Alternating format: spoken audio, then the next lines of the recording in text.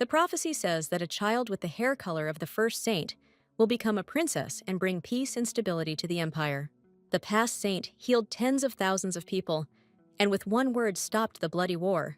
A child with pink hair was also supposed to be a harbinger of a new era. Ursia Pasantria was born with pink hair, so everyone had high hopes for her. Pink was considered the main color in the temple, so when the prophecy appeared, everyone knew what it meant, but no one thought it was really possible. Many aristocrats discussed the possibility of having a child with pink hair. People thought that such an incredible event in the life of a great empire would never happen. Every day, more and more rumors and questions appeared. But one day, the child mentioned in the prophecy was born. The girl's parents had white hair, but Ursia had pink hair from infancy. Mother and father did not even suspect the existence of a prophecy in which their daughter was supposed to participate. They rejoiced every day spent with her in her carefree childhood. But, unfortunately for them, everyone around was sure that she was the very heir of the first saint. People prayed for her, saying that she would soon lead the church and lead the believers. Ursia was born into the family of a duke, so from childhood she did not know sadness and grief. All the castle servants were amazed by her beauty, so they constantly wanted to get closer to her. The girl always talked to everyone until she was completely exhausted.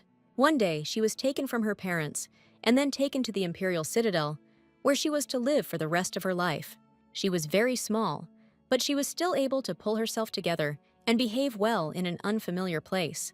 That day, an unfamiliar boy approached her, who in the future was to become her husband. He was the only one who smiled at the sight of her in this huge and unfamiliar place. She lived in the imperial citadel, far from her family, so the prince became her only ray of light. Ursia immediately trusted him, not yet suspecting what would happen to her in the future. Thanks to him, she took up her studies seriously to learn the science of managing an empire. The girl studied from early morning until late at night, doing everything she could. At such a young age, it was difficult to prepare to one day become a princess. Sometimes she wanted to give up this life, because she never wanted to be a great saint. But at such moments, all she thought about was that she could not let the crown prince down. Next to him, Ursia felt like the happiest girl in the entire great empire. Everything was fine. She was able to overcome all the difficulties. But in an instant, her position in the castle changed, as if God himself had decided to play a trick on her. When there was not much time left before the wedding, a clergyman came to her to inform her that the prophecy had changed. Such a statement from the man shocked Ursia, because all her life she had been preparing to become the wife of the crown prince. She was interested in the question of how this could even happen, because before that day, everything was different. The man sincerely apologized to her and stated that he did not know at all how to answer her question. The girl clutched the dress in her hands. A terrifying silence rang in her ears, and the thought flashed through her head that this was simply impossible. Rising from the sofa, she thought that even in this case, the crown prince would never leave her. To make sure of this, the girl went straight to meet Prince Damien. Ursia ran as fast as she could down the corridor, hoping that the crown prince would not leave her. Running up to the stairs, she saw Damien standing at the top, who calmly called her by name. As soon as their eyes met, he immediately announced that he planned to break off their engagement. His gaze was filled with hatred towards her and indignation at the current difficult situation. The girl, meanwhile, did not understand how at one moment her life changed so dramatically. The guy looked at her for a short time, after which he rudely stated that he was very sorry that everything had turned out this way. Ursia did not answer anything, but thought that all this time she had loved him, and now they could not be together because of the prophecy. She remembered the day when she first saw him in the large and unfamiliar imperial castle. The girl hoped that he would remember how everything was before, because they could still maintain their relationship.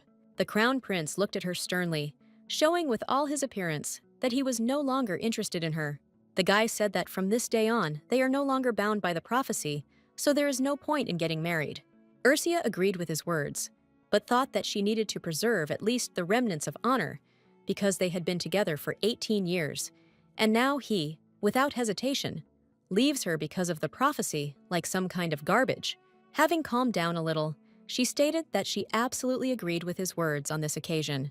Within a minute, she was heading to her room without uttering another word to him.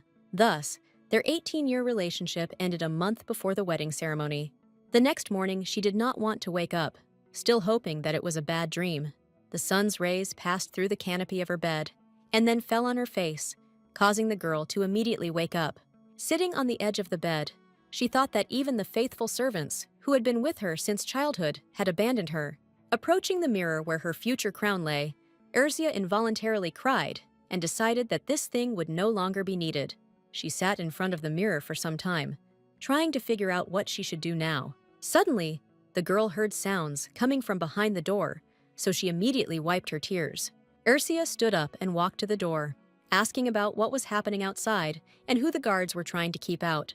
The door opened wide and an unfamiliar girl with pink hair flew into the room.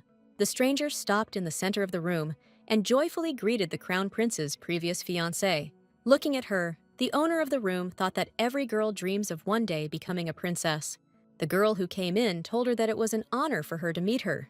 Smiling happily, she stated that her name was Navia Lurtella and that she must fulfill the prophecy.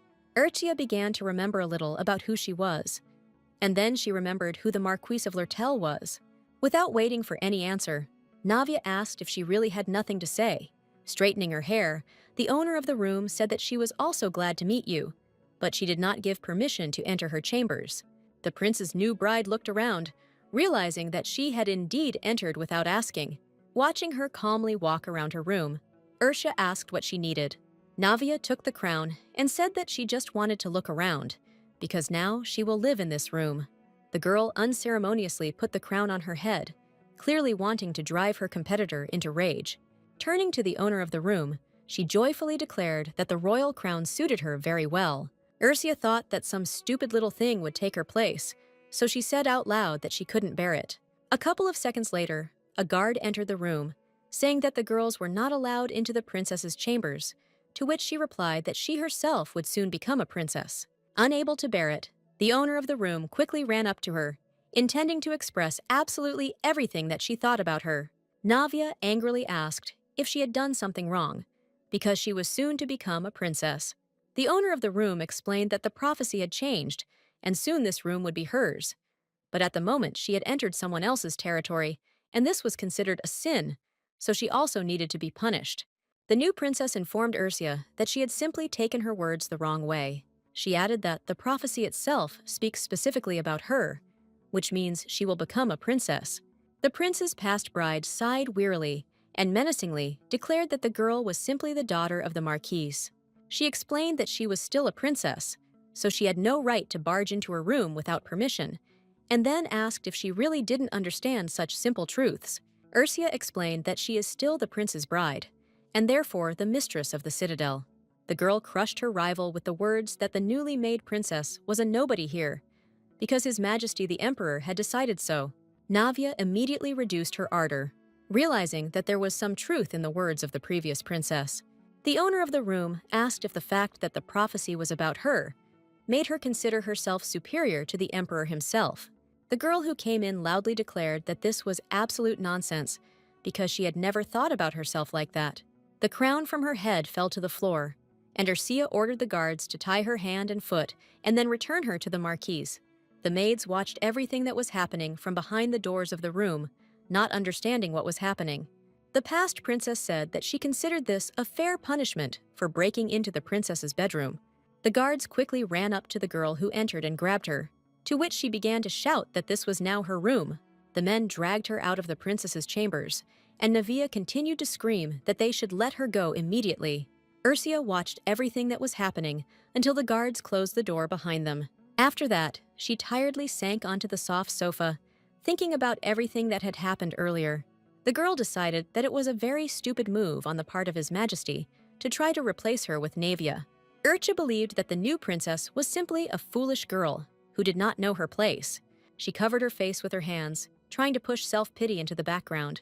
But after that, she felt completely different feelings. Suddenly, the girl realized that she wanted to make everyone involved pay for all their torment. Closer to lunch, she was walking along the corridor, where she suddenly heard words that God had turned away from her. Ursula began to look around, hoping to see who was spreading these unpleasant rumors.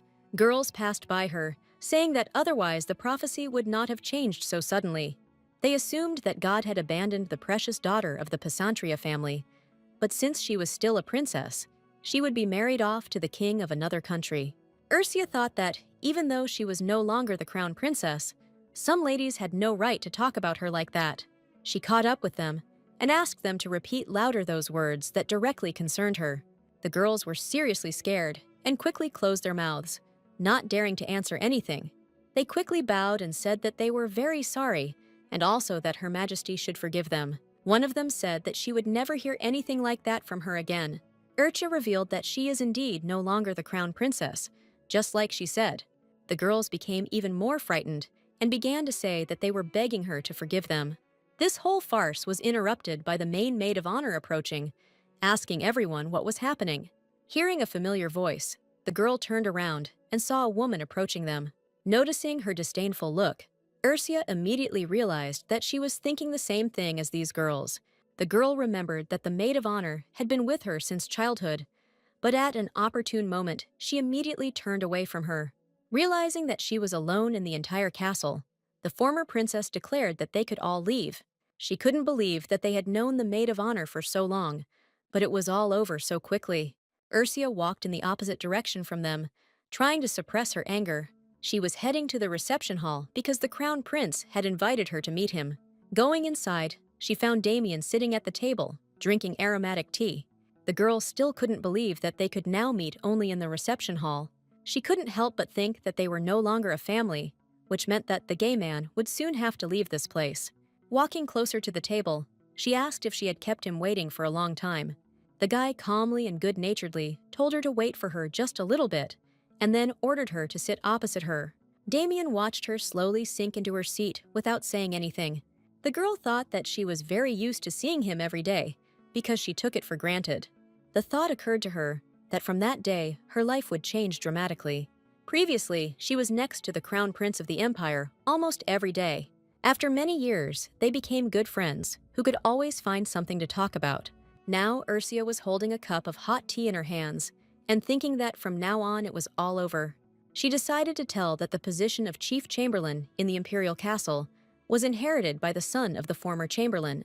Damien looked at her carefully and stated that she didn't seem to care at all about what happened. The former princess looked at him in surprise and asked how she should have reacted. The girl understood perfectly well that her tears could not change anything, but if this were so, then she would definitely cry.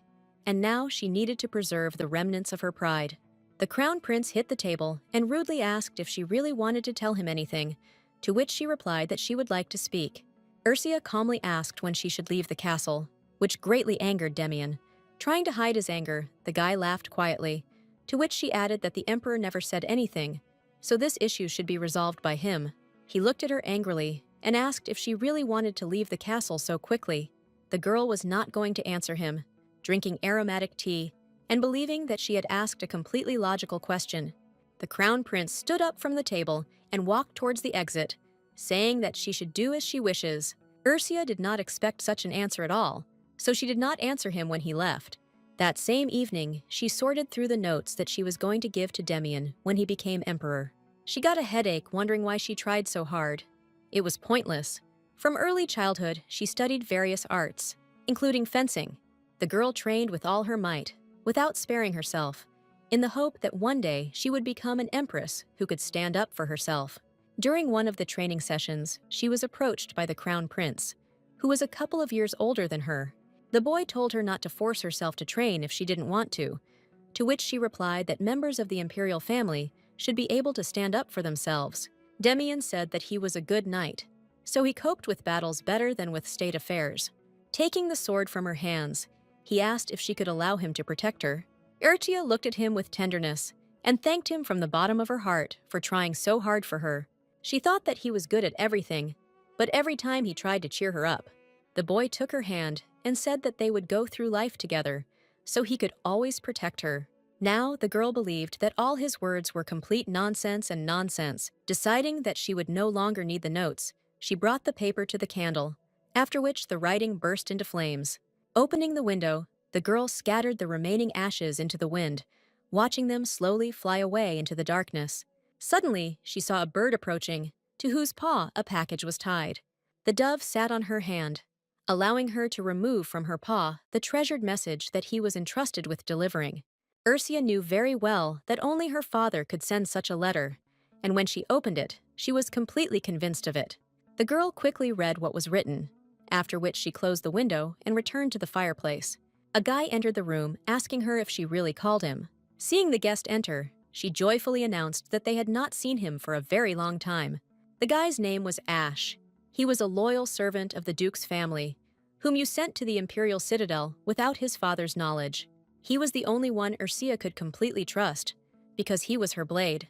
The girl told the guest who came in that he could come to her because she had been waiting for him for a long time. Ash told her that he was really looking forward to the moment when she would call him to her. Coming closer to her, the guy dropped to one knee as a sign of reverence and respect for his mistress.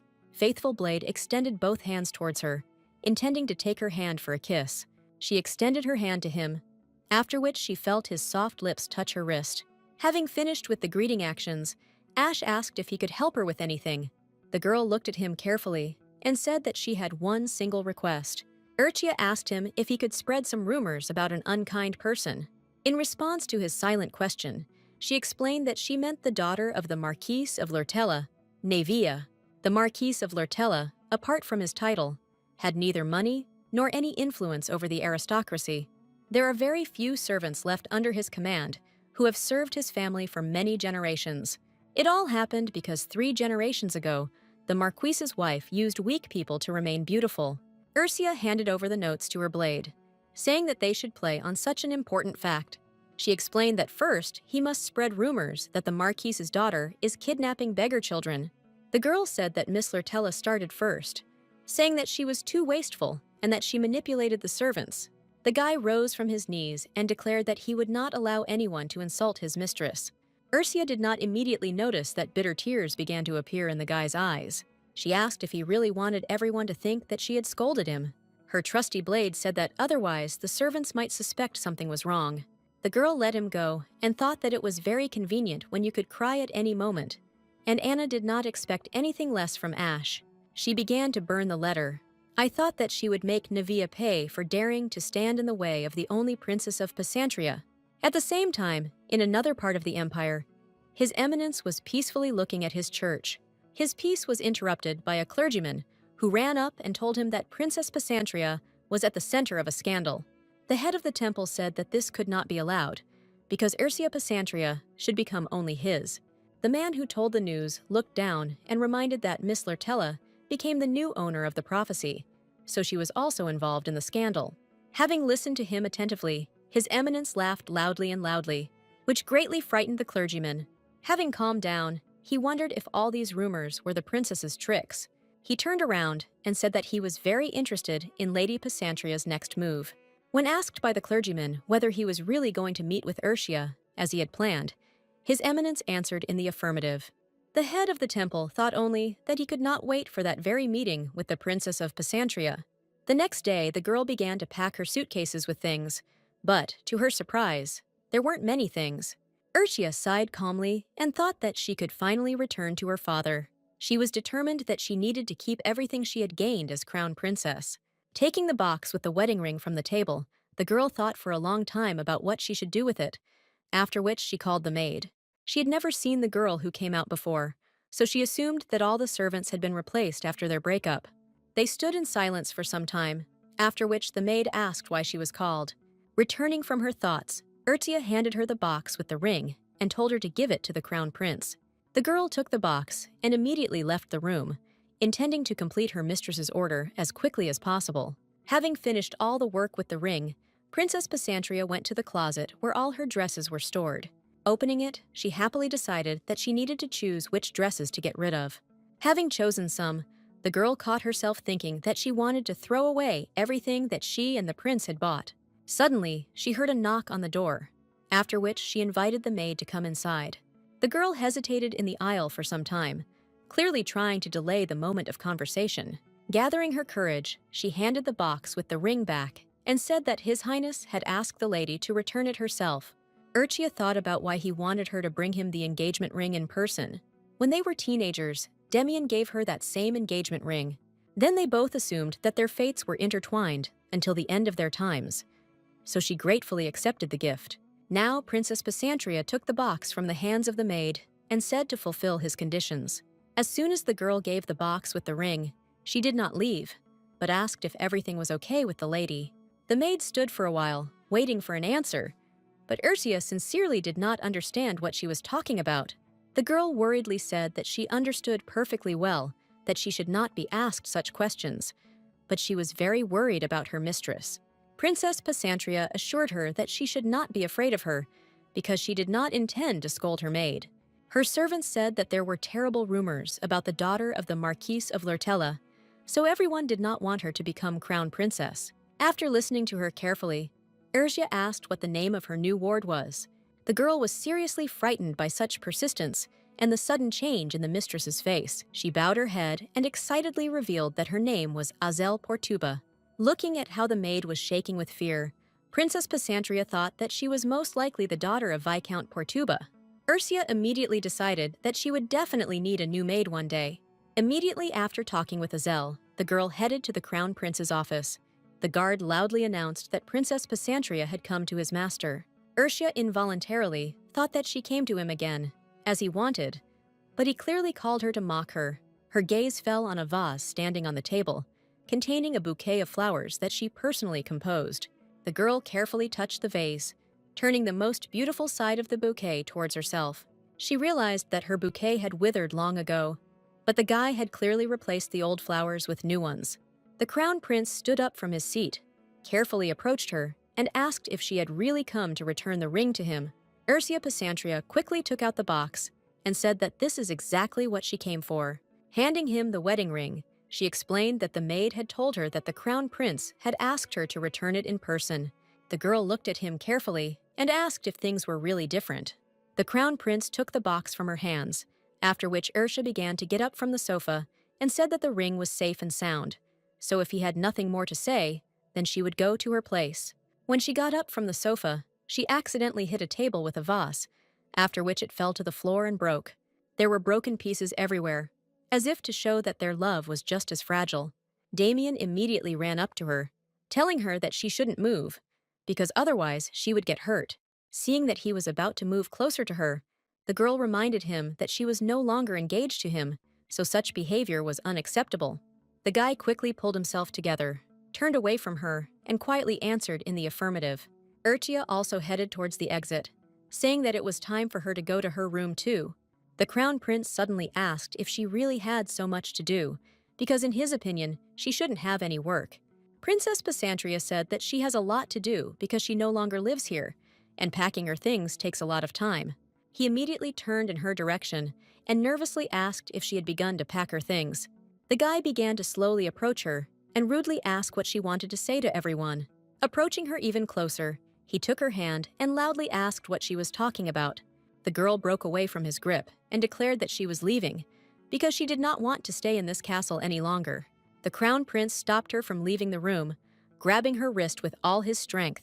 Ursia felt incredible pain in her hand, so she immediately turned towards Damien. The guy asked her if he could ask his ex-fiancé for something. The girl said loudly and clearly that she would listen to his request, after which he asked her to help him sort out the documents, because before that she had been dealing with them. He carefully watched her reaction, but instead of willingness to help, he saw hatred in her. The crown prince released her hand and informed her that nothing was needed, and that she could forget about what he had just said. The guy turned away and said that she could go about her business wherever she wanted. Ursia calmly agreed with his words, after which she headed towards the exit from the office. The girl quickly ran out the door, hoping that this time he would not be able to catch her. Princess Pasantria stopped running when she was a sufficient distance from the prince's office. She thought that if she left the imperial castle, she would not be able to return. Returning to her room, the girl tiredly sat down on a chair, after which she called the maid. Azel immediately came to her and asked why Her Highness invited her. Urtia gestured that she needed help with her legs, after which the maid quickly approached her. Seeing that one of her legs was bloody, Azel involuntarily screamed, and the princess stated that she wouldn't even have a scar, so there was nothing to worry about. Stretching her leg towards the maid, Ursia calmly asked her to bandage the bleeding wound. The girl immediately began to carry out her assignment with combat readiness. Azel quickly found a bandage, after which she deftly began to bandage her wounded leg. The maid asked if she should call a doctor for Her Highness, to which she answered in the negative. Taking a careful look at the servant, Ertia gently informed her that she would like to know something from her. The girl looked at her joyfully, and in the same gentle voice asked what exactly her mistress wanted to know. Laughing, the princess asked if she knew how to find out quite valuable information. Azel sighed loudly, then nodded quickly and clearly in the affirmative to her mistress. Urshia, like a creeping snake, affectionately asked if she could tell her in more detail what exactly Miss Lurtel's rumors were circulating, since she was not particularly interested in rumors. After some time, the girls were sitting on soft sofas and drinking tea and cookies. The maid said that she had heard rumors that the new princess was kidnapping children from poor families, because there had long been rumors that the Marcus's family liked to take blood baths. Calmly sipping her tea, Ursia thought that her trusty blade had done a very good job. Suddenly, the girl asked if Her Highness was really worried about this. The maid added that she could not believe that such a person would become the crown princess, because many believed that she was not worthy. Ursia confirmed her words and said that the future of the imperial family could not help but worry her. Deciding to change the topic, Princess Pysantria told her that she wanted to get to know her new maids a little. She said that she knew Mr. Rubel, His Highness's assistant.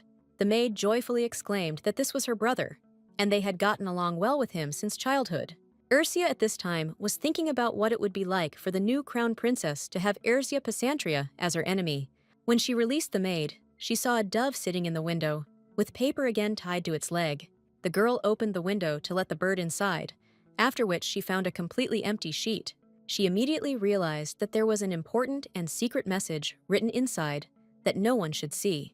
Holding the paper over the fire, Ursia was finally able to see what was written, which she was not at all happy about. Squeezing the paper in her hand, she quietly announced that her rival had never held anything heavier than a cup in her life. Navia was telling the people with all her might that she would take the bait with her name and the honor of the empire, that her family would take care of her loyal subjects, because she was the daughter of an oracle.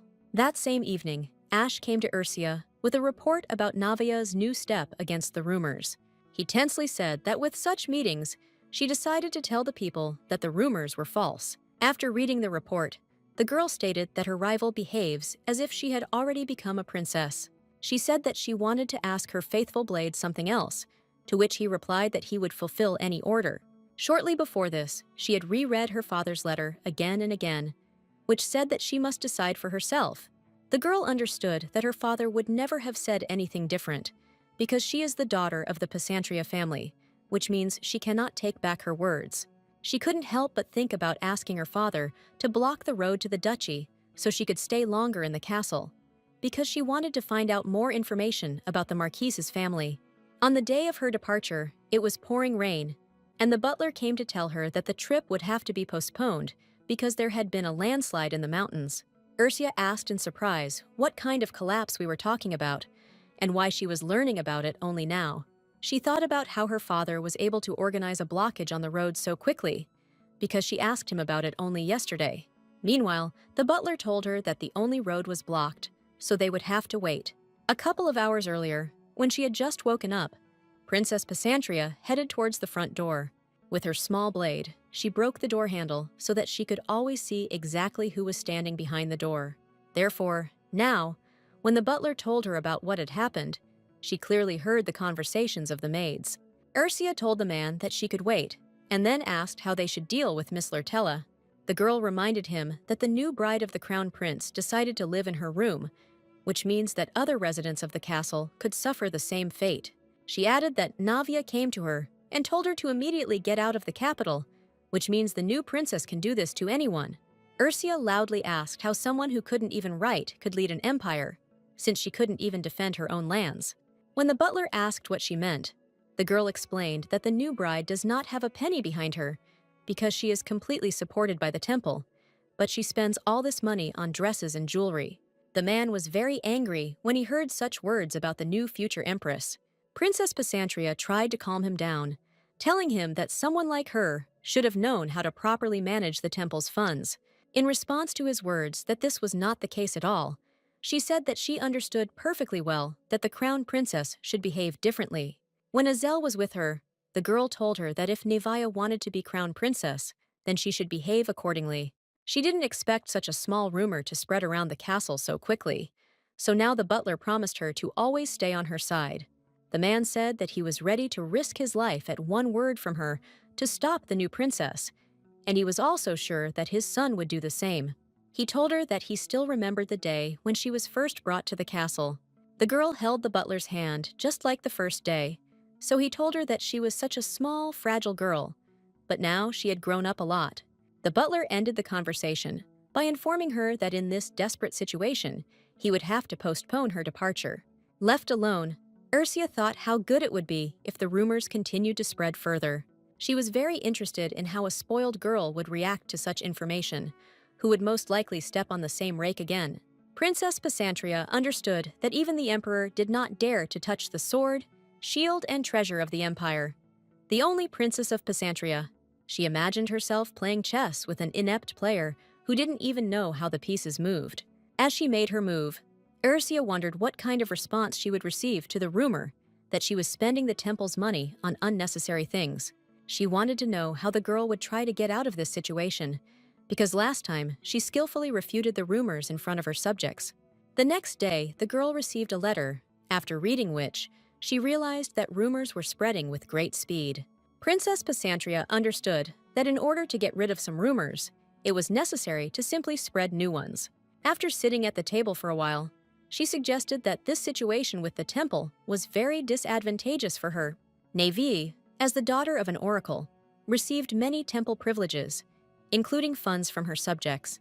A cool wind blew through the open window, so a shiver ran down Ursia's spine involuntarily. The girl thought that before, the high priests did not interfere in worldly affairs.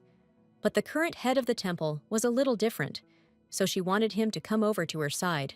She knew that Miss Lurtella was not supported by the fallen family of the Marquise, but by the sacred temple, which was very difficult to resist, because it had almost the same influence as the emperor. The thought suddenly occurred to her of what would happen if the new princess continued to discredit the name of the temple. Ursia assumed that the head of the temple was unlikely to want this, and judging by the fact that it was already useless to fight the rumors, everything was heading exactly towards this. The girl thought that she needed to somehow force the priest to act, because then neither the prince nor Navia would be able to do anything to her. At the same time, the head of the temple honed his skills in fencing and strategic vision of battle. His training was again interrupted by the cleric, who was about to tell him something new. The guy threw his opponent to the ground, and then went to the approaching one to listen to a detailed report. The man told him that Princess Pysantria was going to meet him. The head of the temple smiled sarcastically, and then informed him that the time had not yet come. He ordered him to closely monitor information about him to prevent the spread of false information. A few days later, Ursia was walking through the garden with her maid Azel. Seeing her servant shaking from the cold, the girl stopped and asked her to come to her. She took off her cape and put it on Azel, saying that it was really cool outside, so she should wear it. Seeing the confusion on the part of the maid, the princess asked if she really had anything against it, to which she answered negatively. Azel Portuba is the older sister of Rubella Portuba, who was the prince's assistant.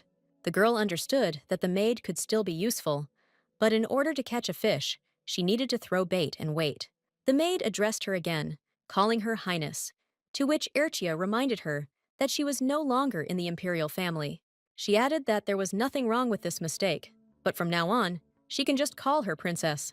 Azel was a little embarrassed by such frankness on the part of her mistress, but agreed with her words. After that, they went to the greenhouse, where a table for tea was already waiting for them. To the enthusiastic cries of the maid, Ursia explained that only representatives of certain families can enter this place, and since her brother is the prince's assistant, then their family cannot be called ordinary. She added that she could somehow ask her brother to bring her to this place, to which Azel again agreed with her words. The maid took her bait and began to openly talk about the fact that she really couldn't find a home for herself, so she still lives with her brother, because maids usually either go home or live at the palace. Ursia tried to maintain a frank conversation and asked if she really loved her brother that much. The girl embarrassedly answered in the affirmative, adding that she couldn't even imagine life without him. The princess felt that the servants had taken the bait, and now she had to get the most benefit from their conversation, so she said that she admired her, because she had lived away from her family since childhood. When her mistress touched a lock of her hair, Azel became very embarrassed. Ursia continued to advance, and asked what she and her brother usually talked about. She explained that she doesn't have time to talk to her brother, so she is very interested in what others are talking about. The maid looked at her mistress in surprise, but then hugged her hand, intending to console her with her story. The girl explained that they usually tell each other how their day was, or what new things they learned. But sometimes they talk about work. Urchia calmly asked how much they talked about work, thinking that the conversation had gone in the right direction. The princess knew she was hooked when her maid started talking about her brother going on a dangerous mission. Her mistress asked if it was really so difficult to be the prince's assistant, since he usually does nothing. She began to move her hand away from her face and added that she saw him playing chess with another assistant the other day. Her maid began to justify her younger brother, saying that this was not the case at all. She said that working as an assistant to the crown prince is incredibly difficult, so he can barely hold on, because part of the responsibilities of the temple has been dumped on him. Azel explained that Rubel often talks about how difficult it is for him in the workplace. Ursia assumed that the crown prince wanted to pretend to cooperate with the temple again, because even in her childhood, when she first became the crown princess, the temple and the empire had a very tense relationship. She decided to figure it out on her own, so she told her maid that she was joking. The girl stood up from the table and said that Azel and her brother are very close, so she knows how hard he works for the good of the empire. The maid could not find words, so she simply quietly agreed with her mistress. Urcha said that she was very worried that her brother would soon return from the war, so she did not know what to tell him. Azel jumped up from the table and said that she was ready to help her mistress somehow. The princess smiled tenderly at her and told her that if she helps her, who will worry about anything? Soon the maid left her mistress's room, leaving Ursia alone with herself. The girl thought that she was so ashamed that she wanted to get closer to her brother. She asked the maid not to tell anyone about this. One girl sincerely swore to her of this. Suddenly, His Highness and his new bride appeared in front of her, who held his hand tightly. Navia peeked out from behind her future husband, cheekily greeting Ursia. Princess Pasantia did not say anything to her for some time, because she believed that talking to her was useless. The new bride ran up to the table and asked what she was doing in the imperial greenhouse. Urchia, in a calm voice, reminded her rival that she had already said that it was necessary to behave politely. She added that if His Majesty does not mind, then she is ready to explain again. The guy didn't answer, so the girl said that Nivaya was completely unaware of even the basic rules of etiquette that a 3-year-old knows, because she couldn't talk to her without asking permission. The rival asked if she really still considers her a simple daughter of the Marquis, because she herself is no longer the crown princess. But at the same time, everyone treats her well, although they are on the same level. Ursia thought with horror that the girls really did not see the difference between them, even though her father was the Duke of Pasantria. Therefore, simply by being his daughter, she deserves good treatment from everyone.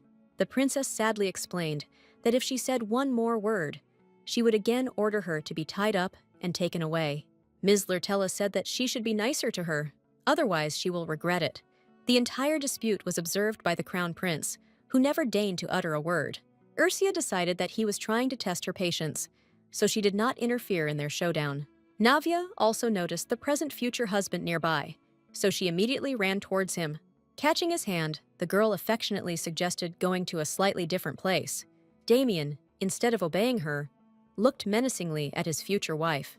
The princess thought that Naevia was somehow too calm, because knowing her temperament, she assumed that if her rival once felt superior to her, she would immediately try to destroy her.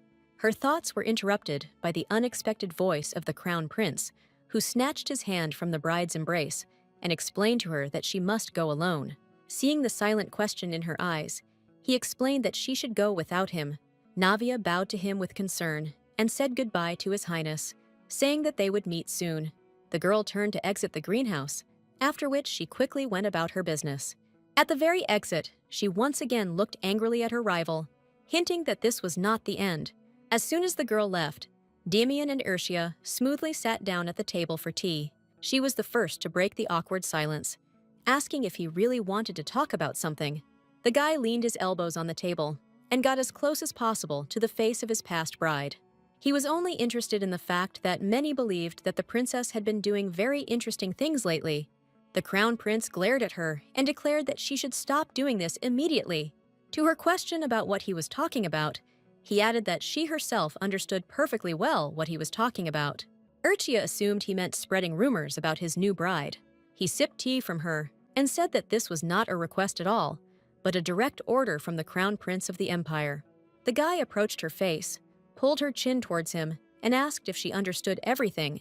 Damien admired her beautiful face for some time, saying that he simply wanted the best for her. She pushed his hand away from her face and declared that if this was His Highness's order, then she would not carry it out. The girl firmly said that he could warn her as much as he wanted. Once upon a time, she loved him because he often protected her from scary adults.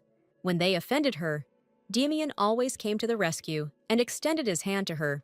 The girl fell in love with him because he always called her by name and nothing else. She was pleased to realize that even in this castle, she had her own protector, ready to do anything for her. The children often held hands, but now all those wonderful memories are in the past. Ursia explained to the crown prince that the Pesentria family would not allow those who went against her to live in peace, and she was simply following the family's rules. Damien tried to stop her, but she firmly and confidently asked him not to call her by name anymore. She reminded him that he broke off the engagement, which means they are no longer together. The girl said that from that moment on, she became for him only Princess Pesantria. Immediately after the conversation, she headed to the park to clear her thoughts a little. Ursia heard soft footsteps following her, so she assumed that someone was watching her. She decided that the stranger was waiting for her to enter a deserted place, so she decided to play along with him.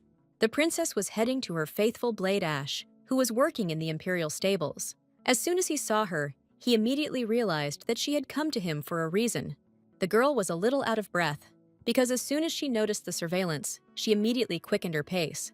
She understood that she was being watched all this time, and she thought that this man had a lot of courage. Turning around, Ursia loudly asked if Miss Lurtella was not afraid to be alone with her. The crown prince's new bride smiled tenderly at her, not expecting a warm welcome. The princess immediately moved on to the question of why she was following her. Navia playfully revealed that she just wanted to talk to her future husband's ex-fiancé about something. As soon as Ursia agreed to this, an evil grin appeared on the girl's face. She said in disbelief that various harmful rumors had been circulating about her lately. The girl confidently declared that none other than her only rival was disbanding them. The princess firmly reminded her that she was not the one who started this useless war. Navia arrogantly stated that she would never say anything bad about her, so the rumors were not her fault. Ursia asked in surprise who, in her opinion, was guilty of spreading false accusations. The girl laughed playfully and stated that she had no idea who she was talking about. The princess took out a small bottle, took off the cap, and then dropped a few drops onto the ground, which is why there was nothing left on the ground. She said that if anyone else had been following her, she would not have hesitated to throw the substance on him. Ursia stated that if a rival wants to discuss something, then she should write an official letter. Navia explained that girls shouldn't make her angry, and then raised her hand with a wedding ring. It was the same ring that she had recently given to the crown prince. The ring was on her left ring finger, which meant he proposed to her. Navia happily asked if the girl had finally noticed the ring on her finger. She added that the crown prince gave her a ring, which she returned to him, and she should be very sorry that from now on the ring is not hers. Ursia said that she doesn't regret anything, but before that, she didn't think that she liked used things. The princess added caustically that if she were in her place, she would not be so happy, to which she replied that it was temporary while they were making a new ring. Not intending to listen to her anymore, Ursia said that if she had nothing more to say, then she could go. The new bride couldn't figure out how to answer her rival, so she simply went back to the palace. The princess watched for a moment as Miss Lurtella walked off into the sunset. As soon as she disappeared over the horizon, the girl immediately called Ash to her. The guy asked if everything was okay with her, because he deliberately stayed nearby in order to help the lady if something happened.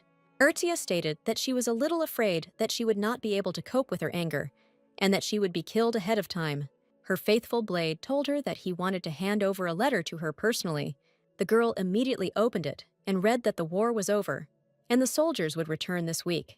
3 years ago, the Kingdom of Sepia asked the Empire to send an army to help them, and in return, they agreed to become their vassals. Rias Pesantria, Ursia's older brother, became the leader of the army.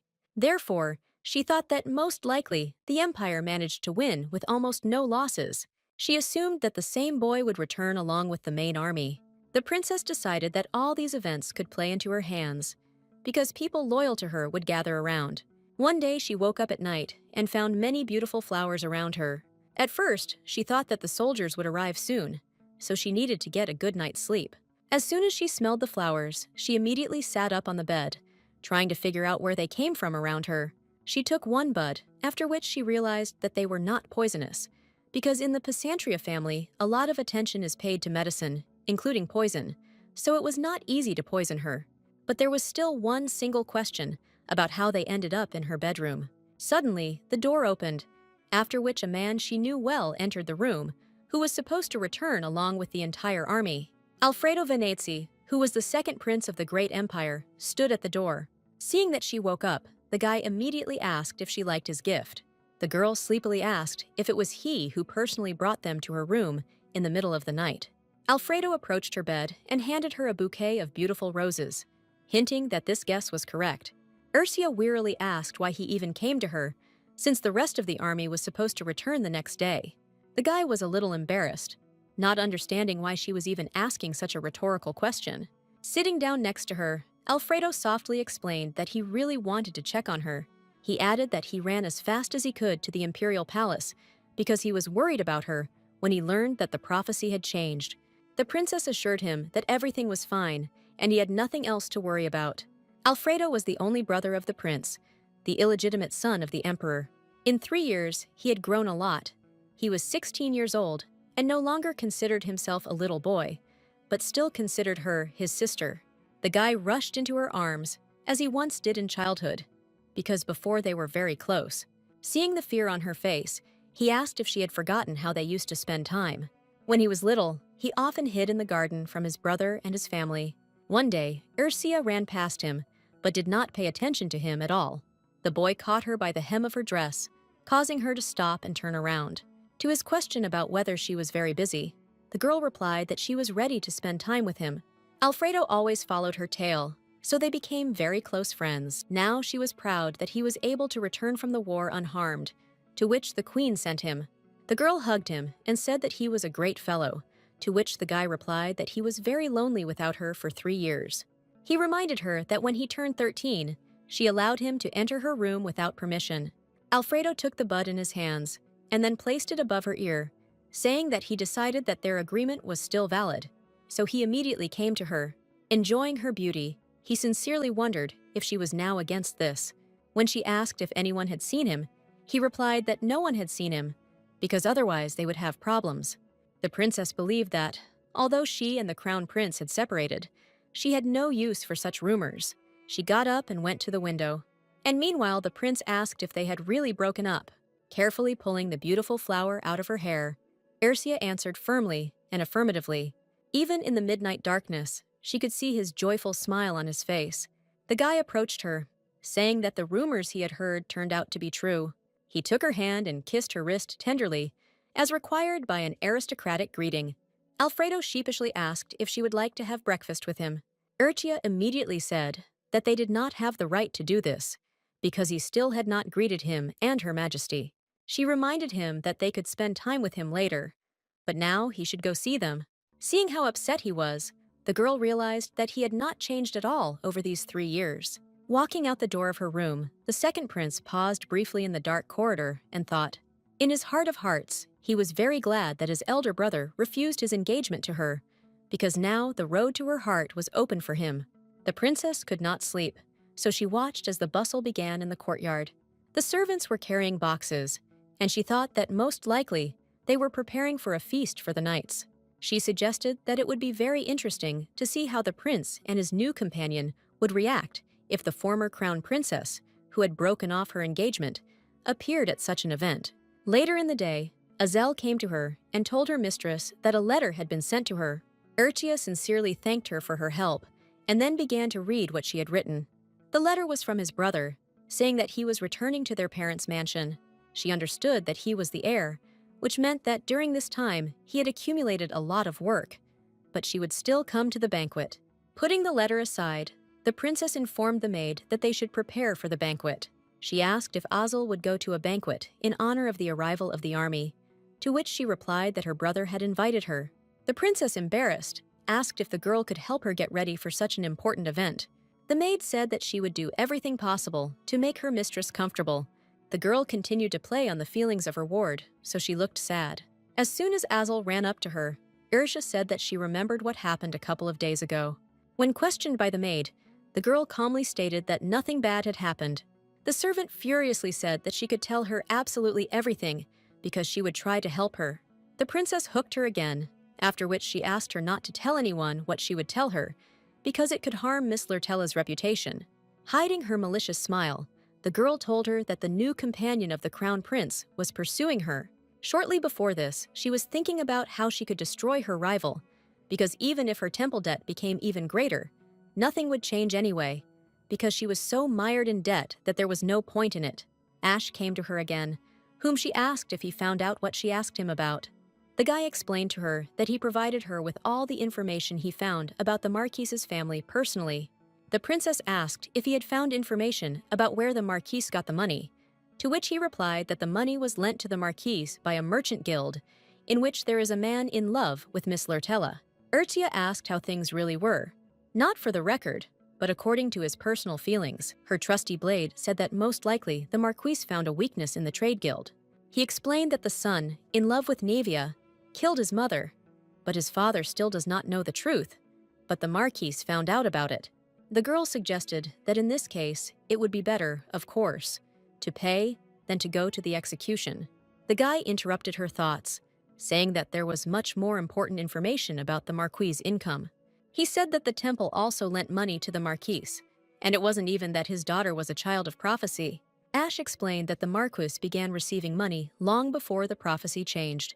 Her trusty blade explained that the new priest announced a change in the prophecy, but before that, he began to pay the Marquise money. Urtia jumped up from her chair and asked if he knew the reason why everything turned out this way. The guy said that there were rumors that the clergyman was having a secret affair with Miss Lurtella. The girl said that all this sounded strange, because priests were forbidden to have relationships. For those who serve God in the temple, relationships are a strict taboo, but for some reason, one of them decided to break the rule. Ash carefully covered her with his cloak, after which she informed him that he had to do something for her. The guy bowed and declared that he would do absolutely everything she ordered him to do. The princess approached him, stroked his cheek, and asked if he had learned about Naivia's own weakness. He calmly explained that her main weakness was beauty, to which the girl replied that she surrounded herself with elaborate dresses, a collection of jewelry, and beautiful servants. Having looked carefully at her ward, she asked him if he could seduce the crown prince's new bride. Ash closed his eyes, sighed heavily, and said that if this is what his mistress wants, then he will do everything in his power. The guy said that she needed to arrange just one meeting with her, then he would be able to put the plan into action. Ash is a dagger that her father gave her. Before meeting their family, he grew up in a guild where he was trained to become a killer. Of all the recruits, he was the only one who survived after difficult trials. At one point, the guy found himself on the street with a puncture wound in his side and was bleeding. He had no hope that he would be able to survive, so he simply waited for death to take him into its arms. It was at that moment that the Duke of Pysantria came for him and took him with him. In gratitude for saving Ash, he promised him that for the sake of their family, he would make any sacrifice. When she was little, she walked along the corridor, holding in her hands the treasured book that she had been meaning to read for so long. His Highness had given her the long-awaited day off, so she wasn't going to waste a minute. Seeing the light in one of the rooms, she thought that everyone should already be asleep. Approaching the door, she quietly asked who was inside the reading room. Through a small gap, she saw Ash, who was completely covered in blood. Suddenly, someone grabbed her leg with all their might, causing the girl to squeal quietly. There was a half-dead man lying on the floor, who in a hoarse voice asked her to help him. Ash stepped on his hand to prevent the criminal from touching his mistress, and then he told her that she should return to her place. The girl screamed that first he had to explain everything, after which she would go to her place. Her older brother Ryas, who was also stained with someone else's blood, came up to the screams. Urtia plaintively asked what was happening and why they were all covered in blood, to which her brother simply took off his gloves. He handed the item to Ash and then picked up his little sister to carry her to the room. The girl kicked and squealed in his arms for a long time because she was seriously scared that they had to fight. When he sat her down on the bed, he immediately asked why she came to that room, to which she asked what happened. The guy affectionately stroked her head and told her that children should sleep at this time, because none of this mattered. Ursia could not sleep for a long time, so her older brother decided to stay with her for a while. Seeing that she was tormented by questions, he said that he would try to answer them. The elder brother kissed her lovingly on the forehead and declared that good girls should sleep at night. When he left, the girl noticed that the servants did not react to the blood on his clothes. It was at this moment that the princess realized that everyone around her was aware of what was happening. That night, by some miracle, she was still able to sleep, but she had nightmares all night. Much later, she learned the truth that that night her brother and Ash were dealing with the assassins who were sent to her. The girl suspected that because of her, many services were damaged or even lost, and her family suffered a lot, and she had to go through a lot as a child. So now, when she was surrounded by more mercenaries in the garden, she asked if they thought this was all funny. The princess asked in surprise whether it was the same Miss Lurtella who had sent them. She explained that she had long noticed that she was being followed, and now it was time to deal with them. At that same second, a man who had come from nowhere began to attack the mercenaries. Ash knocked out one of them with a kick, after which he began to attack the rest. First of all, he tried to cover his mistress, who was the target of the attack. Ursia confidently told her trusty blade that he should deal with everyone. The guy sincerely apologized for not dealing with them much earlier, and now they were bothering her. Starting the attack with a knife, he asked the princess to close her eyes so that she would not see the bloody carnage. The girl didn't even think about closing her eyes, because it wasn't the first time she saw her ill-wishers being killed. Her trusty blade acted clearly and carefully, killing her opponents one after another. The princess decided to help him and reported that the next enemy was attacking him from the left. Thanks to her advice, the guy was not seriously injured and repelled the attacker's attack. After he had dealt with all his ill-wishers, he approached his mistress. Getting down on one knee, he said that he didn't want her to see it at all. Urcha explained to him that he had absolutely nothing to apologize for, and then handed him a handkerchief so that he could wipe the blood from his face. Ash sheepishly informed her that it was her personal scarf, and he couldn't just take it. The girl did not back down and said that he got it precisely because of her, so she did not mind giving away her thing. The guy took the object from her hands and said that in this case he did not dare refuse. Suddenly, one of the vanquished men stirred and began making hoarse sounds, asking someone to help him.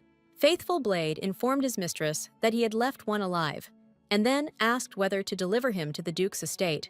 He added that with this person's help, they would be able to formally charge Miss Lurtella. Urchia thought for a moment, and then said that they should keep this all a secret. She added that precisely because they were sent to her by the Crown Prince's new bride, everything needed to be hidden, because it was clear that no one else would dare to carry out such a daring attack right on the palace grounds.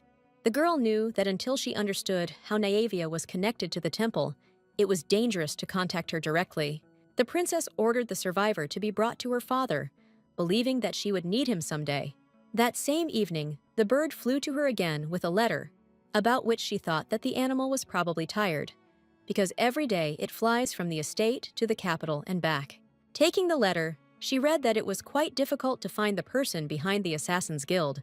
Suddenly, she heard a knock on the door, after which she invited the guest to come inside. As soon as she said this, Alfredo entered the room, saying that they had not seen each other for a long time. In response to her question about whether something had really happened, the guy affectionately said that he had come to tell her something. In his hands, he held a snow-white wedding dress, which she was supposed to wear to the engagement ceremony with the Crown Prince. Ursia rose from her seat and asked how he managed to carry it throughout the castle, to which he replied that no one noticed him. The second prince began to straighten the dress and talk about how this dress belonged to her. The girl calmly answered him that she really had to wear it to the wedding. Hearing this word, the guy looked at her in surprise, not knowing how to respond to this. The princess asked why he brought this dress to her, to which he replied that some marquise wanted to steal it. When she asked if she was really talking about Miss Lurtella, Alfredo explained that that was her name. With horror in his voice, he asked her how some marquise dared to touch her things. Urchia explained that this marchioness is now the new child of the prophecy, as well as the bride of the crown prince. She again asked what happened, that the dress suddenly appeared in his possession. The second prince looked away and said that it was just a coincidence, because he was going to get her a gift. He added that he saw a girl with pink hair on the street, so he followed her into a bar. The guy explained that he did not mistake her for Ursula because he would never confuse her with anyone. The girl threw her wedding dress on the sofa and then asked what happened at the bar. Alfredo said that he accidentally heard the Marquise repeating her name. In a cold and gloomy voice, he added that the Crown Prince's new bride repeated her rival's name while constantly looking at the dress, after which he felt sick of his sister's name being mentioned in such a place, so he wanted to beat everyone up. The guy, expecting praise, happily said that he decided not to waste his energy, so he simply grabbed the dress and left. Looking at her dress, Ursula thought that she couldn't wear it anywhere else except for a wedding.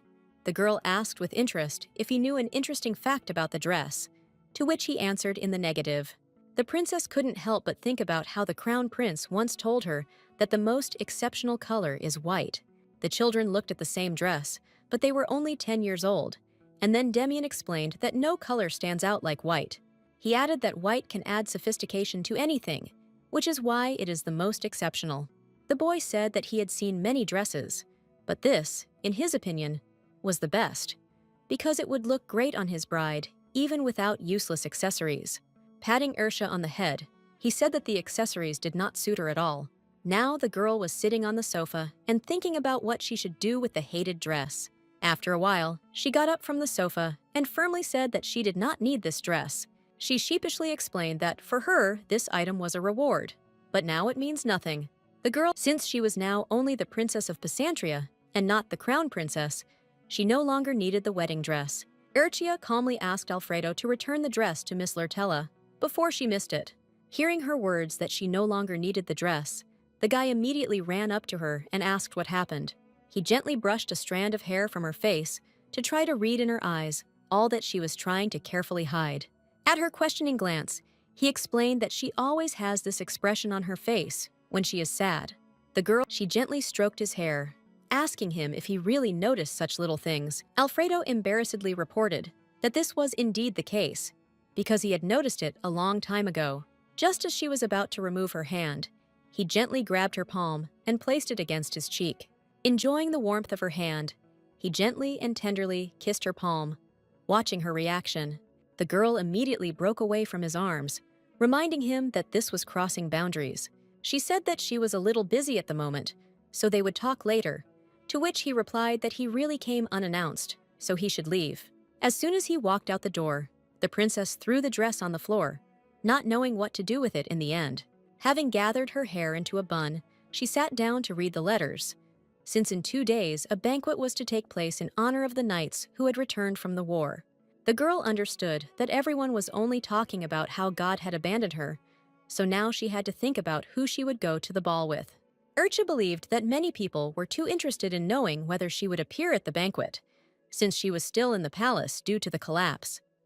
Others, on the contrary, believed that she would come and make a scene, because she could not let go of the prince. The princess understood that all these people wanted her Ursula Pysantria to come to the ball, because they were very interested in what would happen.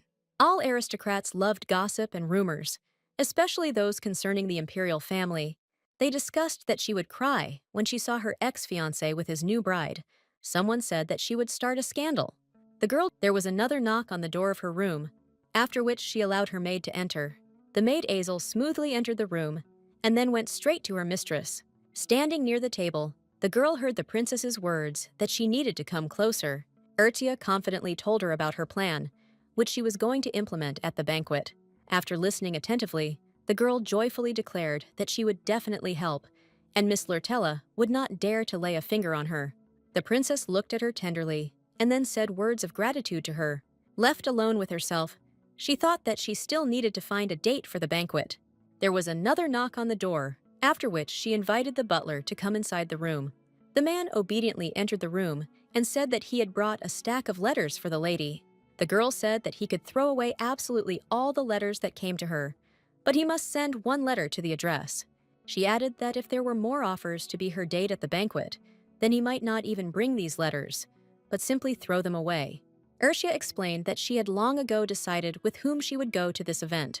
Tiredly sitting down on the bed, the princess thought that for Navia, all her antics before were just a child's prank. She sincerely hoped that her rival was expecting a banquet, because she had prepared a surprise for her. The next day, all the servants began preparing for the banquet, so the castle was in turmoil. Walking between the people, Ursula firmly decided that it was time to prepare for the meeting of the military. She knew that if he passed in the palace, then she would not need to do anything special. Many girls stuffed their clothes with cotton or starved themselves before the banquet, but she did not need this at all. The princess, meanwhile, was putting her plan into action, so she went to meet Ash. Hiding behind the door, she watched as her trusty blade seduced her rival. The girl had to prepare a performance before the upcoming event. The guy, meanwhile, bowed to the new mistress, saying that she considered the item some kind of trifle, because he did not know that it belonged to her. Navia told him that she wasn't mad at him at all, but she was wondering how he ended up with her. The new bride of the crown prince was holding in her hands the brooch that the guy presented to her. Overhearing their conversation, Ursula thought that this was a rather stupid question, because of course she gave it to him. On that very day, when Navia was watching her rival, the girl found that ill-fated brooch. The item was lying on the ground. The princess picked it up and decided that someday she would need it. When they were planning a plan with Ash, Ursula stopped him before he walked out the door. The girl explained that she had come up with something and then handed him a small object. She explained that the brooch belonged to Miss Lurtella, so he could use it. Her trusty blade declared that he would take the chance she gave him and do his best. The guy shared the find with everyone, and as soon as the rumors reached his rival, she immediately came personally to deal with the pathetic servant who dared to rob her. Now she asked him again where he got her brooch, to which he replied that he simply saw it in the grass. Ash bowed his head obediently and said in a shaking voice that he would never dare to steal something from her. After these words, he looked piercingly at her, and tears began to accumulate in the corners of his eyes. Navia was very shocked and embarrassed by such frankness on the part of the guy. He continued to say that she should believe him, because he would never lie to the new bride of the crown prince. Miss Lurtella extended her hand to him, then lifted his face by the chin. This was enough for the princess, so she immediately went back to the castle. Ursula was very pleased with the events taking place, because everything was going as she had planned. That evening, her older brother finally returned to the Pysantria mansion, where he decided to immediately take a shower after the difficult journey from the battlefield. The butler came to him, saying that His Highness had received a letter from the princess herself. After reading what was written, the guy ordered the servants to prepare the horse for the trip to the imperial castle. The man explained that because of the banquet, they were going to prepare the horses early in the morning. Ursula's elder brother looked at him sternly, after which the servant no longer contradicted him. He stated that he would arrange everything right away, after which he hastily left the room. Left alone with himself, the guy looked out the window and thought only about how his sister was doing there. At the same time, the head of the temple said that the meeting would take place on this very day, as he had planned.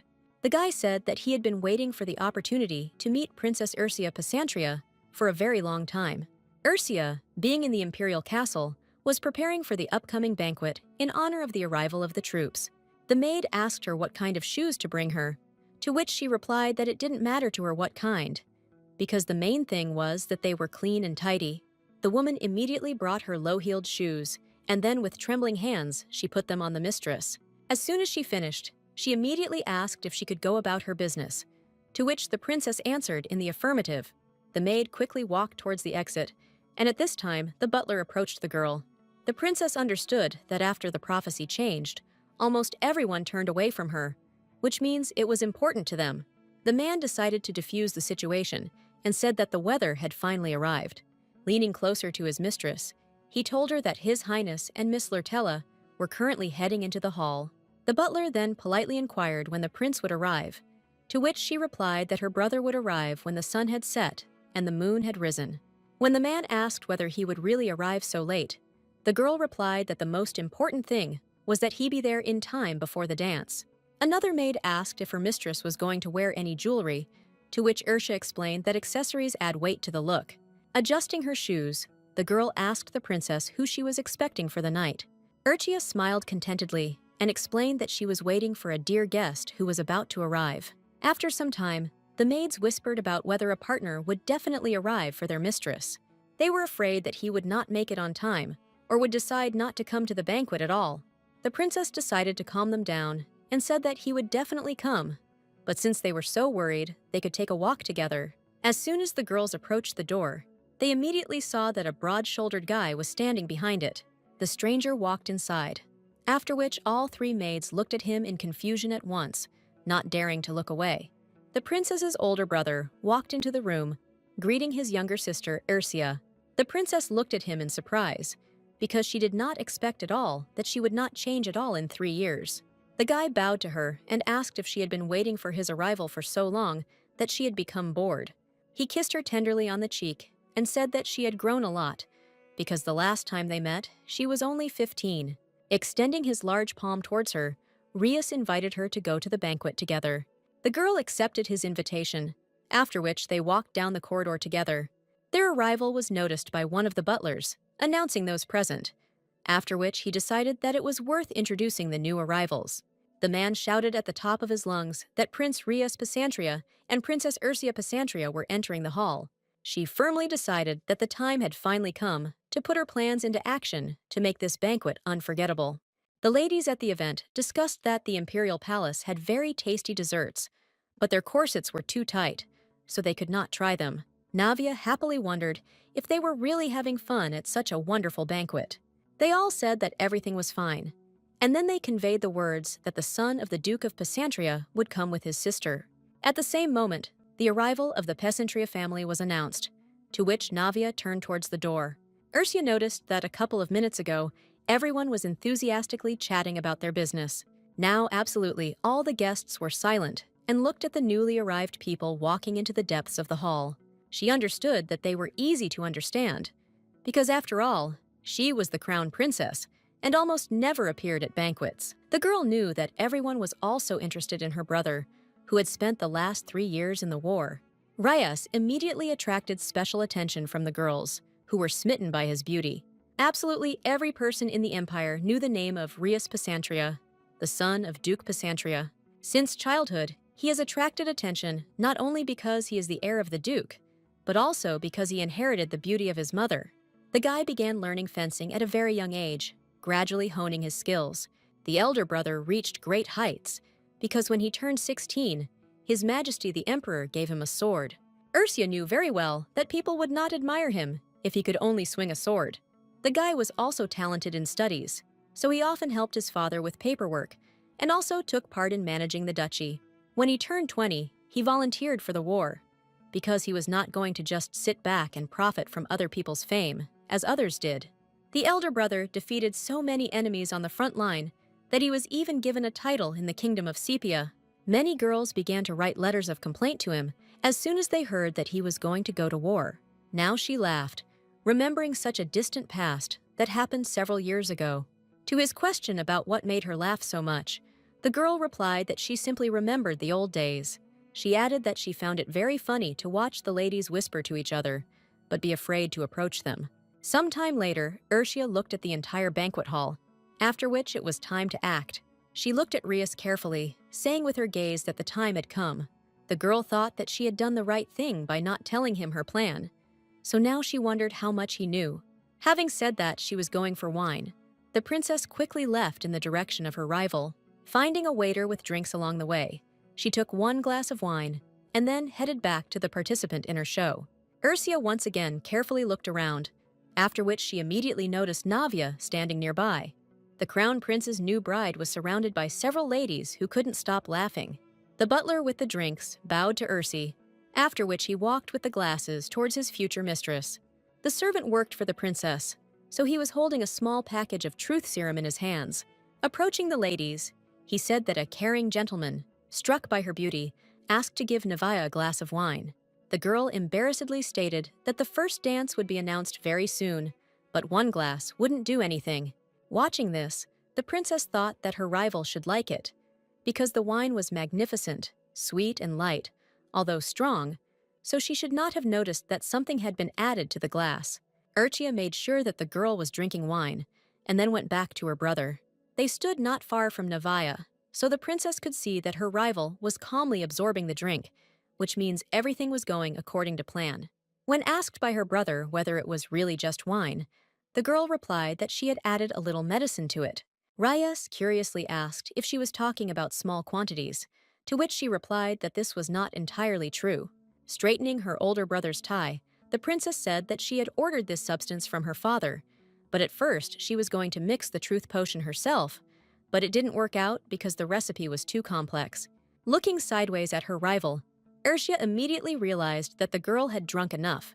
Navia stood straight, but it was clear from her gaze that the girl did not understand anything. The princess quickly approached the crown prince's new bride and then greeted her. She calmly said that she just wanted to tell her something very important.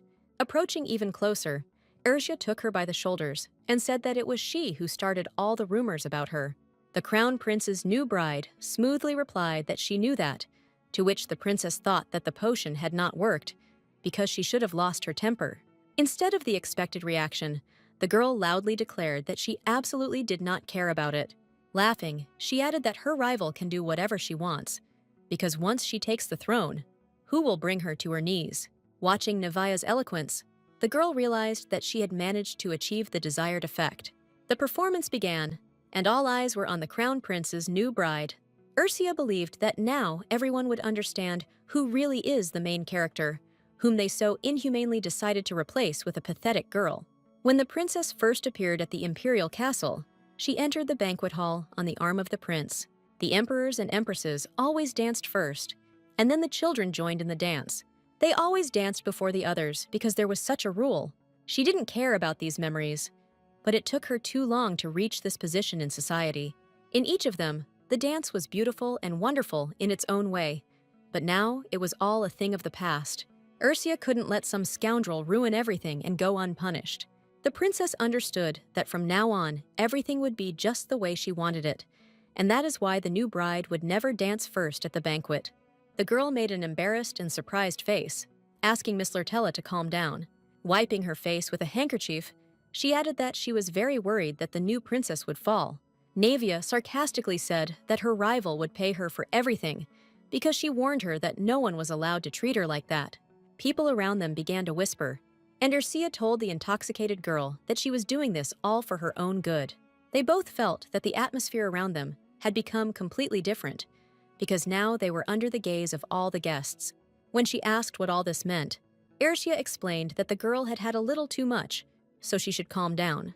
Navia threw her hand off and screamed that her opponent should leave her behind.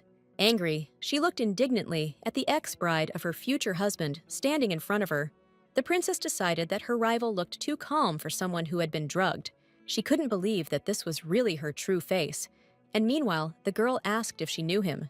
Ursia really wanted to know who she was talking about, but now everyone was looking at them, so she couldn't take her aside and ask her. In response to her words that she should calm down, Navia hit her opponent on the arm and moved back a little.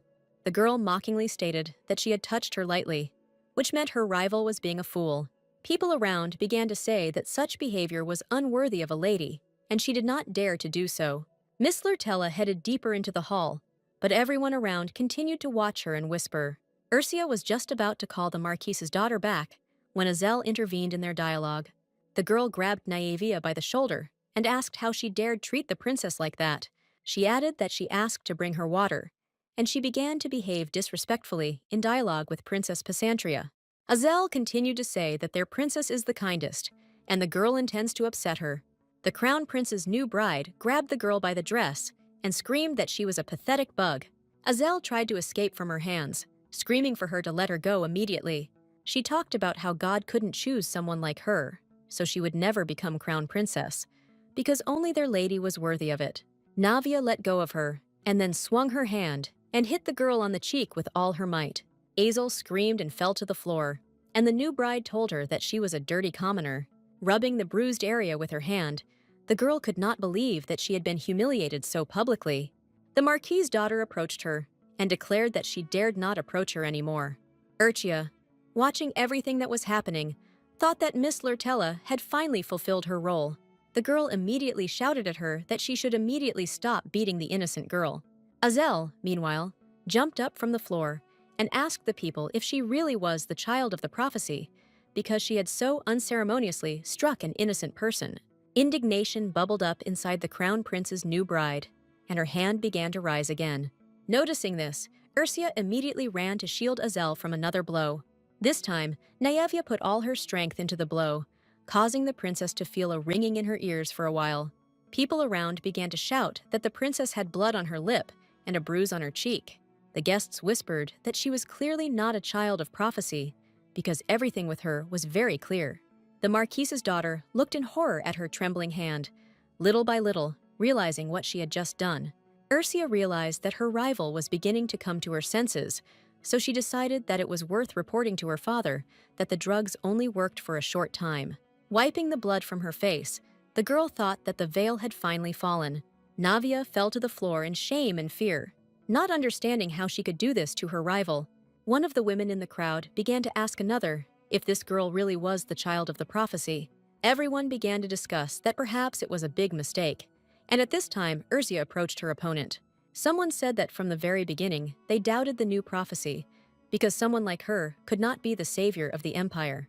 The princess gave her a hand to help her get up from the floor, and at this time the man reasoned that Nyevia would not be able to bring peace and tranquility to the empire. The crown prince's new bride was terribly embarrassed, causing tears to appear in her eyes. The girl slowly rose from the floor, thanks to the help of her only rival. She heard talk that the Marchioness of Lurtella was indeed not what they thought. Meanwhile, someone asked whether his interlocutor had heard the latest rumors that were circulating around the imperial castle. The man answered him that he never believed that God himself had chosen her, and that the prophecy was wrong.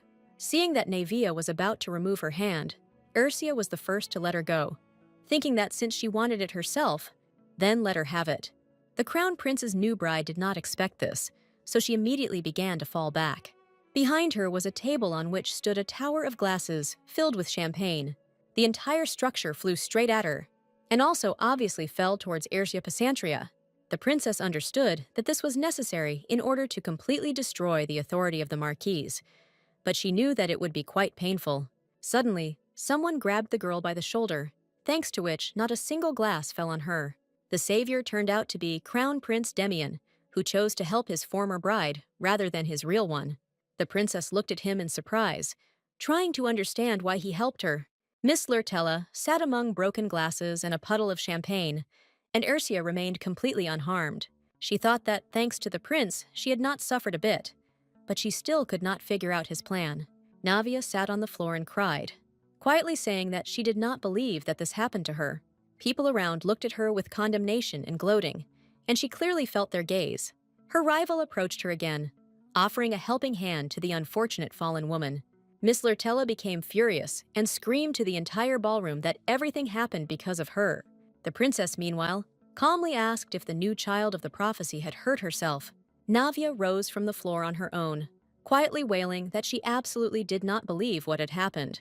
She felt how the people around her, with whom she had recently had a pleasant conversation, turned away from her, not intending to talk to her.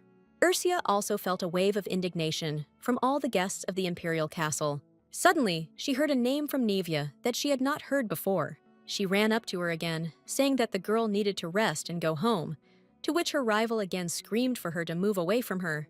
She had nothing to fear anymore, because she had already disgraced herself in front of all the aristocrats of the empire.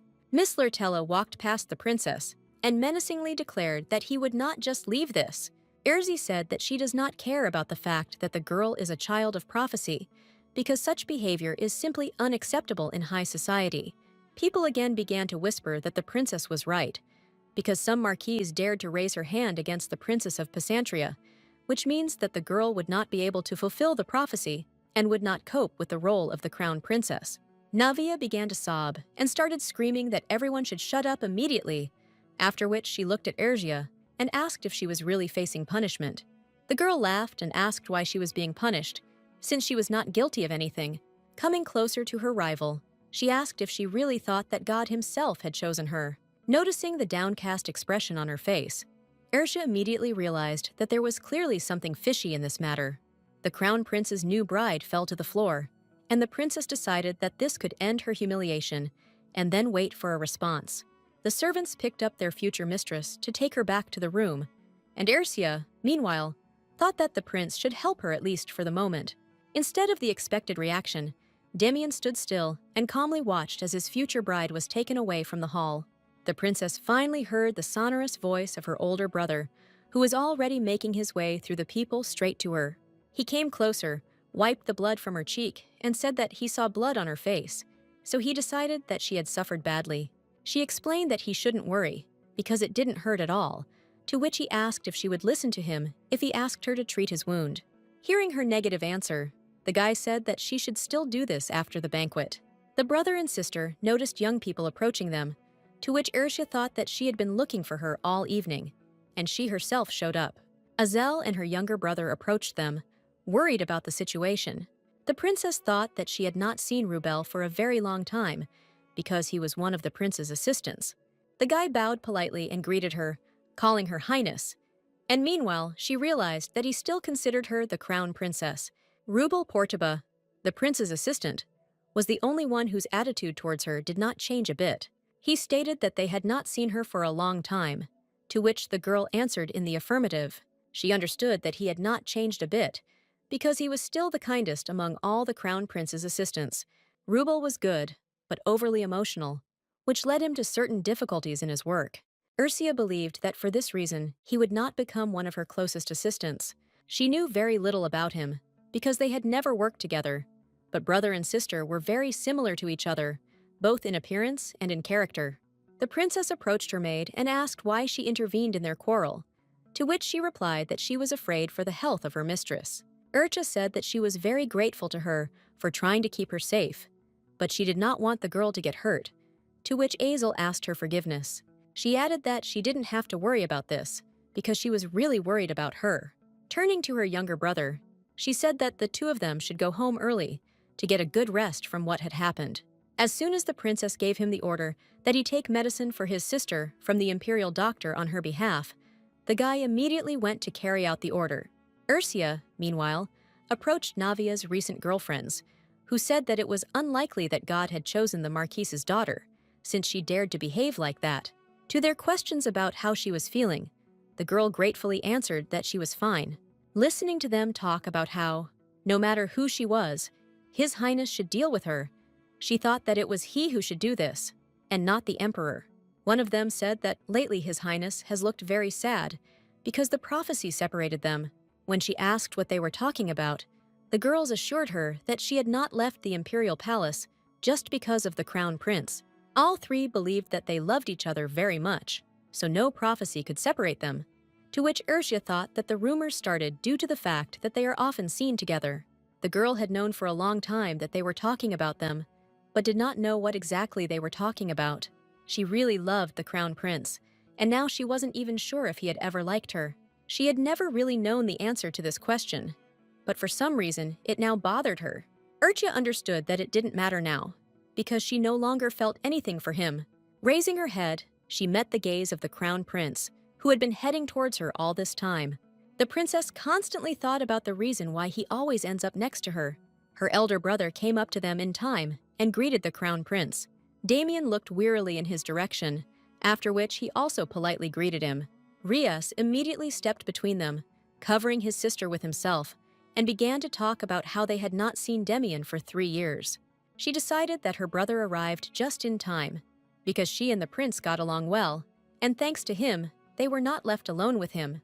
Her brother was 3 years older than the prince, so before this difference was felt very strongly. The crown prince could never defeat Rias in a fair sword fight, so he often became upset. The elder brother was so good with the sword that the emperor gave him a standing ovation. His Highness asked Rias to become sparring partners with the crown prince that day. Now Damien told Rias that his father was very sad that he could not meet the hero in person. Ursula realized that her brother was trying to hide her from the prince, and meanwhile, he answered his interlocutor that he would immediately go to the emperor. She thought that even in heels, she couldn't see the prince from behind him. Damien also constantly tried to see it, but at the same time, he told Rias that he believed that the road was not easy to restore, which means that they did a good job.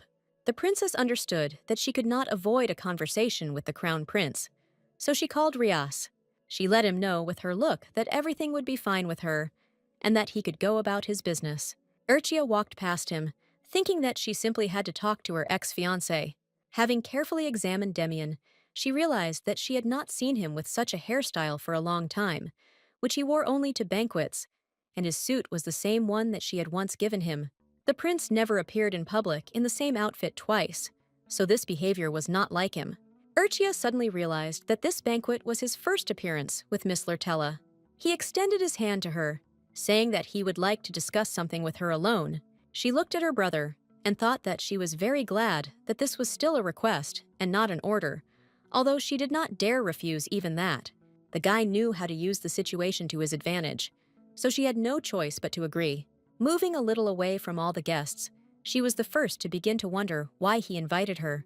She reminded him that if he wanted to talk to her, he had to make a formal request.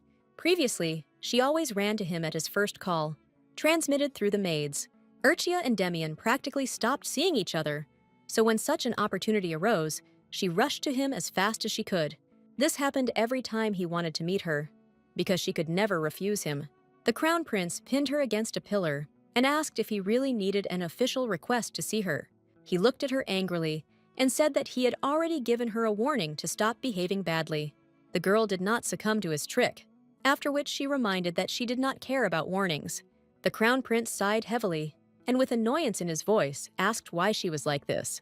He touched her cheek with his palm and asked if she was really going to disobey him. The princess removed his hand and said that she would not forgive Lady Lurtella for the insult she had given her. Ursia smiled sweetly and firmly stated that she came from the family of Pysantria.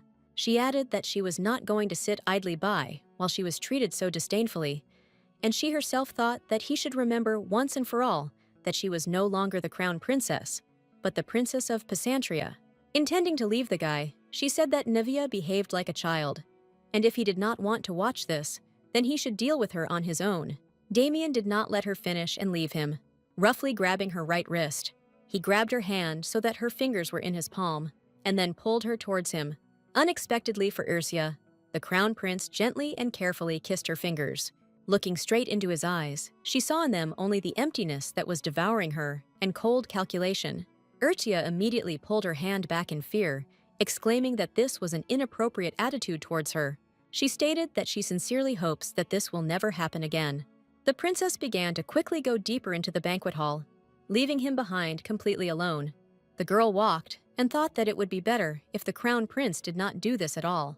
She sincerely did not understand why he behaved this way with her, because he had changed so much since the day of their disagreement. Urcha hoped that one day her heart would stop beating so fast because he was near her. Walking out onto the balcony, the princess decided that Miss Lurtell's humiliation was more than enough. Since Demian and Naivia were no longer in the banquet hall, the first dance belonged to the Pysantria family. She knew it wasn't over with Miss Lurtella, but for now, everything was going according to plan. Leaning on the balcony railing, she wearily thought that the banquet would last all night, so she better hurry up because no one knew what else could happen. Suddenly, she heard a rustle next to her, and then turned to look at the intruder. The girl immediately realized that Ash was next to her, who had come to tell her the news. She asked what happened, to which he replied that he was sorry for disturbing him, but he had urgent news for her. He said that, as she had asked, he followed Lady Lurtella until she was alone to comfort her. Ursia was not particularly interested in the details of his consolation, but she really wanted to know what happened next. Ash embarrassedly told her that the girl tried to get him into bed. He explained that nothing happened between them because she simply passed out due to the drug. To her question about what kind of potion he was talking about, he said that the potion was given to him by his lordship. The girl thought that Navia might overdose, and besides, all the drugs were bought on the black market, so they knew nothing at all about the side effects. The princess crossed her arms and asked if he really wanted to report that the girl had died. Her trusty blade declared that she was simply unconscious because he examined her and there was nothing wrong with her. Ursia looked at him in surprise and asked what he wanted to tell her then, since everything was fine with her. The guy switched to a whisper and said that he had come to talk about the priest, about whom he had already reported. Suddenly, someone came out onto the balcony, asking who was there without permission. Ursia asked Ash to put on his hood and sit down, saying that she would try to distract the intruder. She understood that Ash was much larger, so it would definitely not be possible to hide him, which meant it was necessary to come up with something. Alfredo suddenly appeared in the light of the hall lanterns, who was also very surprised that his little sister was standing on the balcony. Urcha exhaled a little, but she was well aware that she needed to send him away. The second prince quickly approached her, Asking her what she was doing here, his gaze immediately fell behind her, where he saw with horror a man in a cloak. The guy incredulously asked who was right behind her. Although he was only 16, he was already a little taller than her, and also was not as naive as he had been in childhood. Urchia asked him a counter-question about how he ended up here, because she had locked the balcony door. Alfredo embarrassedly stated that he had not thought of breaking in at all, but only members of the imperial family were allowed on the terrace. The girl suddenly realized that he was indeed right, but before that, she always came to this place to take a little rest. She realized with horror that she had completely forgotten that she was now strictly forbidden to enter this place. The second prince explained that since his brother was outside, he decided that there would be no one on the balcony. Ursia told him that he had no need to apologize, and she herself thought that if she had not forgotten, she would not have come to this place. While she was reasoning, the guy took her hand and put his palm to his cheek. His expression quickly changed to a terrifying one, because he still wanted to know who was hiding behind her back. The girl spoke to him in a soft voice, so he immediately returned to his previous state. She asked if he wanted to have tea with her the next day, to which he did not answer for some time. Alfreda suddenly let go of her hand, so she freely returned to her original position. Urchia put her hand on his shoulder and asked if he didn't want this. The prince was very embarrassed, but quietly told her that he would really like to spend time with her. She said that in this case, she would prepare everything and would wait for him at the appointed time.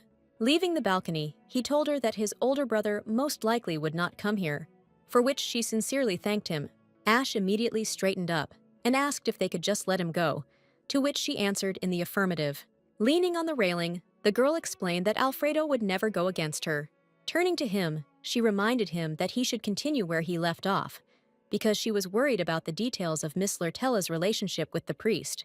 Ash and Ursia did not even realize that all this time they were being watched by a stranger standing under the balcony. This stranger was the same temple leader who had been so sincerely looking forward to meeting her. To his question whether everything was going according to plan, his servant replied that he thought that the princess would come out soon. The clergyman was illuminated by the full moon, and he said that he had been waiting for a very long time for the day when they would finally meet. At the same time, Rias was talking with the young ladies who were at the banquet. After a while, his little sister returned to the banquet hall, so he immediately stopped paying attention to everyone around him. Urchia stood among the crowd, waiting for him to free himself and approach her. The guy turned to the lady, telling her to wait for him just a minute. He noticed the worried expression on her face, so he immediately asked what happened. The princess said in a whisper that she had learned that the high priest had come to Lady Lurtella's room. Rias immediately asked what the priest wanted from the ordinary daughter of the marquise. The girl took the wine from the servant's tray and reminded her brother that Nevia was the new child of the prophecy. Watching the servant leave, she added that it was for this reason that the priest came to her. When she realized that no one else was listening to them, the girl assumed that the priest and Neavaya were not just sitting in the room. She said that she had received information that the new bride of the crown prince had slept with the high priest, to which her brother said that in that case, the situation would take a completely different turn. The girl said that Ash told her that he hid in the closet and saw everything. Urcha added that Lady Lurtella was under the drug, so she most likely does not remember that there was anyone else in her room besides the priest. The princess thought that the high priest was forbidden to love, because he had sworn an oath to God. Temple servants are not allowed to marry, not have children, and even kissing is considered a grave sin, as well as blasphemy. Suddenly, the girl noticed a strange look from her older brother, after which he said that he was thinking a little because she had grown so much. The guy reminded her that when he left, she was about as tall as his chest, and now she was almost as tall as him. The princess said that she was old enough to marry the crown prince. Rias lightly kissed her on the cheek again, and meanwhile, the girl thought that for some reason everyone in her family does this. Unexpectedly, the elder brother asked her if she was very upset about the prophecy. The girl did not expect to hear such a question at all, so she fell silent for a while. When she answered in the affirmative, the older brother immediately asked if she was still upset. Holding a glass of wine in her hands, Urcha assured him with firm confidence that this was not the case. Sighing with relief, her older brother said that he was very glad to hear such words. The princess explained that she was worried about something else, because, as the crown princess, she looked down on her father a little. She added that now she has no idea how to behave with him, to which Ria suggested that she behave as usual. To her question about whether there really wouldn't be any problems with communication, he explained that this definitely wouldn't happen. The guy said that they always considered her superior to them because no one from the Pasantria family could compare with her. He asked if she knew about how their mother constantly talks, and then said that she said that the emperor stole Pasantria's most precious treasure. The girl mockingly suggested that the Duchess then threw the glass at the wall. Rias confirmed her guess and said that at such moments, it seemed to them that she was ready to throw the entire palace. Urchia saw her family a couple of times a year, but they were still always happy to see her. Many considered them cruel, cold-blooded, and overly arrogant people. The Pasantria family absolutely always communicated with each other affectionately and kindly. So now she was waiting for the day when she would return home to her parents. She asked her brother to tell them that their treasure would turn everything upside down in the imperial castle and then return safely. After this conversation, the elder brother involuntarily looked at his watch and told her that it would soon be midnight. The guy added that it was time for them to go back, to which the girl asked if he would really go with her. Ursia perfectly saw the evil glances of all the ladies around them who were present at the banquet. Hearing that the object of their affection was also going to go back, all the girls almost burst into tears in unison. His younger sister said that if he wanted to stay late, she could get there herself, to which he replied that he also had something to tell her. Coming closer to her, he quietly announced that they had better hurry to leave the banquet. The corridor was quiet and deserted. Only the full moon illuminated their path back to the room. Rias was the first to break the silence, saying that he did not expect the priest to have such a relationship with Lady Lurtella. Ursia understood perfectly well that her rival was undoubtedly beautiful, but she had neither power, nor intelligence, nor talent.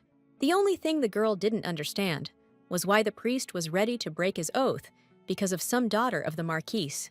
She knew that the man was much older than the new bride of the crown prince. The elder brother suggested that they quickly report this to the temple, to which she stated that they could start denying everything, then they would achieve nothing. Rias thought for a moment, and then said that they needed irrefutable evidence.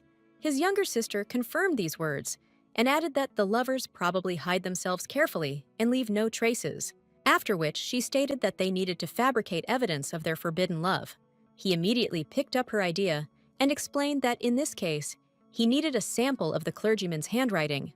The girl reminded him that the new prophecy may also turn out to be false. She said that at that time, she only hinted at it, and Lady Lurtella immediately turned pale. Rias remembered that it was the high priest who announced the new prophecy, and said that usually the head of the temple, or a few selected priests, received the prophecy. Ursia reported that the prophecy changed just when the current head of the temple changed. The older brother asked if she wanted to know what he was offering, to which she answered in the affirmative. The guy suggested making a handwriting and leaving a note in which the priest confesses his relationship with Lady Lurtella, and that the prophecy is in fact false, and then kill him and make it look like suicide. The letter would also say that he was driven to commit suicide by the burden of guilt for going against God's will. The princess understood that if they killed the priest, then their entire investigation would end. Therefore, she said that whoever kills the priest will definitely be overtaken by God's punishment, so it is not worth doing this. Rias assured her that it was for this reason that she herself should not interfere in this matter. The girl confidently told him that he could simply write a couple of letters in his handwriting, which would be enough for her. The butler suddenly intervened in their conversation, running as fast as he could straight towards them. The guy turned towards the approaching man, and then waited until the butler caught his breath. The servant explained to him that something had happened in the banquet hall, so he needed to go with him. To his question about whether they really couldn't figure out the problem themselves, the butler replied that it was his personal presence that was needed. Urtia assured her older brother that she just wanted to take a short walk so he could go about his business. Walking through the night garden, she thought that too much had happened in one evening. The princess was sincerely glad that there was not a single guard in the garden, which meant she could be alone with her thoughts. She began to slowly walk back to the castle when she suddenly heard sounds coming from behind her. At that same second, she saw a man's hand next to her, which was clearly reaching to cover her mouth. A couple of moments later, the stranger covered her mouth and nose with a handkerchief and grabbed her arm with his other hand. The man told her in a quiet voice that the princess should walk with him. While tying a handkerchief over her mouth, he tried to assure her that she should only be patient for a minute, because someone important wanted to meet with her. Urtia took advantage of the situation, jabbed her heel into his leg with all her might, and freed herself from his grip. The stranger, crazy with pain, loudly barked at her and tried to catch the fugitive. Grabbing her painfully by the hair, he loudly asked her where she was going to run. The princess was not at a loss, pulled out a bottle of poison with which she had once threatened Navia, and sprayed the contents directly on the attacker. Taking off her scarf, which made it difficult for her to breathe, Ursha involuntarily bit her lip out of fear. Immediately after the poison, she attacked the stranger, covering his face with a handkerchief. Pulling the dagger out of its sheath, the girl stabbed it straight into the man's chest with all her might. Putting a knife to her throat, the embittered princess asked who he was that he dared to attack her like that. Swinging again, she asked who this important person was that dared to attack Princess Pysantria. Suddenly, she heard another voice next to her, who told her that she needed him. An unfamiliar man, dressed completely in white robes, approached her. The stranger asked her to put down the dagger so that he could explain everything to her, to which she responded negatively. A man approached and extended his hand to the wound on the chest of another stranger, after which his palm began to glow. From shock and fear, the princess did not immediately understand what was happening in front of her. Having carefully examined the guy who approached, she saw that he had snow-white hair.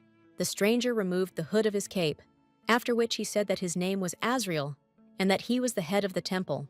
Urtia continued to watch the healing of the stranger she had wounded, thinking about who she had attacked. Now, standing in front of her, was a man with white hair, which only those with divine power wear, and he also had blue eyes, pale skin, and red lips. This was the same head of the temple that even the emperor is forced to reckon with, but he treated her very rudely, so she decided not to crucify herself in front of him. In response to her question about what he forgot in this park, the supreme head of the temple said that he had come to meet her personally. Brushing her hair away from her face, Asriel stated that her hair was completely disheveled. He then allegedly, inadvertently, stroked her cheek, saying that she had very cute tousled hair and a pale face. Looking at her slyly, the guy asked if she was still scared. Removing his hand from her face, the princess asked if he had just come to chat. The high priest said that he wanted to discuss something with her personally, without unnecessary ears. Ursia understood that no one knew anything about the head of the temple, whether he was a man or a woman, how old he was, or even what kind of eyes he had. The girl never thought that she would meet him under such monstrous circumstances. Azriel smiled affectionately and told them that the garden was not the best place for discussions, so they should take a walk. The princess stopped him, saying that she needed to know why he was trying to kidnap her. He smiled mockingly and said that he just wanted to get to know her better, but he tried to act quietly, and she turned out to be much stronger than he expected. Looking at the wounded priest, he said that until that moment, he believed that it would be easy to kidnap the princess, who had spent her whole life in the palace. Ursia looked around and realized that there was no one in the park who could resist the priest, but she perfectly understood that if because of her even a hair fell from the priest's head, then such torment would await her, which she had never suspected. The girl decided that if she showed weakness, she would become his victim, because the priest had no weakness, so if he grabbed her, she would not be able to do anything. Deciding to play it safe, she said that if he wanted to meet her, he could send an invitation. Azriel explained that he wanted to avoid formalities, to which she replied that she did not like to repeat herself twice, so if he still had something to say, then he should speak now. The supreme head of the temple looked carefully into her eyes and said that he would do as she wanted. Ursia realized that she could not look away, because it was not at all the same feeling as when she looked into the eyes of the prince, because the high priest seemed to be condemning her. Suddenly, Azriel quickly moved closer to her ear and began talking to her in a whisper. While she was distracted, the guy snatched the bloody dagger from her hands and then said that if she was a child of prophecy, then there was no point in her refusing his offer to become his. She embarrassedly said that a month had already passed since the prophecy changed, and the new one did not say a word about her. Handling the dagger in his hand, the head of the temple asked if she really believed in it. The girl watched how he carefully twirled the dagger and thought that it was very easy to get hurt, and the guy seemed to know what he was handling. She was worried about where he learned this, because all she heard was that the new head of the temple was different from the previous ones. After thinking a little, she answered in the affirmative to his last question, after which he sighed displeasedly. The princess said that she believed this prophecy only at the very beginning, but now everything was different. She asked him if he was wondering why her opinion had changed, to which he stated that she most likely would not tell if he asked her about it. Urtia looked at him carefully and stated that she had information that would appeal to him. Azriel mockingly asked what, then, she wanted to receive in return for such valuable information. The girl explained that she just wanted information of equal importance, to which he agreed with her terms.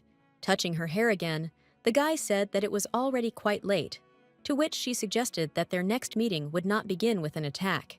The supreme head of the temple swore that this would not happen again, after which he began to say goodbye to her. Extending his hand to her, Azriel wished her good night and smiled tenderly. Ursia was communicating with the head of the temple for the first time and did not know what to do, so she also extended her hand to him in response. The guy gently kissed her hand, and at that moment, everything around was illuminated with a bright, blessed light. Holding a magic ball of light in his hands, he declared that she should accept his blessing as a sign of apology. He playfully pulled off his glove with his teeth, without taking his piercing gaze off of it. Everything around was lit up with a bright, warm light. But after a couple of seconds, it was night again around her. The girl was left completely alone in the middle of the night garden, in which 2 clergymen had just stood. When she returned to the palace, the maids asked in horror where the blood was on her dress. The princess assured them that she was absolutely fine, but she was very tired, so she needed to rest. After escorting them out of the room, she calmly sat down on the bed and exhaled heavily. Resting her cheek on her hand, she suddenly realized that she no longer felt the pain from the recent blow. The girl also noticed that her hand no longer glowed with blessed light. Ursia smoothly lay down with her whole body on the bed, thinking only about what she experienced depends on the day. She remembered the moment of the attack on the attacker, and then thought that the priest had survived. Turning over on her side, the princess decided that since the head of the temple took her dagger, then she needed to find another and sharper one, so that such situations would not arise. Suddenly, there was a knock on the door of the room, after which a voice asked if he could enter. The princess stood up on the bed, tucked her hair behind her ear, and asked what happened at such a late hour. The maid came in and said that His Highness wanted to meet her, so he asked to bring her to his room. Ursia only thought that she had explained to him clearly more than once, and also said that nothing would work out, but her words were not enough. Deciding that he would have to explain more clearly, the princess quickly got out of bed and told the maid that she was ready to go. The girl walked along the corridor and thought that she had not been in the crown prince's room for a very long time. The princess realized that she had not been there even once since she was notified of the breakup. She noted with regret that the imperial castle was full of her memories. Wherever she goes, they pop up in her head again and again, reminding her of a wonderful time. Ursia was a little distracted and moved away from the maid, so the woman became worried and asked what distracted her mistress. The girl calmly informed her that she was ready to move on to the crown prince. The room that brought back the most memories was his room, where they often spent time together. Every time she walked into his room, something special happened that forever sank into her heart. The maid announced that she had brought the princess, and meanwhile, the girl thought that her heart was ready to jump out of her chest. Upon entering, Urcha immediately remembered all the good things they once did. The crown prince did sweet things that were completely out of character for him, and also whispered sweet words to her. At that moment, she definitely considered herself happy. But now all of this had a price. The girl liked it when he affectionately called her by name and prepared all sorts of goodies just for her. But now it made no sense. Seeing Demian standing near the window, she asked why he called her. The crown prince greeted her after taking a bath, covering his body with a light robe. As soon as they sat down opposite each other, they were served aromatic tea, after which she again asked why he invited her. Small drops flowed from his wet hair directly onto his bare chest, slightly covered by a robe. He didn't answer her for a while, so the girl asked the same question again. It seemed to her that he was not going to talk to her at all, but just wanted to look at her. She was ready even for this case, so she asked if he had gone to Lady Lurtella. The crown prince continued to look at her silently, showing no reaction. Ursia sipped her tea and thought that most likely he did not know about the relationship between the high priest and his new bride. But even if he knew, he could not do anything about it. The guy laughed, stood next to her and said that she was still the same as before. He asked with a grin if she was really going to pretend that she didn't care about everything. Seeing the expression on her face, the crown prince said that this was exactly what he was talking about. Lifting her chin, he added that he saw in front of him a face that did not care about him. Ursia tried to figure out what exactly her ex-fiancé was thinking about at that moment. She suggested that he was afraid of what Lady Lurtella might say in high society. Suddenly coming to her senses, the princess asked to remove the hand from her face, reminding her that they were no longer together. To his question about whether she really wanted this, the girl said that she did not want to repeat herself twice. She added that he should immediately remove his hand and go to his princess. Damien pressed her to the sofa and asked if even now this girl was still bothering her. He was also concerned about why she continued to address him as Highness. He clutched the sofa in his hand and then asked why she was talking to him so formally, sitting next to him alone in this room. The guy loudly asked her why she was still thinking about Lady Lurtella, who took her place. He was overcome with rage, after which he asked her to answer the question of whether she was really going to leave the castle. Ursia calmly said that she was really going to do this, because there was no place for her in the imperial castle. The girl looked at him sarcastically and said that her desire to get away from this castle was caused only by him, suddenly notifying her of the breakup, and that is why she had no reason to stay in this place. The crown prince said that she was less willing to answer other questions, but she had something to say to this one. Letting go of the couch, he continued to talk about how he thought things would be a little different when he called her into his room, but everything remained the same. The princess honestly told him that she had no idea why he was doing this to her. Urtia looked at him carefully and asked if that was all he wanted to tell her that night.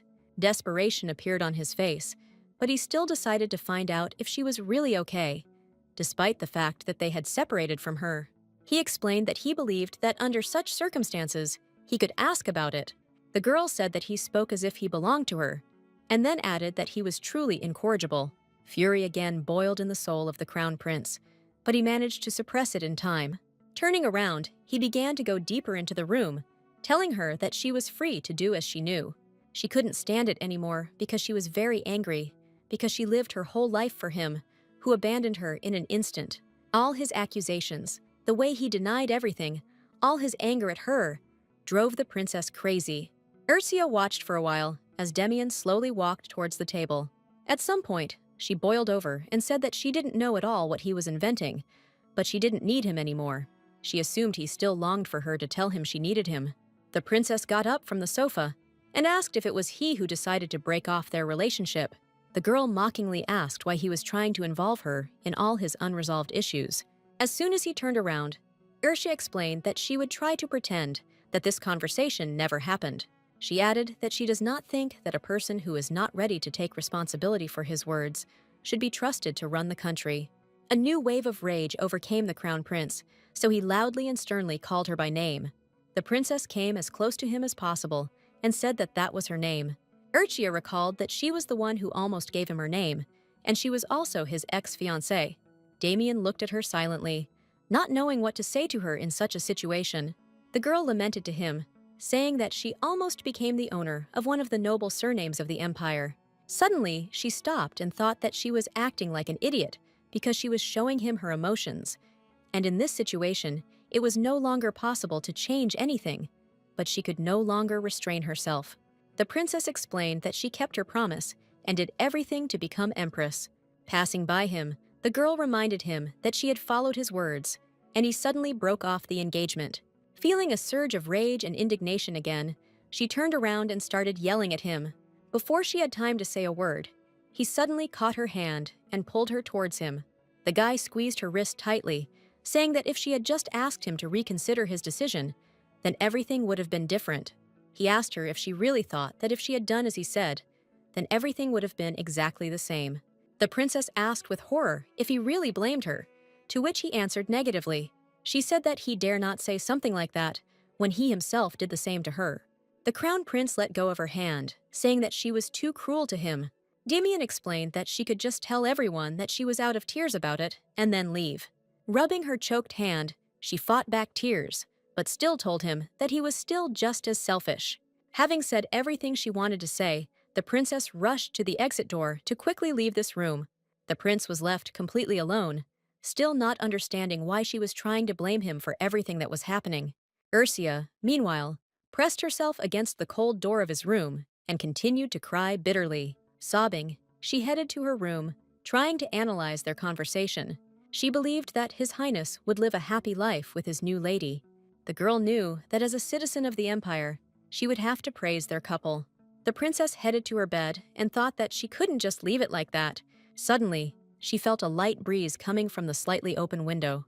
Looking in that direction, she saw the supreme head of the temple sitting on the windowsill. Azrael said that he had a very important conversation with her that urgently needed to be discussed. The girl approached him and said that last time he suddenly left, and now he returned willfully. The guy gently touched her cheek and asked for forgiveness for everything that was happening. He wondered if he could win her heart, if he could console her. Urchia stepped back a little from him and pressed her hands to her chest, accidentally showing the mark left by the crown prince. The temple leader immediately looked at her hand before slowly walking towards her. Carefully removing the sleeve, he asked if it was permissible to treat her precious body this way. After a couple of moments, he used healing magic again, after which the pain in her arm immediately went away. Azrael grinned happily and said that he was glad that he was able to heal her. The princess bowed nobly to him and sincerely thanked him for his help. The guy mockingly said that she should not thank him because it was an apology for him breaking into her bedroom.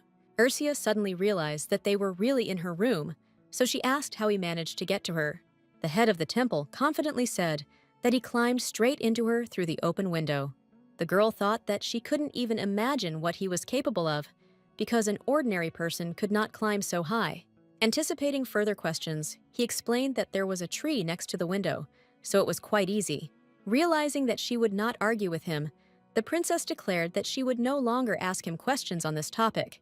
Ursia asked for what purpose he came to her room at such a late hour. He said that as soon as she saw him, he thought that she would immediately call the knights or drive him away altogether. The princess explained that if he so desires it, then she will do it at this very second. The head of the temple said that he thought that she would have the opportunity to remain on the throne and continue to amaze everyone with her beauty. Azrael added that he was also shocked by her decision regarding the crown prince. The girl looked at him carefully, not understanding how he could find out about her plans. Seeing the questioning expression on his face, he extended his hand to her, after which she put hers there, threading his fingers between hers. The guy said that he was very surprised when she took the sword with those hands and swung it at his servant without thinking. Illuminated by moonlight, the head of the temple said that it was all impressive. Ursia suddenly realized that she was very tired, so she told him that he shouldn't have climbed so high for her, because he could have said this at any opportunity, which means there is something more important, since he came to her to the bedroom. There was a cool breeze from the open window, so the princess suddenly felt extremely cold. At that same second, Azrael took off his cloak and threw it over her, sheltering her from the cool wind. He looked carefully into her eyes and directly told her that he had come to her to take possession of her. She did not immediately understand what had happened and how the divine robe ended up on her. Azrael stated that he could see that she was having a hard time, so he wanted to take care of her by wiping her tears when she cried and then win her heart. Stroking her cheek, he reported that she was much stronger than he expected. The girl did not answer him, but only stepped back a little from him. The guy explained that he thought that this was a good chance for him, but now he sees that he was simply mistaken, so he should leave. Ursia asked if this was really a warning for her, because he is capable of kidnapping her at any time, and no one will even know about it. And he can also go to her room whenever he wants, so she considered this as a warning so that she does not did something stupid. She didn't see any other reasons, because he asked her if her attitude towards him had changed, which means it was a warning. The supreme head of the temple reported that his expectations were wrong, and the imperial family had locked themselves within the castle walls. So he believed that she was a small bird who knew nothing about the outside world, but her skills with a sword told him otherwise. The girl asked if he really thought she was a young lady who knew nothing at all. He explained that before this, he believed that the prince was the only talented and great person, but she was also not easy. Ursia asked him if he was really talking about the crown prince of a great empire. Azrael said that the young man definitely deserves respect if you look at the path he had to go through. The head of the temple accompanied her to the bed, while she talked about how everyone knew that the empire had flourished thanks to the reign of His Majesty the Emperor. Sitting down on the bed, she stated that this actually happened thanks to her merits. The guy asked in surprise why she did this if it was really true. She explained that Demian forced her to take the place of the Empress. The girl was very sleepy, but previously she could hold out without sleep for 2 nights in a row. In response to her words that she was very young, the head of the temple said that it sounded quite sad. The princess added that she never wants to think about it again, because you can't bring back the past. She wanted to sleep more and more, so she spoke more and more slowly about how she would never allow anyone to do this to her again. Asriel assumed that she was very tired and needed to sleep, since she looked like she could barely stand on her feet. He told her that she felt very tired because his clothes exuded magical power. Having laid her in bed, the guy carefully covered her with a warm blanket, but did not remove his cloak from her. In a dream, the girl said that things containing divine power should be registered as national treasures. The head of the temple said that the imperial palace does not manage the temple, so everything is fine. Besides, she doesn't need to worry about such things. Taking her hand, he reminded her that she was no longer destined to become the empress. He asked her again if he could take her with him, since she was no longer welcome in this place. The princess had almost fallen asleep when suddenly she was disturbed by his low and pleasant voice. The guy told her that if their thoughts were similar, then he was ready to take her right now. Urchia knew that she could throw off his clothes at that very moment and stop everything. She didn't want to show that side of herself, and she didn't want him to turn against her. Asriel reported that she looked like she wanted to be sung to a lullaby and put to sleep. Covering her eyes with his hand, the guy again began to cast a spell, saying that he would come to her more than once. It was a long night, because even after visiting the princess, the head of the temple went to complete the remaining tasks. His faithful servant caught the man for whom they came to the imperial castle. The guy explained that this man was one of those who lured student priests to extract information about the temple from them. The head of the temple looked at him carefully and said that he did not expect to receive such news at all. His assistant asked if it was worth finishing off the man now. Asriel calmly said that he would spare his life this time because they needed to find his boss. As he left the meeting place, he ordered them to find out everything about his boss and then make him beg for death. A maid from the imperial castle politely asked where His Eminence had taken his cloak. The guy smiled tenderly at her and told her that he had given his clothes to the Princess of Pysantria. The woman looked at him in surprise, not understanding why he would do this to no one now. The head of the temple asked her if she was doing a good job with his assignment, to which she answered in the affirmative. After listening to her carefully, he moved on, saying that this was great news. The woman understood that this was disrespectful to the princess, but she had to be loyal to His Holiness, who saved her sick child. She realized that this was an ordinary trifle compared to the life of her little baby. The maid constantly saw how her mistress suffered from loneliness in the huge imperial castle. That night, she saw the princess return to her room, sobbing bitterly. The woman decided to give her beloved mistress and keep an eye on her, watching her every move. The maid had no choice, because otherwise her child could die a terrible death. The next day, Princess Pysantria woke up with a lightness in her soul that she had not felt for a very long time. Sitting up in bed, she thought about what caused her to feel well. She noticed a cloak lying next to her with the coat of arms of the temple, decorated with temple patterns. The girl suddenly remembered that the supreme head of the temple himself came to her last night. Ursia realized that all this was not a dream, and then she scolded herself for losing her vigilance. After conducting research about the high priest, she only realized that information about him was difficult to find out. The princess felt his warm divine power once, after which she did not want to forget this wonderful feeling. After some time, she silently watched what was happening in the yard until her peace was interrupted by the approaching girls. They carried a box in their hands, indicating that accessories had been delivered to her. Urchia thought that maybe her mother had sent her a gift, but she didn't talk about it in the last letter, and she wasn't the kind of person who would just send gifts. The girl carefully examined the contents of the box, after which she ordered the girls who came in to help her with the fitting. One of them said that the necklace would look simply amazing on her, while the other added that every accessory on her would be pleasing to the eye. The first reported that their mistress's pale skin was the envy of every lady from noble families. The princess immediately realized that their attitude towards her had changed in just a few days, which meant that everything was back to normal. The girls were the ones who turned their backs on her when the prophecy changed. But even so, she had a hard time imagining a lady from the prophecy who looked less charming. One of them said that this time her mother had brought high-quality honey from Luther's principality, so she could give some to her, to which the other replied that a precious stone had been found in the mines on the territory of Pavlun. She added that her father would be happy to give her such a stone as a gift. Ursia kindly said that she would be grateful for any of their gifts. Changing mercy to anger, she asked if it was the same gem they wanted to give to Lady Lurtella. The girls were speechless. And then one of them said that precious stones should be with precious people. The princess looked at her with disapproval, realizing that it was useless to argue with them. The two girls assumed that someone was spreading false rumors about them, because they had not planned such a gift at all.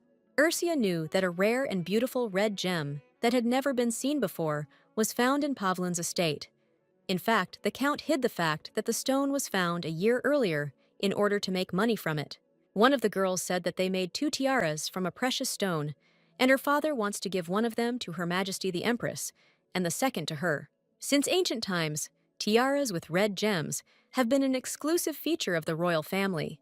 Therefore, when the girl asked whether she would agree to accept such a gift, the princess answered that she would gladly accept it. The girl added that the artisans of their family put a lot of effort into making such a decoration, after which their mistress asked to leave her so that she could rest. Watching them leave, the princess couldn't help but think that there was something strange about this. Even though Lady Lurtella had become a taboo subject in social circles, they still might not view her that way. Looking at the jewelry sent, she firmly decided that the sender was clearly not her mother, because it didn't look like her at all. Ursia thought that it was impossible for the imperial family to simply abandon the child of prophecy.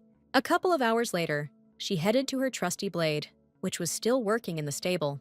They only had to look at each other, and they immediately knew where to go to discuss the latest news. The princess informed Ash that she needed to find out what exactly happened in the castle. She added that they had been seeing each other a lot lately, so they should act differently, after which she pointed to a brooch in the shape of a scarlet heart and said that if anyone found out who he was, they would be in trouble. So the next time she needs it, she will wear this brooch. The guy said that the item is very beautiful and immediately catches the eye, and also suits her very well. The girl asked if he was too busy these days, and then suggested that he rest a little, because after lunch she would take the horses for a walk. Ash worriedly told her that he was fine, and she shouldn't bother herself so much. Her trusty blade lowered his head in embarrassment and declared that it was the least he could do for her. He added that this time he could not find more information about Lady Lurtella and the High Priest. The princess explained that she had entrusted the collection of information to her father because he had already done a lot, but now she was interested in the question of whether he had heard any rumors lately. The guy looked like he knew something, but was afraid to tell his mistress. Ursia knew very well that rumors usually spread from the lowest to the highest, so her father placed Ash in a low position. She explained that the ladies of the court had been acting strangely for several days. Despite everything that had happened, they again began to behave as if she were the crown empress. He began to speak indistinctly about how he was not yet sure what they were saying about her. Ash revealed that there were rumors that His Holiness had chosen her as the next saint. In the Empire, a saint had 2 meanings. The first is a person possessing divine power, and also a being who cares about the safety of people. In the second sense, this was the name given to the wife of the Holy Father. But even if a person belonging to the temple wanted to get married, he would not be allowed to do so because it was prohibited. The only one who could fix anything he wanted was the new supreme head of the temple. Ash was surprised to assume that His Holiness wanted to make her his wife. Ursia immediately realized that Azrael most likely started such a rumor on his own. The guy offered his help, saying that he could distract the public from this, to which she said that he should not think about these rumors. She explained that she would soon personally meet with the head of the temple and ask him about this situation. But now it was worth thinking about how to use it correctly. Ursia reasoned that these rumors were only to her advantage, and since this rumor was unofficial, then she would not be harmed by it. Compared to the status of the abandoned former crown empress, the status of a saint was much better. Her faithful blade bowed his head again and sadly asked if she had divine power. The girl answered negatively, to which he stated that he never stopped thinking that she could be a saint. The guy asked in surprise if she didn't think that all this was absolutely wrong. The princess said that then, as now, it was a simple attempt to choose someone based on political interests. In their times, marriage was rare, and even more so marriage for love. But her faithful blade apparently thought otherwise. He stated that he no longer wanted to see her hostage in an unwanted marriage and would also try to do everything possible to prevent this from happening. The girl suddenly thought that perhaps it was not her desire to marry the crown prince. She realized that at some point, she took marriage with him for granted because she did not care whether she wanted it or not. Ursia knew that initially, she only wanted to be close to the future emperor. To her question about whether he knew that these were just rumors, the guy responded by asking if she knew at least one way to deal with this alone. Realizing that he would contradict his mistress, Ash bowed his head again, trying not to show his embarrassment. The girl came up to him and stroked his cheek, saying that this was a pointless conversation, to which he stated that it was his mistake. The princess said that he was talking about this because he was worried about her, and there was nothing like that. She patted him on the head and told him that she wanted him to take care of himself first. The guy embarrassedly told her that he was fine, because that was his job. Ursia asked him to tell her if he suddenly finds it difficult to carry out his duties. She added that her father had not said anything, but she believed that there were a couple of other spies hiding in the castle. Her trusty blade said that he would put in more effort, because it wasn't hard for him at all. He explained that because he was unable to help, he was now forced to watch her only from afar, and this made his heart heavy. Ursia listened carefully to his speeches, after which she smiled softly, saying that he could not even imagine how grateful she was to him. He said that he couldn't do anything while he was looking after her from afar, which means he couldn't always help her out in difficult moments. When she first got to this unfamiliar castle, Ash arrived there with her, and now he doesn't even understand how much he helped her with this. She said that if it weren't for him, she would be completely different now, to which he asked her not to say that. The guy embarrassedly said that she would have been able to reach the status of a bride without him. Ursia looked at her faithful blade with even greater gratitude, not understanding how such a wonderful person ended up next to her. Seeing her sincere and pure look, Ash blushed even more, after which he tried to hide his embarrassment. He coughed quietly, and then began to slowly walk closer and closer to her. Even more embarrassed, the guy explained that he lives only for her, so she can use him as much as her heart desires. Flushing even more, he sincerely said that he was ready to give his life for her, because for him, it would be the greatest happiness. The princess took his hand and gently asked him not to talk like that in front of her again. People in the Duke's residence would be surprised to see Ash in such a state, as many wondered if he had emotions because he always spoke and did everything like a puppet. Ursia sincerely wanted others to be able to see him the way he appeared before her. In front of her stood a guy who said that he would really like her not to know grief and sadness, as well as the difficulties of illness, and that she would no longer shed her precious tears. He added that the fact that she does not cry in front of him does not mean that her soul is not filled with sadness. The princess smiled softly at him and sincerely thanked him for such kind words. She said that since he would obey her in everything, he should rest, because this was what she wanted from him. The girl was finally able to achieve her goal, and the guy was only glad that he was able to please his mistress. Before leaving, she remembered what she was going to tell him. But before that, she warned him not to be too surprised. Urcha suggested that she might be kidnapped in a couple of days, so she would not be able to see him. The next day, she went to her brother, thinking about how she didn't want to wake up the one who most likely went to bed late because of work. But she had to relay what Ash had told her as quickly as possible. After knocking on the door, the girl received absolutely no answer, so she decided to go inside. As she had expected, her older brother was still lying in his bed, so she quickly opened the curtains in the room to let in the sunlight. The guy immediately began to wrap himself in a blanket, so as not to disturb such a sweet dream. Ursia came up to him and said that he should get up, because he himself knew very well that he was not dreaming of her. Rhea stood up on the bed and said that of course he was glad to see her, but she came too early. The girl said that the high priest personally came to her room last night. The brother's sleep quickly disappeared, because he did not expect to hear such words at all. She reported that the guy came to her, saying that he had something to talk to her about. When he asked what he wanted to say, the younger sister said that they were never able to talk, but if he wanted to talk to her, then he should have officially invited her. The older brother said that he didn't know what kind of person he was, so being alone with him was very dangerous, and the girl, meanwhile, thought that she shouldn't tell him that she fell asleep in front of him. After a while, they were served tea and cakes, after which she said that the head of the temple looked younger than she thought. Remembering his facial features, she began to realize that she had fallen into his magical charm. Ursia explained that, in her opinion, this man was truly dangerous because he was different from the other priests. Rias revealed that the previous high priests were quite incompetent in their powers. Usually, high priests are quite lenient and kind. With rare exceptions, they are capable of reprimanding someone and are not particularly sociable. They were afraid of becoming hated by someone because they were one of the few who had absolute power but could not use it. Until now, Pysantria had only seen such high priests, so now the girl decided that she couldn't take her eyes off the new head of the temple. Her older brother said that if she said so, then it was so, to which she said that from Ash's stories, she realized that the guy should not be taken lightly, especially since there were rumors that he was going to make her saint. Rias wondered if this was a statement that he was going to take her as his wife, and then he asked what she thought about it. Ursia confidently stated that one thing she knows for sure is that he really likes her. The girl added that this would be a great opportunity for her to use the church. She was the crown princess of the imperial castle, becoming the most noble lady, and also the only princess of Pysantria to achieve unprecedented fame.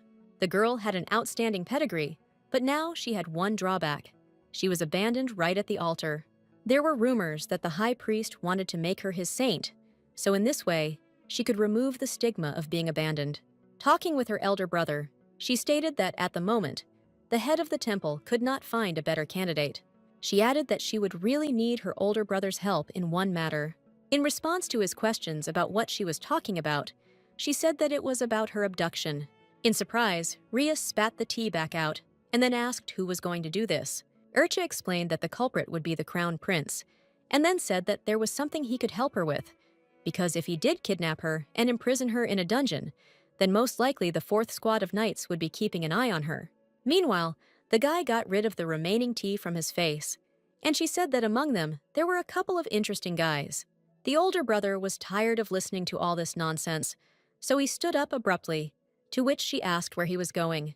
Rias asked why she thought he was going to kidnap her, to which she replied that if she were in his place, she would try to keep someone like her with her. He sank back into the chair, covered his face with his hand, realizing that it was just a guess, to which she explained that they needed to push the crown prince to take such a step, because most likely he had already thought about this method more than once. At this point, his only option to imprison her was to frame her for a crime, and then gradually he would begin to win her over to his side. The princess stated that, first of all, there will always be a couple of people next to her, and also recently there was a turmoil due to the fact that the prince of the kingdom of Ashura locked a commoner in prison with whom he was unrequitedly in love. She added that she was sure that this story was already circulating around the castle and would soon reach the crown prince. The elder brother looked at her carefully and asked if she was really going to do this on purpose. The girl explained that she wanted to check something else, but was not going to tell him about it yet. Ria stated that he had absolutely nothing to say to her in response to her words about being kidnapped by the crown prince. He assumed that this time she was not going to return to the duke's mansion with him. To his question about why she decided this way, Urcha explained that she believed that it would be better this way. The guy asked what would happen if he refused to help her, to which she responded by asking what he would do in her place.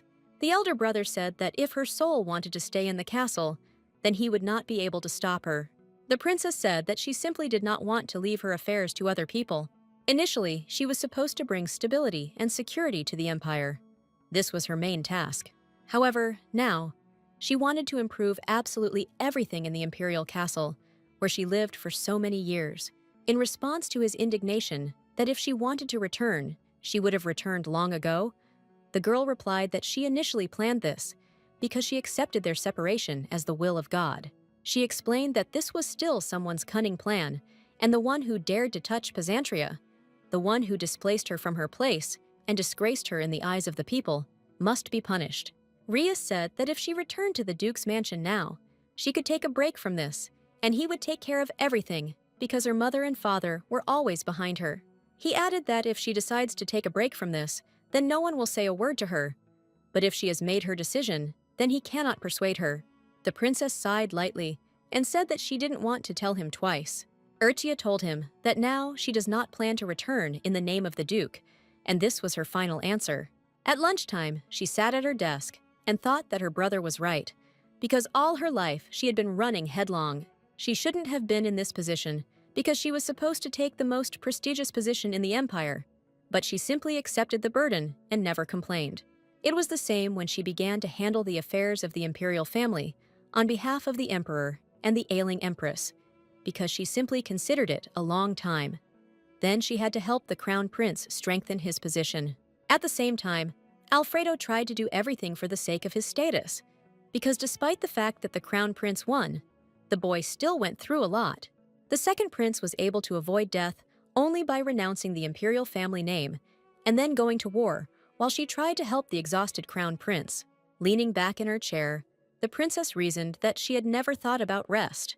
Since childhood, she looked forward to the day when she could return home, because for her, it was an entire event that happened only once or twice a year. She often thought about this, but still did not understand why there was such an absurd ban on visiting her parents' house, and why it had not seemed strange to her before. There was a soft knock on the door of the room, after which she invited the guests to come inside. Two girls entered the room, bringing with them an envelope with a letter. Opening it, Ursha read that the high priest had sent her a letter and set up a promised meeting if she could devote time to him. She suddenly realized that a whole week had already passed, and she still had not returned his cloak to him. The princess thought sadly that she was very sorry to part with the warmth of his robe.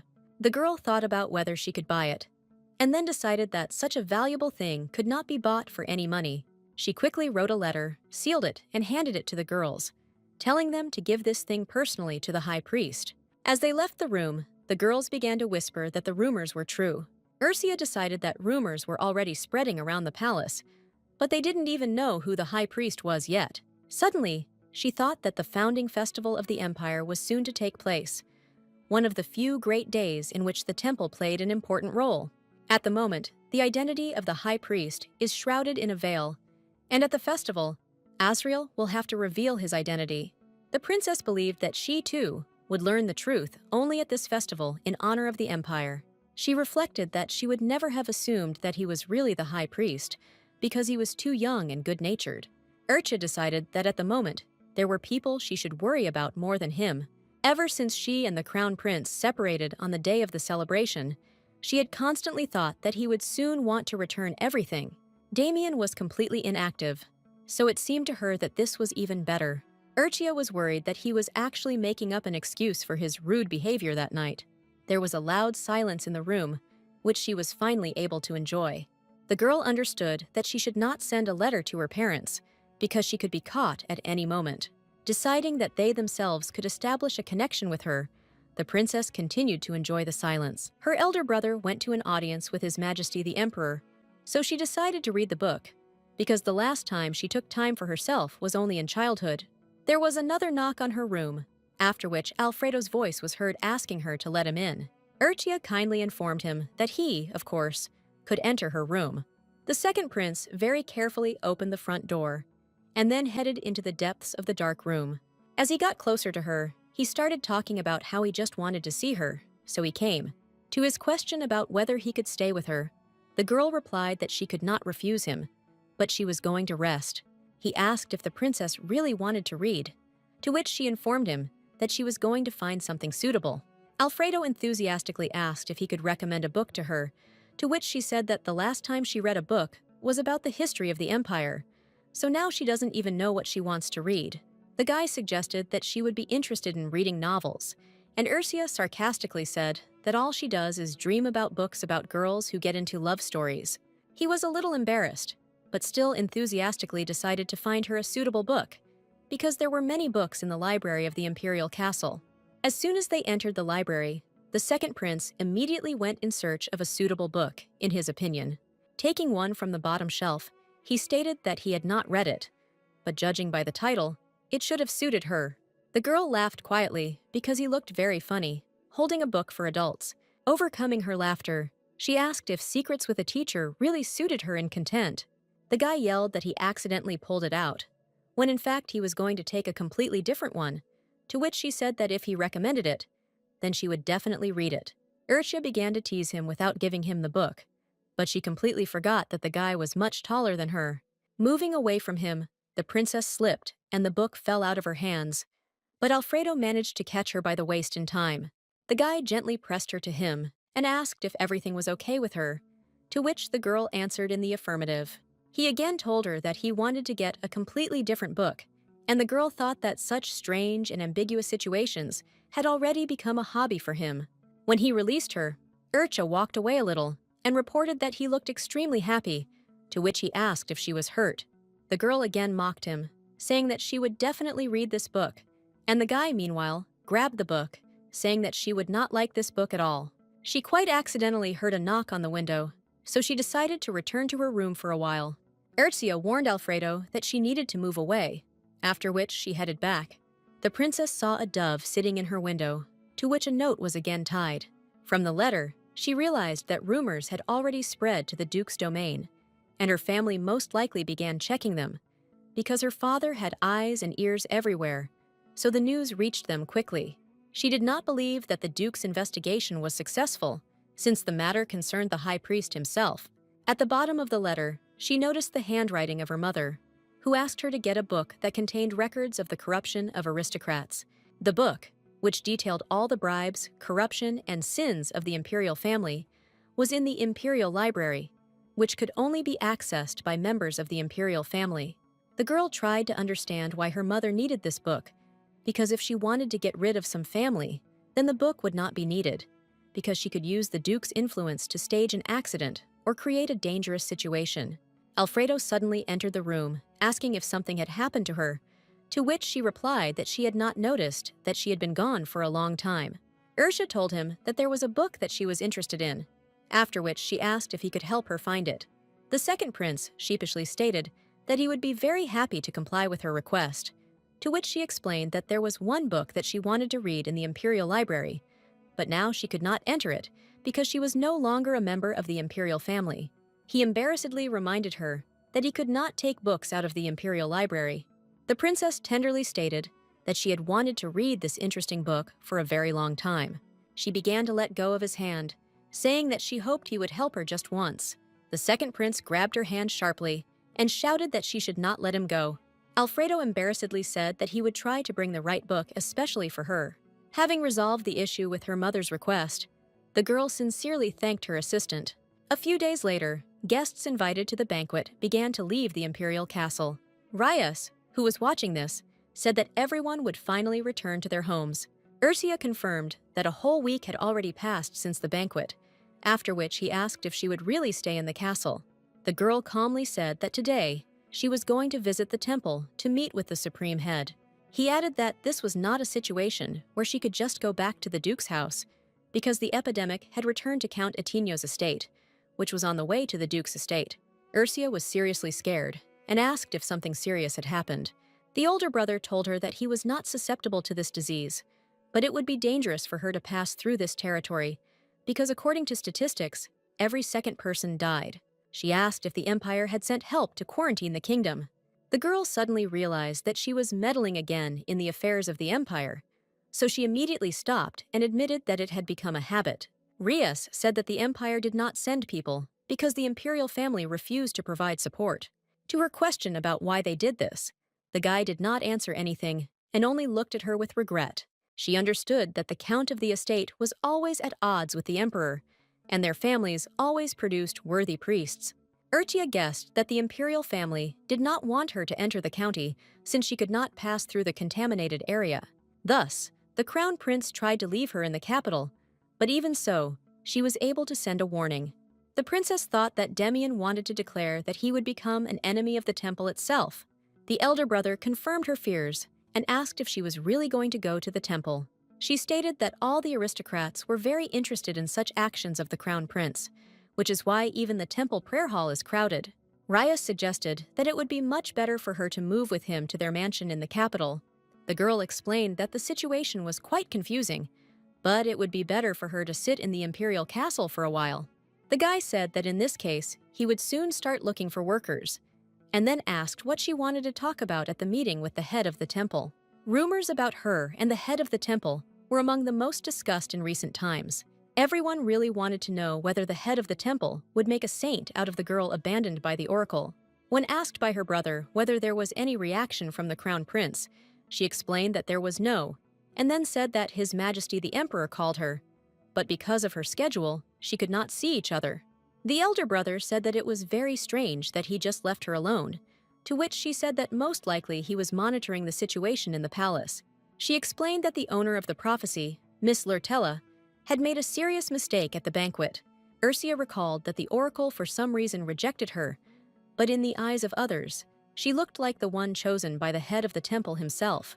Nyevia kept a low profile after the banquet, and by keeping her tail between her legs and hiding, it was easier for the princess to investigate her relationship with the head of the temple. Rias guessed that the crown prince was thinking about whether to return his ex-fiancée to the imperial palace or not. She said that the entire imperial family doesn't want the temple to take her, because she gave them a lot, so they just don't want to lose her. The girl suggested that the easiest way for the imperial family was to make her the wife of the second prince, Alfredo. The cup of tea in the elder brother's hands suddenly cracked, to which he stated that it was simply too fragile. The princess said that if the emperor wants to intimidate the girl from the prophecy and the family of the Duke of Pysantria, then he could very well use a similar method. Miss Lurtella, as the crown princess of the prophecy, was supposed to bring peace and security to the empire. Rias assumed that his younger sister, as the wife of a prince, would use her abilities acquired during her time as an empress to dedicate herself entirely to the empire. She confirmed his guess, saying that for His Majesty, this is the most ideal scenario. The elder brother calmly said that if things were as she told him, then it would be very difficult for her to become a saint. Looking at his watch, he realized that he had to go. So when she asked if he would go to the temple with her, the guy replied that he had business. He said that he had not been in the capital for a very long time, so he had accumulated certain obligations, but he would still be able to see her off. Meanwhile, the girl asked if he could bring her a small dagger on the way back. In response to his question about where she put the previous one, Ercha embarrassedly said that the previous one was accidentally thrown away, along with unnecessary things. Rias told her that he knew a very good master, so he would place an order for him. While changing into a dress for her trip to the temple, she also added that she did not have a suitable uniform for traveling. The elder brother asked her again, trying to understand what she meant by saying these words. The girl explained that the carriage had broken down, so she would have to ride a horse. There was no clothing for this. She said that she had no choice but to go with the escort that His Majesty introduced to her. Passing by her brother, she said that she would leave the castle before he went on business. The guy stopped her and handed her his blade, saying that he can use other weapons, so she should take it, because anything can happen. Rias suggested that it would be a good idea to take Ash with him, so he could save her. She explained that if he was so worried, then it would be worth taking the guy as an escort. The elder brother stated that he was going to do this, but he was told that they had provided an escort from the imperial palace, so there was no need for people from the duchy. The princess reminded him that the palace escorts provided were replaced every few months, to which Rias stated that the imperial family was simply afraid that she was bribing the guards. The guy tried with his younger sister all day to accompany her at least to the horse. The girl sat down opposite the dressing table, and Rias helped her fasten the necklace around her thin neck. Ursia informed him that the day of her abduction had arrived, which meant he must take care of everything while she was in the temple. Knights were already waiting for her on the street, who were supposed to escort her to the temple to meet the supreme head. Walking arm in arm with her older brother, she thought that these people had been the eyes and ears since the emperor himself. Ursia thought that 14 people were too many to accompany the only daughter of the duke who was going to go to the temple.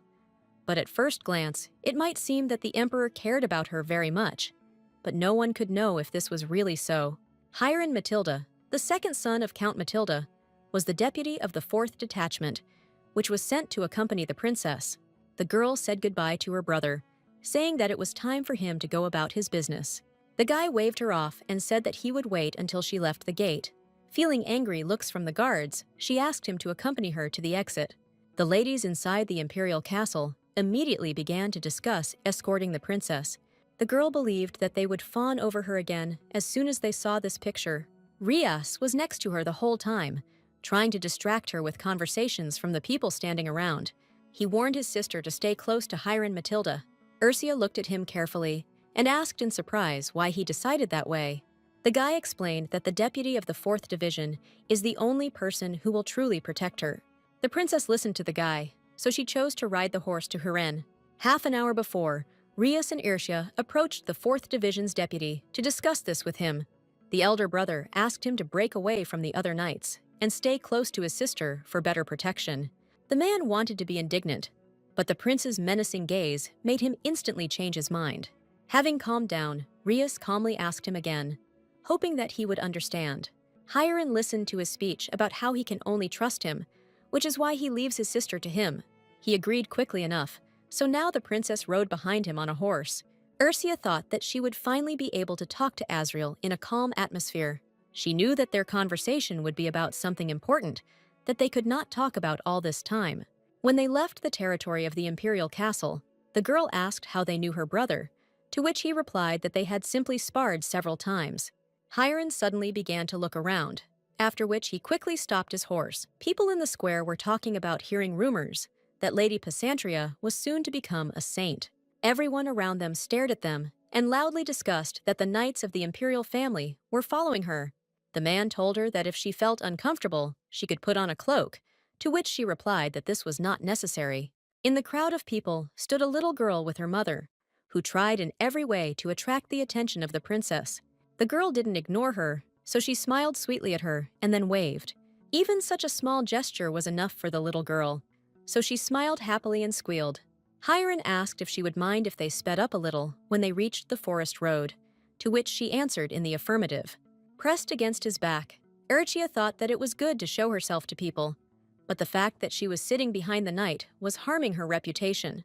They very soon reached the temple, at the gates of which the guards blocked their way. The deputy of the 4th squad of knights became furious, intending to find out what it all meant. The princess put her hand on his shoulder, telling him that everything was okay, and then showed herself to the guards. The guys quickly realized who exactly was in front of them, so they immediately hurried to open the gate. They said in unison that they did not recognize the precious guest, but now they see who exactly came to them. As she ran her fingers through her hair, she thought that her pink hair color proved her status. Just once, when she and the prince secretly left the palace, there was a big fuss because people around revealed their faces. After this incident, she and the crown prince could no longer leave the palace under cover. The girl involuntarily thought that in such a context, her recognition was very convenient. Arriving to meet the supreme head of the temple, Urshia was forced to walk through the temple itself. Before she became the heroine of the prophecy and the crown princess, involved in politics, the temple and the imperial palace were in serious conflict. Hiren bowed to her and said that he would go to carry out her instructions regarding a separate horse, and if she needed something, she could safely call other knights. As soon as he left, the princess turned to the clergy, saying that she was very pleased to meet them. One of them bowed politely, and then stated that they were looking forward to her coming to them, after which he added that His Holiness was expecting her. Initially, the temple was snow white and clean, without a single decoration, but now there were many beautiful statues around. The man explained that all these changes were made by His Holiness, because this was a place of worship for God, so it had to exude their sincerity. Ursia looked at the marble statues with interest, saying that the temple had really been transformed. As soon as she finished examining the interior, the cleric announced that she could proceed to the supreme head of the temple. The guy was very happy to see her, so he immediately said that they had not seen her for too long. The girl bowed nobly to him and said that she had come at the call of heaven to meet him. Azriel also greeted her courteously, adding that God himself was blessing her. Sitting down on the sofa opposite him, the princess declared that she and he were not strangers, so there was no need to observe formalities. He agreed with her, saying that it was clear from her that she wanted to tell him a lot. Urchia stated that she would be very interested to know why he spread such rumors. The supreme head of the temple asked if she didn't like being the center of attention in such a good way. The guy assured her that thanks to these rumors, the imperial family should be very excited. He added that with this, her honor was also restored, because now everyone bowed to her. Azriel looked at her carefully and asked if she was not satisfied with this outcome. The temple chief said that if she wished, he could do the same in the future, so she needn't worry since he was trying to do it for her. The girl reminded him that he did not ask her opinion about this, and she did not like such unilateral actions, but she herself thought that despite the fact that she actually liked his idea, but the fact that he did it without her knowledge didn't suit me. The guy said that he was extremely surprised that such a strong lady lived as a puppet of the emperor. Urchia decided that he was behaving this way on purpose because she did not obey him, so she stated that if he was going to continue the conversation in the same spirit, then she would return back to the castle.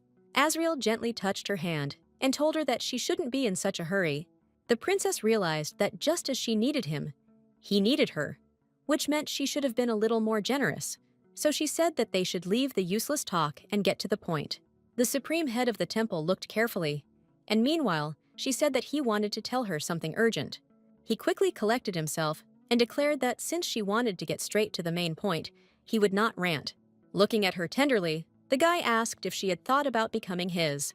Whether there is divine power or not, the very fact of the saint's existence had great symbolic meaning, because she, like the head of the temple, showed her face only at important events. The girl asked if he was really inviting her to become a man of the temple.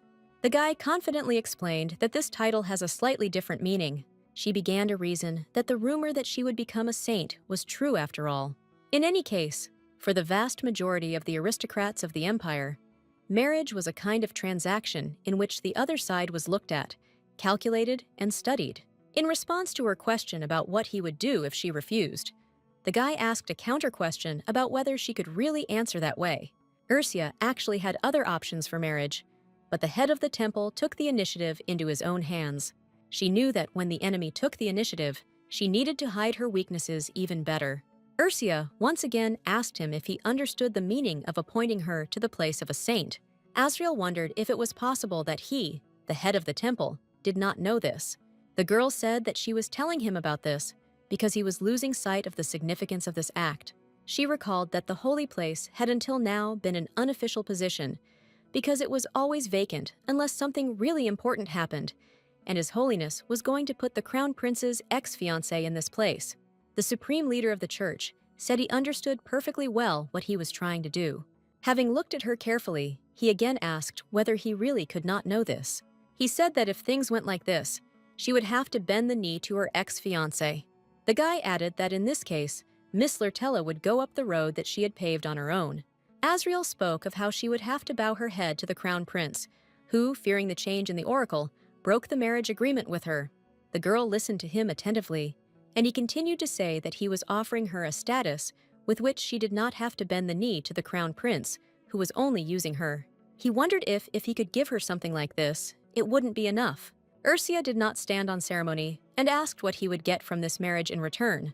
There were many more people who wanted the position of partner of the head of the temple than those who wanted the position of the empress, because even the emperor cannot be careless about this position, while a person who has this status does not even need to perform the duties of the imperial castle.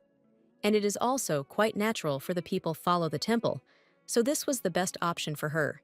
Perhaps even by turning over the entire empire, or even searching in other countries, it will be very difficult to find a partner like Asriel. The current head of the church did not seem incompetent to her, so she tried to understand what he wanted to achieve by making her his partner. The supreme head of the church took a lock of her hair and declared that from this he would have it. Having returned her hair, the girl said that she was asking what good it would be for His Holiness to have it. He told her that he could get a lot of things just by being next to the Duke's daughter. In addition, she herself should know the answer to her question very well. The guy asked how he could refuse to make a woman like her his. The princess powerfully and firmly reminded Asriel that she was not someone else's thing. She added that if His Holiness really wants to be with her, then he can become hers. The supreme head of the church calmly stated that if that is what she wants, then so be it. Watching him walk past her, the girl wondered if there was something else he wanted to tell her. Asriel took out a black envelope from the box and said that this was the will of the past head of the temple. When he asked if she wasn't interested in finding out what it was about, the princess said that she would remain silent about everything she heard in this room. The guy suggested that she must be guessing about its contents, but whatever it was, he would also remain silent. The girl was consumed by curiosity, so she asked him to quickly explain its contents to her. Most temple heads' wills expressed hope for peace and stability of the empire, but the will of the previous temple head was not public. The fact that the previous head of the temple had kissed her forehead and bestowed a blessing was widely known, but she had not had any one-on-one meetings with him since. Azriel advised that if she was going to listen to this story, she should pull herself together, to which she replied that at least it was better than hearing about it while being kidnapped. He explained that he would like to simply lock her in this room from all worldly experiences. As soon as she began to ask what he meant, the supreme head of the temple said that the oracle was mistaken. The guy explained that the words that she, becoming crown princess, would bring peace and stability to the empire were a lie from the very beginning. The world beneath her feet collapsed. Everything she had been holding on to suddenly disappeared, and only emptiness remained. She stood up from the couch, asking him what part of the prophecy was a lie. It seemed to her that it would be better if the oracle had changed from the beginning. It would have been better if Miss Lurtella had been the one it spoke about. Azriel walked up to her, took her hands away from her face, and told her that she should calm down. He explained that the contents of the oracle were erroneous, but this did not mean that its very existence was a lie. The princess began to loudly ask him what the lie was then, because she really wasn't the person who would bring peace and stability to the empire.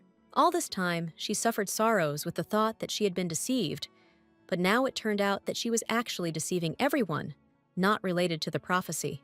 The guy looked at her with annoyance, thinking how he could console her in such a situation. The supreme head of the church approached her and asked if she would be glad to know that the previous head was wrong and that she would not become crown princess. He explained to her that she knew very well what a person who brings peace and stability looks like, because to ensure such conditions, the emperor used her as a tool. Urchia couldn't believe that he was actually telling the truth, so she screamed that she couldn't be used. Azriel asked if she really thought so, since she was locked in the imperial palace and was not allowed to leave freely. He reminded her that even if it wasn't the path she was supposed to take, she was still forced to follow it. The guy said that the emperor, who strictly demanded to exceed his capabilities, himself personally contributed to her imprisonment. Looking at the doomed girl, he asked what it was, if not using her skills. The girl took a deep breath and said that he had misunderstood a little. After all, this was the nature of all aristocrats. So even if this was not the road she was supposed to take, many aristocrats would sell themselves for the opportunity to walk along it. Urchia stated that one thing was certain, that the emperor never demanded of her anything that she could not do. Azriel thoughtfully wondered why she was trying to protect the emperor, who had so brazenly used her. The princess sighed wearily and firmly stated that she did not mean it at all. She explained that she had always had the ability to learn how to run an empire. The supreme head of the temple smiled and told her that she was very self-confident. He looked towards the window when she asked him what was on the main square. The girl said that she herself personally ordered the construction of a clock tower right in the center of the capital. She explained that the aristocrats did not know that for ordinary people, watches were a luxury item, because citizens who did not have watches used the sunset and sunrise to arrange an appointment. So she built a clock tower in the very center so that everyone could when you want to see the time.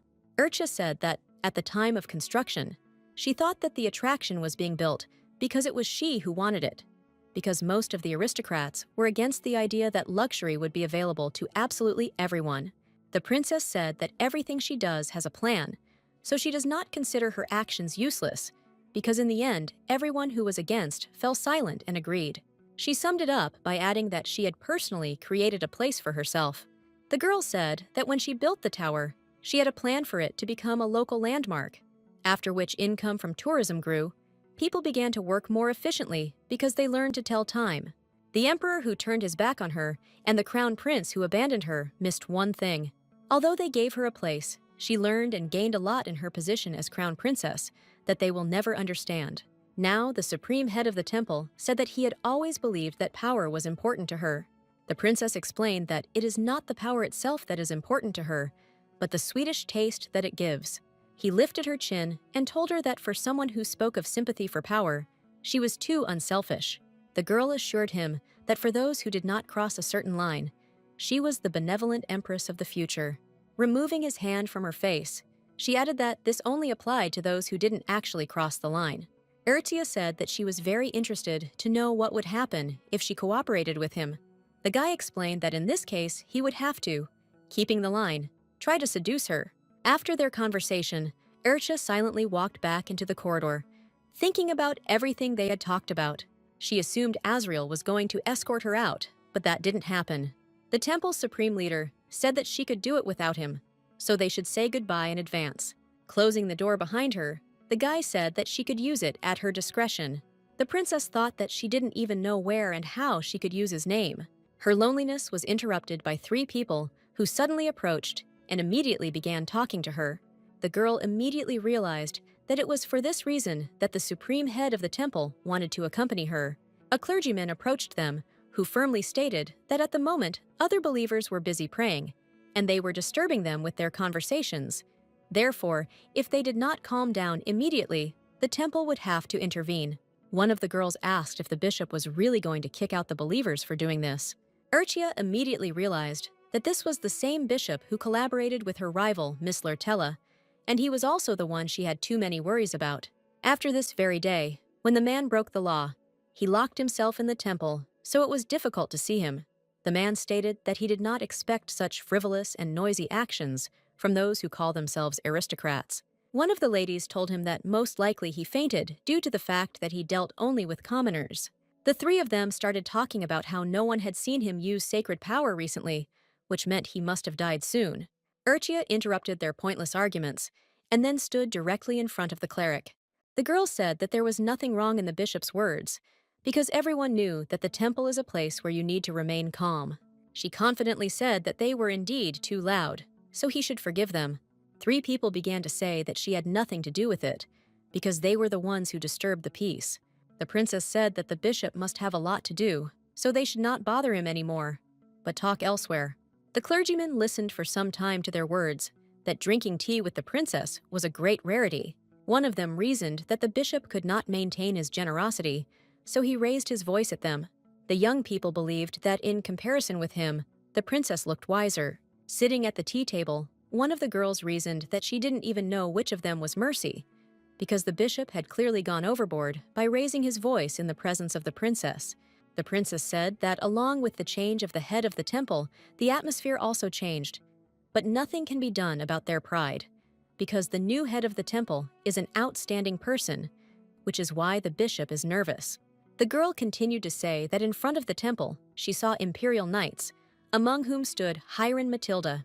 She asked whether the emperor himself had sent this escort with her. Another girl said that the emperor really cares about her very much, to which another added that even His Holiness thinks about the days. Urchia told them that His Holiness wanted to introduce the holy knights to her, but since there were already knights from the palace with her, she regretfully refused. If someone asked her what place she currently occupied, she could easily explain, because the emperor's faction was afraid that she would defect to the side of the temple, so they kept an eye on her, and those who did not simply flattered her. The girls reasoned that they had heard that the new head of the temple was quite young.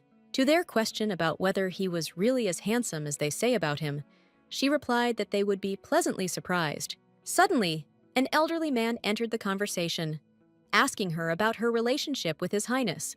The princess looked at him dissatisfied, realizing that this was a completely incorrect question. The man couldn't hold her gaze and said that he was asking simply because he was interested. Urchia smiled contentedly and said that she was very pleased to meet the count, whom she had not seen for a long time. He told her that it was a great honor that she still remembered him, to which she thought that such a face could not be easily forgotten. Every time she was about to take a breather at a formal event, he was the one to approach her and strike up a conversation. It was not strange that, as a member of the emperor's faction, he was interested in her relationship with His Highness, since his family's influence was not very high, so even the emperor did not particularly remember him. The man explained that everyone is very interested in knowing about their relationship, although they are trying to hide it because she still remains in the crown prince's castle. He added that despite the fact that the time had already come for the crown prince and Miss Lurtella to announce their engagement, no movement was observed, and that she thought that this was the main reason why the count was not noticed by His Majesty the Emperor, because he does not separate what can be said and what cannot be said. To her question about what he thought about this, the count replied that until that moment, he believed that she still liked the place of crown princess. The girl finally realized that in their eyes, everything looked exactly like this, but she had no reason to reveal the whole truth. She confidently stated that everything he said happened by the will of His Highness and not by hers. At the same moment, her older brother entered the room, so she immediately headed towards him, telling everyone that she needed to take her leave. All the people sitting at the table looked in her direction, their mouths open in surprise. Hiram was already waiting for them on the street, telling them that he had prepared the most suitable clothes for riding a horse. He warned that he was worried that she might not like the suit, to which she replied that it looked great. Meanwhile, Rias told her that as she requested, he prepared horses for them. Ursia said that all the imperial guards could return first. The men bowed to her and said nobly that they were very glad to accompany her. Until they had gone far, the princess whispered to her brother that His Majesty himself had tried to introduce these knights to her, to which he agreed with her. After some time, she had already changed into a suitable suit, after which she stroked her horse. Rias approached her, telling her that he thought her hair might get messy, so he prepared a hat for her. The girl obediently put it on, after which the two of them set off, and her older brother said that it had been a long time since they had gone out together. To his question about whether she could ride a horse well, the princess replied that it could not be called a good ride, but she did not worry about it, because she could not call herself Pesantria if she could not even cope with one horse. The guy looked at her carefully and stated that she should show him how to handle horses, and in their family, to which she asked how skillful she should be in order for him to recognize her. Immediately after these words, the girl spurred her horse, causing the animal to gallop. She sincerely praised her horse for its excellent speed and good skills in working with the rider. Her older brother suddenly ran up to her and asked her how she could drive ahead if she didn't know the road. He drove a little ahead and said that she should drive right behind him so as not to get lost. They were silent for some time, after which he asked if she liked this pastime. Urchia explained that she never thought of horse riding as fun. In response to his assurance that this could happen because she had not tried it before, the girl stated that she sometimes rode in the backyard. The elder brother said that she looks cheerful now, so when she returns to the duchy, he will immediately prepare a horse for her. The princess was unaccustomed to anyone treating her kindly, so she sheepishly said that she would be grateful. She thought that when she returned to the duchy, she could ride a horse alone. The girl sincerely hoped that she could take Ash with her, who would look after her horse with her. Noticing Rias's gaze on her, she asked him to be a little more attentive to the road.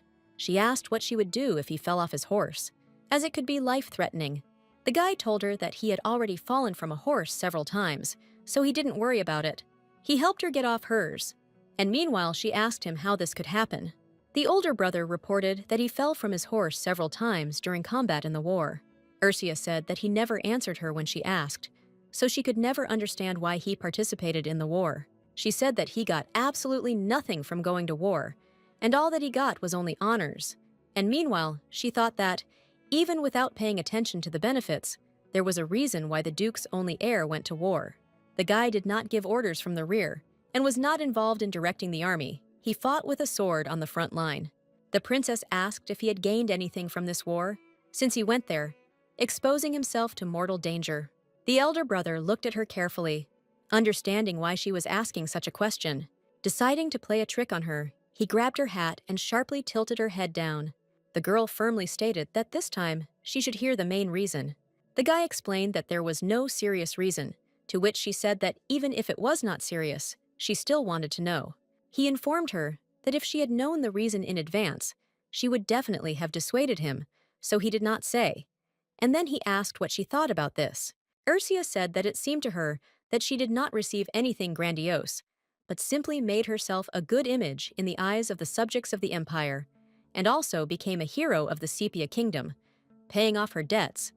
But this benefit was not worth risking her life. Rias informed her that these were not all the reasons, because there was something that he received along with the honors, to which she replied that he received a small territory in the mountains. The older brother laughed hard, after which everything fell into place in her head. She looked at him with interest and said that most likely he received more than just a mountain. The guy explained that she guessed correctly, because this mountain was strewn with precious stones. The girl could not believe that the kingdom of Sepia had given her up so easily, to which he replied that the mine with the jewelry was hidden from everyone. She informed him that it was a bit reckless, because in his place she would have been in the rear, to which he explained that he did so because he was confident in himself. Reyes, very confidently, said that he would never play with his life, because besides, there is no better place than war to have a lot of fun. The girl, meanwhile, began to take his dagger out of the pocket of her clothes, intending to return it. The guy took it in his palm, but did not take it for himself, saying that she should keep it. The princess looked at him gratefully, realizing that he was indeed right. They entered one of the shops, above which hung a sign that they made weapons. An elderly man came out to them, saying that it was a great honor for them to meet them. The shop worker sat them down on the sofa and said that after a while, they would be served tea and snacks, to which Ursia informed him that this was not necessary. The man said that their order was just being finished to be usable, so they would have to wait a little longer. Servants entered the room holding boxes with various tools in their hands, to which the man said that for now they could look at their other goods. The princess examined them carefully and thought that most likely these items were made in this shop. Taking one of the swords, she realized that it was meant for men because it was definitely too heavy for her. The girl understood that nothing could be done about it because women rarely became knights. The elder brother looked at the swords with displeasure and ordered the shop worker to immediately remove them. The man began to present to them another sword, which had recently been popular among noble ladies because it was not heavy at all, but sharp. Ursia picked up the blade and said that she could easily cut herself on such a weapon. The shop worker worriedly stated that this was not true at all, because there was a sheath for it, so she could put it there.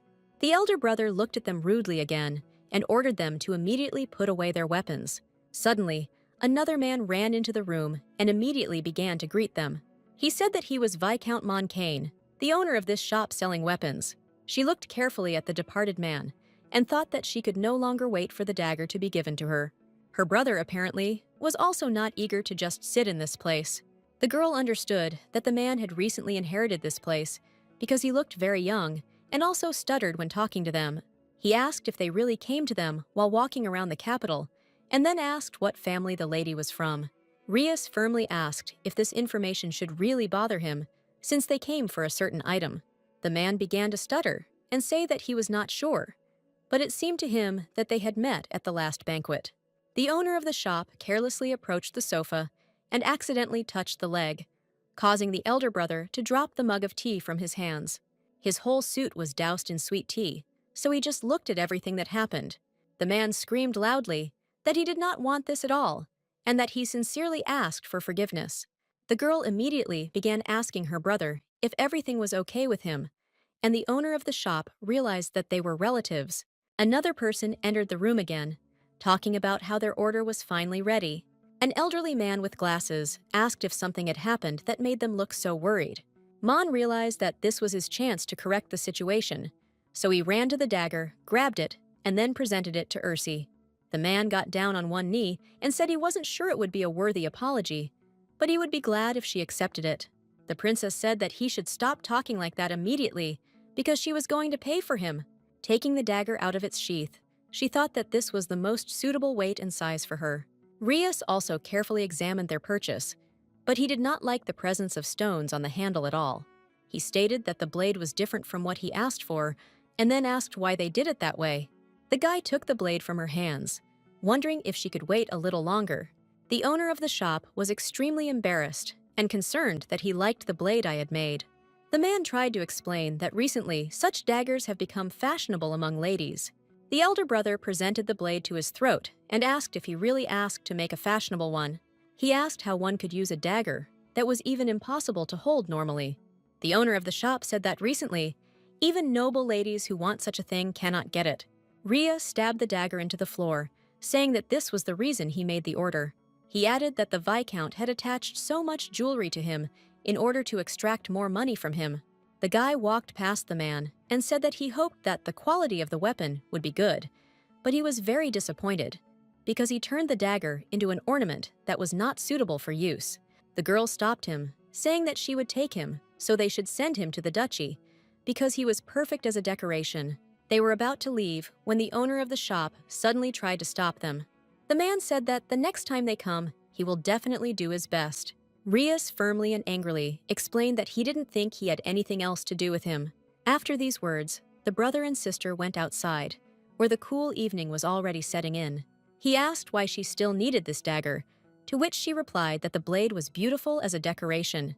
The guy reminded her that this was a worthy blade only for garbage, because it was unbalanced due to the stones. Urshia said that it's not that she doesn't regret the purchase, but since her brother called it worthy, it means it was worth the money.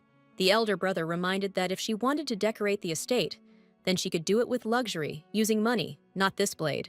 He explained that no matter how worthy a blade is, if it hangs on the wall, then its value ends only there. The princess asked what he meant by this, to which he replied that he simply wanted to give her a worthy dagger. She stated that she would later ask her father for a new one, to which he said that for now, she could use the one he gave her. No matter how worthy the blade was, if it hung on the wall, it was nothing more than just a beautiful decoration that could be replaced at any time, because this accessory only added beauty and luxury to the environment. The girl thought about his words for some time, realizing that he actually meant her. Stopping at one of the shops, the princess discovered a beautiful sapphire and decided that her mother needed to buy the stone. She turned to her brother, saying that it would be possible to steal the mansion with this stone along with the dagger. Looking around, the girl noticed that her brother had disappeared somewhere because he was no longer standing next to her. Urchia pointed to the sapphire and told the seller that she was going to buy this stone. He told her that among similar jewelry, this stone was the best, because even if she turned the entire empire over, she would not be able to find the same one. To her question about how much the miracle stone cost, the man replied that its price was 80 gold. After the purchase, she headed to the fountain, where she sat down on a bench to wait for her brother in peace. The same seller approached her again and said that if she wanted, he could put the stone in a high-quality box. He said that they could also send the purchase to her mansion if she wanted. Ursia happily stated that they should send the stone to the estate of the Duke of Pesantria. The seller happily agreed with her words, because the meaning did not immediately dawn on him. Noticing that he finally understood who she was, the princess said that he could add a message to the package, saying that Ursia Pesantria had sent him. The man was very shocked that he was able to see the beautiful crown princess with his own eyes. While he was in his fantasies, the girl got up from the bench and disappeared into the crowd of people. Walking along the street, she thought about whether her mother would like her gift, so she decided that her father also needed to buy something, because until that day, she did not know that shopping on the street was also interesting. Ursia walked up to her brother, which caused her to receive many dissatisfied glances from the girls. They immediately began asking him if they really knew this girl. The guy didn't even listen to them, but immediately went to his only sister. The princess took his arm, and then they walked together to their horses. The girl reminded him that his main problem was his appearance, to which he answered in the affirmative. She added that this had never happened to her, because she was engaged. In response to her question about whether he was dating someone, the guy asked why she was trying so hard to marry him off to his fiancée. She thought that he was the heir to the Duke, but was still lonely. But she said out loud that he knew that half of the friendship letters she received were sent by those who wanted to take a place next to him.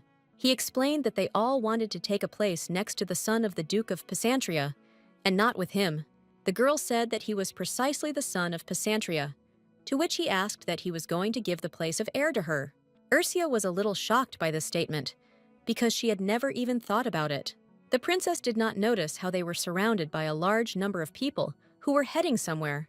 The guy seriously stated that if his sister wants it, then he will do it. The girl looked at him carefully and asked why he decided to do this. He reminded that she was no longer the crown princess, and even if she said that she did not intend to become the heir, there would be no problem. She laughed and said that even for an ordinary joke it was too much, so you shouldn't throw around such words. The older brother looked at her and informed her that if she wanted this place, she would have to take it from him. He guessed that he would have to try his best to prevent his superior younger sister from taking his place. While they were walking and talking calmly, a little girl suddenly ran up to them. The waif grabbed the girl by the cloak, intending to attract her attention. When Ursia turned around, the homeless girl handed her a small flower, telling her that she could buy at least one. Rias and Ursia were shocked by such impudence on the part of an ordinary commoner. It turned out that they entered the area of the poor, where they were all whispering that the girl had no right to approach an aristocrat like that and grab her. The princess asked how much the bouquet cost, because she just needed a gift. The homeless girl happily declared that one flower is worth 1 copper coin. Everyone around could not believe that these aristocrats were so good-natured that they ended up buying flowers from a commoner. The girl looked around and noticed that people around were either coughing or dying. She asked the girl if she had made this bouquet herself, to which she replied that she made new bouquets every morning and sold them. When the princess asked where her parents were, the homeless girl said that they had died long ago. Ursia gave her a silver coin, and the girl meanwhile said that she lives with her older brother. Having received the coveted coin, the girl joyfully ran towards her accommodation for the night. The elder brother was about to tell her something, but she already knew what he wanted to tell her. She understood that there was an infection in the city. Some time before this, it began to spread at breakneck speed. Not long ago, an infection spread across the lands of one count, which claimed the lives of many people. Ursia believed that the disease that spread in the poor village was different. So if taken early, it could definitely be cured. Because the people in the poor village couldn't eat properly or wash regularly, so many more people died last year. She recalled that around this time, the crown prince spoke about the spread of infection on the streets of the poor. The elder brother decided to bring her back from his own thoughts by telling her that she had just given that child a silver coin. The girl explained that she didn't have a copper one, so she just gave her a silver one. The guy asked if she knew that other poor people would immediately take this coin. Ursia told him that she was well aware of the morals of these people. Later that night, Urcha and Rias burned the gloves and bouquet because they were afraid of contracting a deadly infection. The princess clearly understood that there was a high probability that, like last year, there would be many victims, so it would be simply impossible to be happy that everything would end in the slums, because if the disease spread to other lands, the situation would become more complicated, so they almost did not collide with the disaster last year. Ursia was no longer the crown princess. She was now the daughter of a duke who needed to look after the lands of Pesantria. But thinking about the words of the crown prince, she simply could not turn a blind eye to it. The older brother immediately noticed that she was thinking about something, so he asked what was in her head, to which she replied that you couldn't hide anything from him. The girl said she was planning to set fire to the slums to try to fight the infection. To his question about whether she really wants to kill all the beggars, the princess explained that these people are necessary for the empire, like the working class, so she does not want meaningless victims. She added that the first step was to set fire to a limited area so that people could escape, and those who could not walk would be helped by their posted knights. Ursia said that they allegedly happened to pass by and saw the village on fire, after which they used their precious knights to save the poor people. The princess said that they would simply lend a helping hand to people who had lost all hope. She stated that the Duchy of Pesantria will not leave needy people in trouble. At the moment, the poor streets were so bad that these buildings could hardly be called houses, and if a residential area was built, then the lives of these people would become a little more prosperous. The girl said that they would set the arson, but they blamed the crown prince for everything. He had told her once in the past that it was a pain to invest too much money in poor people, so they had to be dealt with one at a time. She stated that it was with these words that he set fire to the street of the poor to get rid of them. Ursia said that, like 4 years ago, the crown prince would start an arson, but now they would accidentally be there to save these people. To his question about how she would make them believe that it was the crown prince who committed the arson, the girl explained that she would need his help in this, because he would have to bring several people, dress them up so that they looked like imperial knights' families. The guy listened carefully to her plan, after which he got a headache from the amount of information. The girl explained that all this already happened 4 years ago, so even if it doesn't work out perfectly, people will still have doubts. Rias asked into the darkness if they had heard everything, to which his people stated that they would immediately begin to carry out the plan. Ursia thought that she had the ideas and skills to put the slums in order, and since she burned all the documents that she was going to hand over to the crown prince, no one but her knows about it. She was going to make it happen before the crown prince even thought about it. The older brother said that she was free to do as she saw fit, and he would simply trust her and follow her. The two of them stood on the top of the hill, from where they could see the entire street of the poor. Half an hour later, the entire poor neighborhood was engulfed in flames, and people were crying out for help. No one noticed that aristocrats had arrived and were heading towards the center of the flames. The girl was worried that the place was made of flammable material, but the knights handled the fire much better than she expected. To her right, she saw a young woman trying to protect her small child. The princess turned to her brother, hinting that the girl would need help. The guy immediately rushed to pick her up from the ground, but to do this, he first made her turn around. He kept it in mind and asked if everything was okay with her, and if she had injured her legs in such a commotion. The fleeing people began to turn back. Seeing that someone was helping those remaining in the flames, they decided that someone had come to their aid, because there really was someone there. Suddenly, they saw an aristocrat riding by on a horse with a coat of arms behind him. Ursia took off her cloak and said that now they can calm down, because the Duchy of Pasantria will help them. 4 years ago, the Street of the Poor was struck by a disease, without good food and the opportunity to wash. In unsanitary conditions, many people died. As a result, ordinary people began to worry about this disease, and to calm them down, Demian decided to burn down the Street of the Poor, spreading the disease. The people were delighted, and ordinary people began to praise the Crown Prince for the fact that the disease had left them.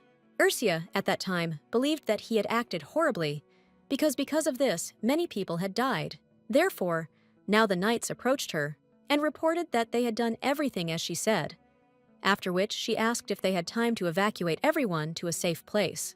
The girl said that a doctor would soon arrive to examine the remaining victims, so everyone would have the opportunity. People began to whisper about how dirty people like them would be examined by a doctor. They were more worried about where they would now sleep.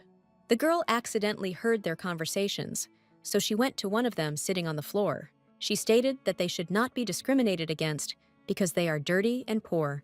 The girl added that every citizen of the empire has the right to receive medical care, so she will definitely make sure they get help. The princess enthusiastically said that Pasantria would also help them with the problem of lack of housing. They began to say from all sides that they were very grateful to her, but they would not be able to repay her mercy. Ursia knew that the moment word of what happened here spread, people would naturally compare the reactions to her and the crown prince's actions.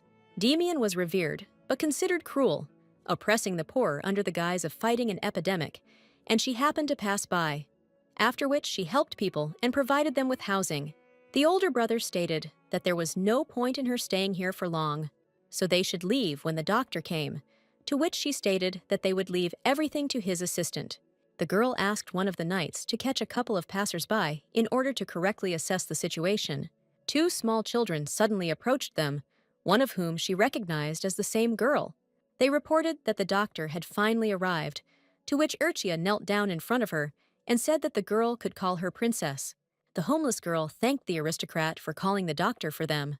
The girl added that her brother can also receive medical care, like everyone else. Rias pulled her back and whispered that this boy had Poledria's disease, so she needed to be careful. The princess knew that this was a disease in which parasites grew inside the body, causing the body to become wasted and weak despite eating regularly, and a clear sign of this disease was blackened legs. She understood that it was an extremely contagious disease, so she needed to be more careful. Looking at his sister, Ursia asked if they had any other relatives, as before she said that she lived only with her brother. The girl asked if she really leaves every day to pick flowers, to which the girl replied that she does this every day to make a bouquet. The princess realized that although they lived in the same place, the girl had no symptoms of illness, but she asked hearing where this place was, where there were so many flowers that she could pick them every day. The homeless girl was very happy that she had received increased interest, so she joyfully pointed to the mountain. She explained that people had already picked all the flowers in the flower field, so she was going to the mountain, to which her brother was indignant that she had not told him about this, and it was very dangerous on the mountain. Ursia heard that the mountain itself was steep, so even the lumberjacks avoided it, and the child, who was 8 years old, went there every day to pick a bouquet. While the children were arguing, the girl came up and asked if she could examine her body because she was so strong. One of the knights carefully removed the girl's shoe, after which he carefully examined the muscles on her legs and arms. Ursia asked her if she remembered what country her parents were from, to which the girl replied that her mother was from the empire. The homeless woman also happily added that her father grew up in the kingdom of Asiora. Ursia remembered that the kingdom of Asiora was a land where there was always a terrible cold and an endless war was waged. She knew that this kingdom was home to an infinite number of people who were used as tools. There have always been more women than men in this country, and they were also very strong and well-equipped. The princess did not even suspect that one day she would be able to see a person from this country, even though she was a half-breed. The girl asked if her brother had inherited the blood of the kingdom of Asior, to which he replied that he and his sister had different fathers, and his father was a man of the empire. Her doubts were finally cleared, because she thought that his body was small and fragile due to illness. Ursia got down on one knee in front of her again and stated that she would give her two options. She said her first option was to go to the duchy, where she would provide her with a place to sleep, food, and make sure her brother received medical care.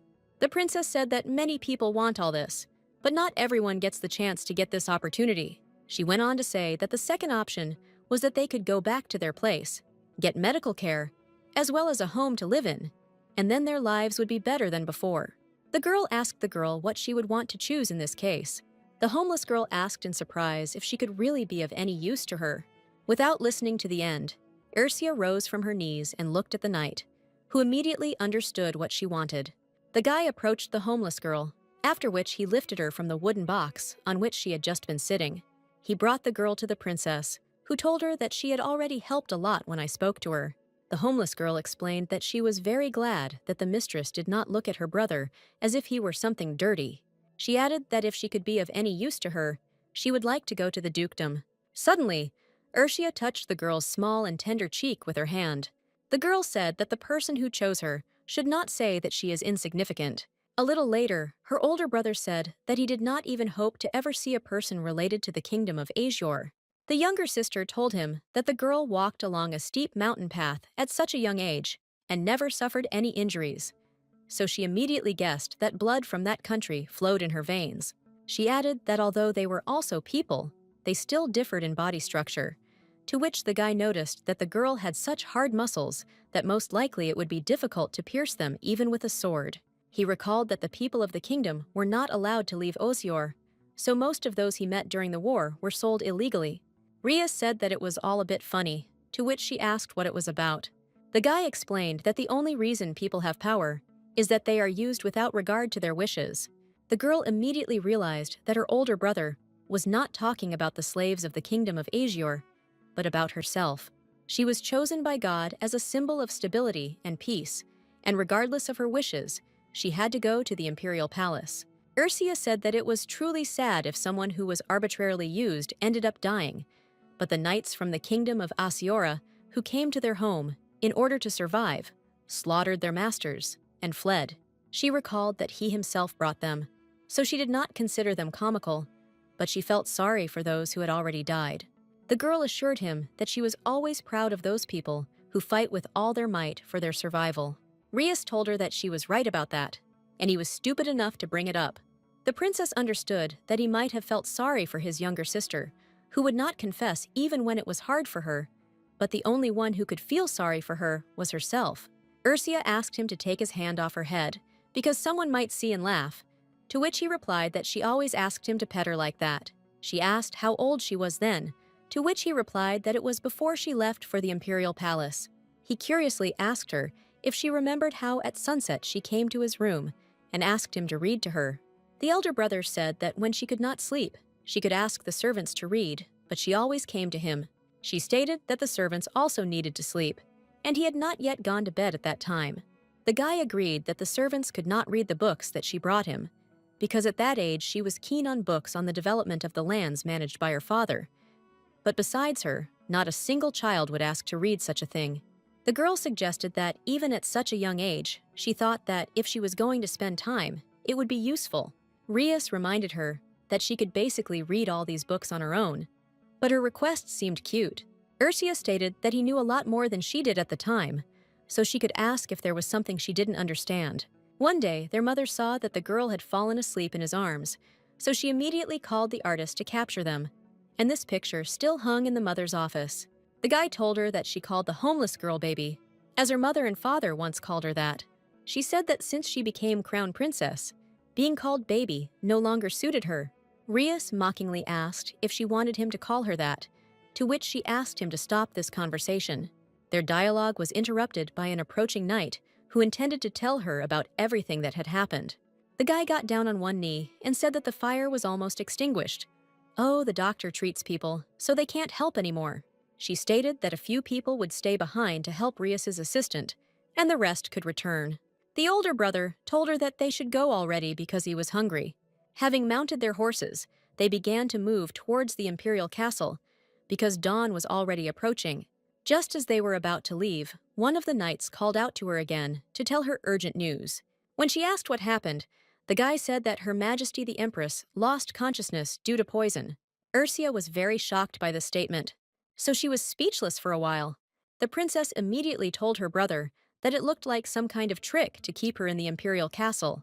The knight asked if she would really go to the palace right away, to which the girl answered negatively.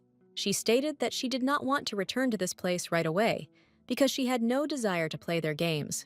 Urcha and Rias went to a restaurant to finally eat because her brother was terribly hungry. Then they went to some shops and stores to see the range of goods. When it began to dawn, the girl said that now they could return, but it would be better to go by carriage. The princess was thinking about what would await her in the castle, since such an event had happened there. Her elder brother broke the silence and said that he would not stay in the palace today. In response to her question about where he would spend the night then, the guy pointed out the window, saying that he would stay in the castle of the Duke of Pysantria, since she said that she would return soon, so he needed to prepare everything in advance. The girl stated that it was a famous castle, which was given to their grandfather by the emperor himself, and then asked whether the people of the duchy ruled there well. Rias explained that he would come and sort it out, to which she agreed with his words. She had only been to this castle a couple of times, but it really seemed big to her, and now she had to manage it. No matter what she did, there would be no one there to stop her, and that was exactly what she wanted. The elder brother said that she would become the mistress of this castle because they hoped that she would return home as soon as possible, but they cannot wait as long as they want, which means she needs to return as soon as possible. After some time, the carriage arrived at the imperial palace, so the girl said that she had to go. He abruptly stopped her, saying that he forgot to tell her that the crown prince was probably waiting for her inside, his eyes rolling out of anger. The guy explained that he still didn't understand what she was thinking and why the crown prince wanted to lock her in the palace, and also why she fell into his hands so easily. Urchia asked him not to worry because she believed that everything would be fine, to which he said that it was not a matter of worry at all, but that he wanted to know what was on her mind, because he was her brother. The princess assured him that she still had her faithful blade, Ash, by her side, to which he stated that in this empire, she could only rely on her elder brother. He added that he was asking this because he did not understand why she would stay in the imperial palace. She closed her eyes and said that at the moment, there are two people to watch out for. The girl confidently said that the first was His Majesty the Emperor. The guy said that his behavior was really strange, even considering the sick empress. Ursia told that the second person is the crown prince himself, as well as the actions that he takes. She reminded him that he had blocked the roads on the way to the duchy, which means he would use any means to keep her. The elder brother asked why she decided to play ahead, to which she replied that it was much better than falling for his trick. She knew that after these words, her brother would say that it was dangerous, after which he actually said it. He added that she still voluntarily jumped into the enemy camp, to which she replied that she needed to check whether it was an enemy camp, because there might be an ally in it who was pretending to be an enemy. Noticing the tired expression on his face, Urcha asked if he had prepared everything she asked him to do, to which he replied that he could not let her down. After the conversation, the girl got out of the carriage, but her brother stopped her briefly, calling her by name. The guy said that if there was a chance to talk properly with the crown prince, then she should speak carefully. The princess understood that he meant that no one knows what will happen if they cross the line, but in fact, she was the one who, since childhood, lived as a person from whom abilities were only borrowed. It seemed to her that her older brother was much more angry than she was, so she said that they would see her tomorrow, which meant it was time for her to go. It was terribly quiet in the corridor of the imperial palace. The entire castle had not yet woken up. When she first arrived in this place, she could not get used to this silence, but only a short time passed before she began to miss her family, which she left in the duchy, so her pillowcase was wet from tears. His Majesty often told her not to be a selfish person who wants to abandon her duty as the future empress and wants to return to the Duke's house. Therefore, she thought that her desire to see her family was selfish and that she wanted to do what she liked, a luxury, because the girl had to work hard for the future of the empire. She was only 5 years old at the time, so she didn't really understand that this was all an attempt to lock her up. Now the girl was walking down the corridor and thinking about whether she should write a letter to her mother, because she had not sent them an official letter for a long time. She thought that she wanted to write a letter, not about work, but with simple everyday content, because she was very interested in the reaction of her parents. Father would have considered such content strange, and Mother would have kept this letter, after which she thought that she would need to go to the famous flower shop to decorate the house with flowers, and then hang a picture or a sword on the wall as decoration. The crown prince was standing outside her room, and meanwhile she thought that she would have a feeling of joy that would last the whole day. But now she felt fear. The guy said that they had been waiting for her for a long time, because she had committed a terrible crime. Demian looked at her menacingly and declared that she had finally deigned to appear. A girl immediately came up to her to take her new hat so that it would not bother her. The crown prince came closer to her and said that she was too late. He wanted to touch her face again, asking her what she did that came back so late. She wondered if he was expecting her, accompanied by servants, so late at night. The girl stated that it was the first time she had seen anyone other than His Highness the Crown Prince do something like this. Ursia naively asked why they had all been waiting for her for such a long time. To his question about whether it was really that important, the princess said that if he did not want to answer, then she would go to her room. She understood that if she behaved differently than usual, he might suspect something, and if she was soft with him, he would simply devour her. The guy suddenly said that he had heard rumors that she visited a temple in the capital. The princess asked if His Highness had introduced his man to her.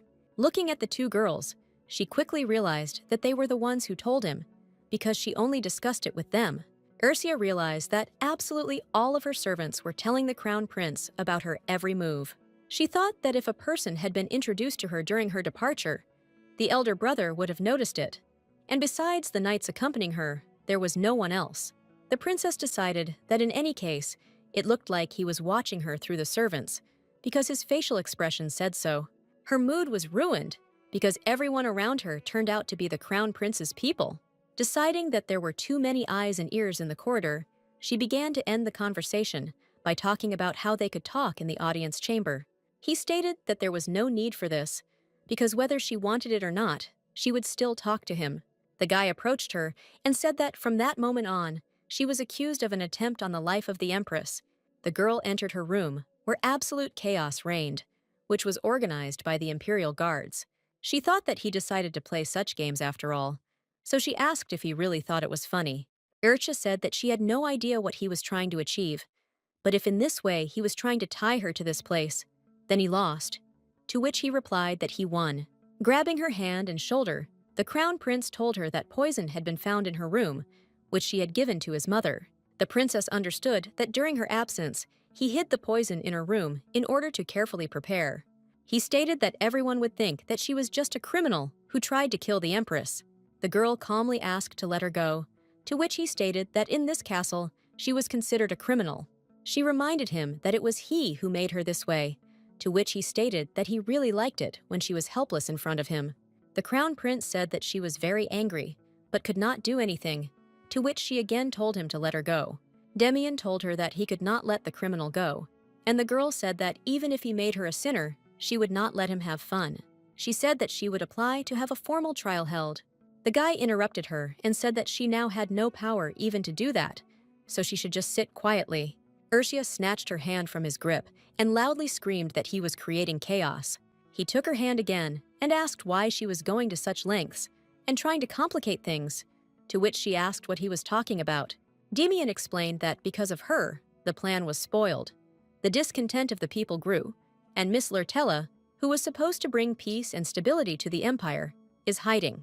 The princess answered him that she was very sorry that the person who was supposed to become empress was so weak and therefore could not defend his place. She stated that she could clearly see how worried he was, that he might lose both her and Miss Lurtella, and if it was revealed that she was not a criminal, then she would completely leave the palace, so His Highness would lose everything. The guy said that until proven otherwise, she is a criminal. Ursia said that he used a very vile method, but since he decided to keep her in the palace by plotting intrigues, she would prove to him that he would not succeed. He said that if she had just apologized and asked for forgiveness, and said that she wanted to stay by her side, then he would have tried to forgive her. This statement made the girl laugh a lot, so she reminded her that he had known her for more than 10 years, which means he should know that she would never say sorry to him after all this. She understood that he wanted to see her throw away her pride while standing in front of him. But at that moment, she did it because she wanted to see him ask her not to do it. Now, she asked what she was wrong about and what she should apologize for, to which he replied that she knew it herself. The Crown Prince turned to the door and shouted for the 4th Squad's deputy to come into the room. As soon as the man entered the room, Demian asked him if the room was ready, to which he answered in the affirmative. The guy finally let go of her hand, after which he ordered her to be escorted to her new chambers. Ursia informed him that he should talk to Lurtella. Although he seemed reluctant to waste time on such useless things, Hiren tried to calm her down, but she stated that he should let go of her hand immediately. She stated that he can do whatever he wants with all his heart, and then regret it too. The princess said that even if he didn't like it, she would make him regret it. She wanted to see bitter tears flow from his beautiful eyes, but she said out loud that if he had begged her to stay with him, she would have considered it. The guy boiled with rage, but did not say anything, but only left her room. Hiren, meanwhile, told her that a separate room had been prepared for her, to which he was going to take her. Ursia wearily agreed with him, after which they headed down the dark corridor to her place of imprisonment. She thought that something was wrong, because this corridor led to the Crown Prince's room. The man stopped near the door and said that from now on, her room would be in this place. The princess was speechless for a moment, because she could not believe that all this was true. Her room was next to the Crown Prince's, so it was obvious that he had prepared in advance. Hiren was standing near the door inside, so she asked if he would keep an eye on her all the time. The man said that a female knight would replace him that night, so she had nothing to worry about. Ursia asked him to bring her some tea so that she could take a little rest from a hard day. She wondered what else she could ask for, so she ordered her maid to be called to make her tea. The deputy of the 4th Squad of Knights reported that it would be very difficult for him to fulfill this request. She understood that among the palace maids, only Azel was not a close confidant of the prince, which means that the girl was captured first. The princess said that she would really like to have tea with food, to which he said that he would ask to have everything prepared. The girl, meanwhile, thought that His Highness decided that he could catch her using Azel, but he was wrong, because she was not at all someone who could not save one child. Hiren, meanwhile, went out the door to convey the princess's order to the maid. Ursia, meanwhile, took the poison out from under the pillow, after which she turned to it again. She said that an unmarried man was in the same room with an unmarried woman, and if other aristocrats found out about this, interesting rumors would spread. The embarrassed man stated that he was simply taking care of her, as he was ordered to do. Sitting up on the bed, she said that if she really were a criminal, she would not have been left in such a place. She said that she was accommodated in a luxurious room, which could not even be called a prison. Hiren didn't respond to this, and then said that her food had finally arrived. The princess thought that if she pressed him even more, he might break. A couple of minutes later, a maid entered the room, telling her that His Highness had conveyed that she could not exchange letters. Ursia immediately recognized who exactly he had appointed to serve her, because she knew this man very well. The woman turned out to be the younger sister of the Crown Prince's nanny, who was also his devoted dog. The girl knew that her will was the same as the will of the Crown Prince himself. Taking the cutlery in her hands, the princess realized that they wanted to say that there was no poison in the food. Ursia stated that she would like a muffin for dessert, to which the maid stated that she would definitely bring it. While dining, the princess thought only about what Damian really wanted from her. When she was crown princess, she was treated the same way, although she didn't like many things. Now she was able to see the very expression on her face that she had been looking for. The girl ordered a bath to be prepared for her so that she could relax after dinner. The princess believed that he wanted so badly to see her kicking in this cozy prison, which meant he was completely immature to become an emperor. Immediately after dinner and a bath, the maids began to change their mistress into a nightie. Unexpectedly, she found a small bottle in the pocket of her previous clothes. This maneuver did not escape the princess, so she immediately pulled the bottle out of her pocket. The girl dropped a small drop of it onto the ground, after which everyone realized that it should not be touched. And in the meantime, she said that there were many people around her who wanted to harm her. The two maids looked at her in horror, realizing that she could be talking about them too. Ursia asked if they were going to convey her words to His Highness the Crown Prince. She happily suggested that she tell them what she had just told them, after which they announced in unison that they needed to go. The women ran out of the room in horror, hoping that the princess was just joking. Left alone, the girl headed to her bed to finally lie down and forget this day. She thought that the crown prince thought that he could arbitrarily lock her here. But when the time came, she would need to leave the palace, and for this she would need the bottle. Hiram was still inside the room and spoke to her quietly, intending to say something. The man explained that another knight had finally arrived, so she would replace him when she was ready. The princess listened to him carefully and said that she also needed to tell him something. She was illuminated by moonlight, in the rays of which she seemed more beautiful to him than ever.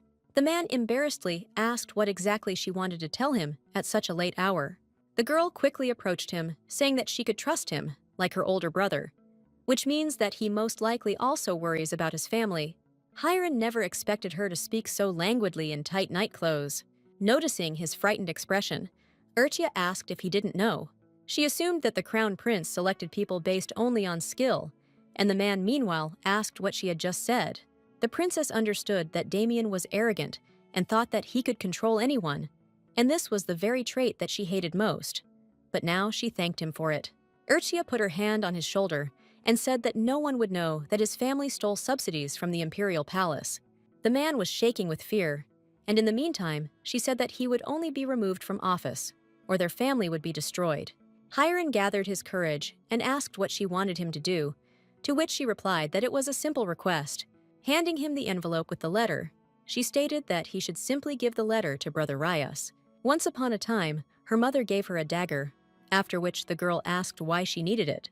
At that moment, the woman said that it would be good if a woman's heart could only contain love. She gently added that the girl should always keep this blade close to her and beware of those closest to her, and also not show her feelings to anyone. Her mother said that she should not trust anyone and should doubt the good nature of her interlocutor. To her question about why she should do this, the woman said that in this way she could protect her heart because she was a person of the Pazantria family. Waking up the next morning, Urtia stretched sweetly in her bed, enjoying a good rest. Looking towards the door, she saw a guard girl standing straight there. Seeing that her mistress was awake, Sir Shally announced that her breakfast was ready. The girl assumed that Sir Matilda had gone to send a letter, after which she sat down at the table and said that she could not eat when she looked at her like that. When she refused, the princess stated that she just wanted to talk to her, so she should sit down. Noticing the confusion on Paige's face, she wondered if she wouldn't listen to her because she was no longer the crown princess. The girl obediently sat down at the table, after which Ursia said that she had seen her skills at the investiture of the knights. She added that the girl was very good with the sword, to which she replied that she was overpraising her. Ursia said that she even told His Highness that she would like to have her as his escort. Then she asked how she managed to become a knight in the imperial palace, because Viscount Shaly's family was far from fencing, to which the girl replied that she could not answer personal questions. The princess said that she just wanted to talk to her about the youngest child of the Shaly family. The guard trembled, after which she asked how she knew about all this. Ursia said that many said that the child could not be cured even with the Viscount's money. She added that if she wanted, she could ask for treatment from the temple. The princess said that she was on fairly good terms with the supreme head of the temple. The girl fell to her knees, bowed her head in front of her, and declared that she would really like this. She continued to kneel for some time and beg her mistress to help her family. Ursia knelt down to her and said that she would certainly help, but first she had to get up from her knees. The guard was shaking, so she could barely say that she had no idea how to repay her kindness, to which the princess replied that when children are in pain, she tries to do everything possible to help them. Urtia said that she was very bored, so she would like to read one book. She said that in her office there was a book with a black cover, to which the girl said that she understood it. Smiling sweetly at her, the princess said that she would really like them to have a good relationship. As soon as the girl rose from her knees, the deputy of the 4th squad of guards entered the room without knocking. He declared that it was his turn to guard his mistress, so she could go. As soon as the girl left the room, the man smoothly approached the princess. He sternly said that he had delivered the letters to the right address, to which she thanked him. Hiram said that he delivered the letter to the temple, but he was not sure whether the supreme head received it. The girl asked if she could open the window, to which he said that he must report this to His Highness. She said that she was going to look at the streets full of poor people, because she knew that they could not be seen from the imperial palace. Urtia smoothly walked to the window to look at the view that opened from her window. On the day when she visited the street of the poor, she was suddenly stopped by the babble of children. That same girl handed her flowers, saying that she could take them with her. She added that she was very grateful to her for curing her and even giving her a place to live, because the princess was the first to see her as a useful person, and this flower was a gift. Suddenly, the girl thought that perhaps the girl was up to something, or she realized that she wanted to use her. Her thoughts that perhaps the flower was poisonous immediately dissipated as soon as she saw her sincere smile. Urtia suddenly realized that she had just thought bad things about such a nice child. Her older brother approached her and said that she must definitely take this gift. The princess carefully took the plucked flower, after which the girl ran away to her brother. The girl gave the flower to Rias, after which she walked by with her head down, to which he asked what happened to her, and she asked to throw it away. Now, looking out the window, she only thought that now she had matured and began to think only about herself. At the same time, in the temple, a clergyman brought a letter to His Holiness, delivered from the imperial palace. The man carefully handed him a black envelope, after which he added that the letter had arrived quite recently. The guy opened the envelope in front of him and then read her question about whether her answer was still relevant. The clergyman asked what happened, to which the supreme head of the church said that they must prepare the carriage. Azrael explained that he must go to the imperial palace immediately. The next morning, Rias took a cold shower as usual before the difficult day ahead. Sitting down at his desk, he began to read the letter from his sister, thinking that even though he knew about it, his mood was still ruined. The butler told him that a rumor was spreading throughout the empire that the princess had been locked up in the palace prison and was accused of assassinating the empress, and then he asked why not send a message to his surprised father. The guy said that Ursia already knew about everything when she returned to the imperial castle, which means she knows a way to get out of there. He explained that it didn't matter to them whether there would be a trial or they would decide everything quietly in the palace, but he really didn't think that the prince was going to capture Ursia. The elder brother mused that the recently revealed oracle was a lie, but said out loud that he too could not understand what was on her mind. The man said that if you look at the problem from the outside, perhaps the answer will be found. He explained that the desire to stay in the palace was caused by a dream, because no matter what excuses were used, the answer always remained the same. The butler suggested that the forbidden love between the crown prince and princess was to blame. He stated that they simply might not have realized this because they spent 18 years together, and getting rid of this connection was not so easy. The man said that the gentleman who has never fallen in love cannot know this feeling. Rias rubbed his neck and said that these two, being in the palace, could never learn love. Suddenly, there was a knock on the door, and after allowing the guest to enter, the guard ran warily into the room. He caught his breath and said that he had been told that the gentleman and madam were heading to the capital. The elder brother was very surprised, as he did not imagine that his parents would act so soon. At the same time, the same news was reported to the emperor himself, who was not particularly pleased with this state of affairs. He said that unexpectedly, those who locked themselves in their territory decided to show up. The servant asked if everything would be all right if the duke himself arrived at the imperial palace. The emperor said that this was indeed a difficult situation, but he had already put all his efforts into making her a useful princess, and now a person was approaching him who could easily take her away. He added that if the oracle had changed, she could have married Alfredo. To his question about whether everything was all right with the empress, the servant replied that he had been told that her body was initially weak, so she was in some danger. Sipping a cool drink, the emperor announced that the time had come to put an end to the empress, although her family on her father's side remained quite distant.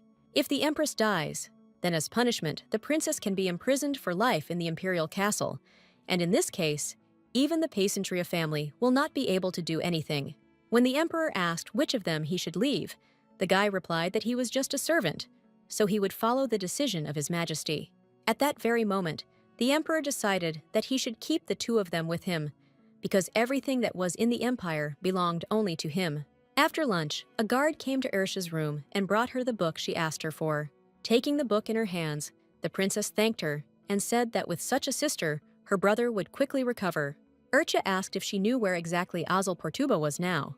The girl said that she had heard that the crown prince was personally taking care of this maid. From the outside, it really seemed that she and Azel were very close. The princess thanked her for the information, then said that she would like to read a little. The guard bowed to her and then quickly left the room so as not to disturb her mistress. The girl sat down at the dressing table and then began to carefully examine the book she had received. She quickly discovered a piece of paper sticking out of the book on which a message was written. Ash wrote that the empress was currently moving because she had been moved to the abandoned palace, and the knights were constantly patrolling the area. The empress had always been her mentor. Therefore, after her marriage was dissolved, the woman's health noticeably deteriorated. Ursia found it strange that the empress began to constantly postpone their meetings. The two dukes, who were the pillars of the entire empire, were from the families of Pysantria and Loris. The union of these two families could be the greatest threat to the emperor, so he moved his wife to another place. She knew that this was just a light warning to the empress's family, which meant it was time to make certain decisions. The princess asked Hiren to bring her lunch, after which the man immediately wheeled a cart with food. The girl tried one of the dishes, after which she said that the stew was already cold, which means he needed to bring her another one. She explained that she simply wanted to eat this dish hotter, and not as it was at the moment. The man took the plate and said that he would immediately carry out her instructions, after which he left the room. Ursia didn't waste a minute, so she took out the bottles of poison and dripped some into the food. Immediately after this, the princess began to eat so that the poison could penetrate her body before Hiren arrived. The deputy chief of the 4th Squad of Knights returned quite quickly, but it was already too late. He immediately sensed something was wrong, so he rushed into the room from the middle of the corridor. Urtia was lying on the floor, and there was a lot of blood around her, which flowed out of her mouth. Sir Sheila, at that moment, reported to the Crown Prince that so far there had been no problems with the prisoner. She said that they had prepared food for the princess since she asked for food. The girl explained that all this time, Urcha had been eating very poorly, and she also asked to bring Azel Pertuba to her and open the window. The guy said that if she wants to know about the maid, then she should ask him about it personally. He suddenly thought about how they had once eaten together when they were just children. At that time, the girl often felt lonely, so she loved to look out the window of her room. At night, the girl constantly called her mother and father so that they would finally come to her. Now, he said that the guards must keep all the windows closed so that she could not look out. The guards said that they would carry out the orders of the Crown Prince. Immediately after this, Hiren ran into the room, shouting loudly and incomprehensibly about something. Damien allowed him to enter the office, to which the man immediately shouted that something was wrong with the princess.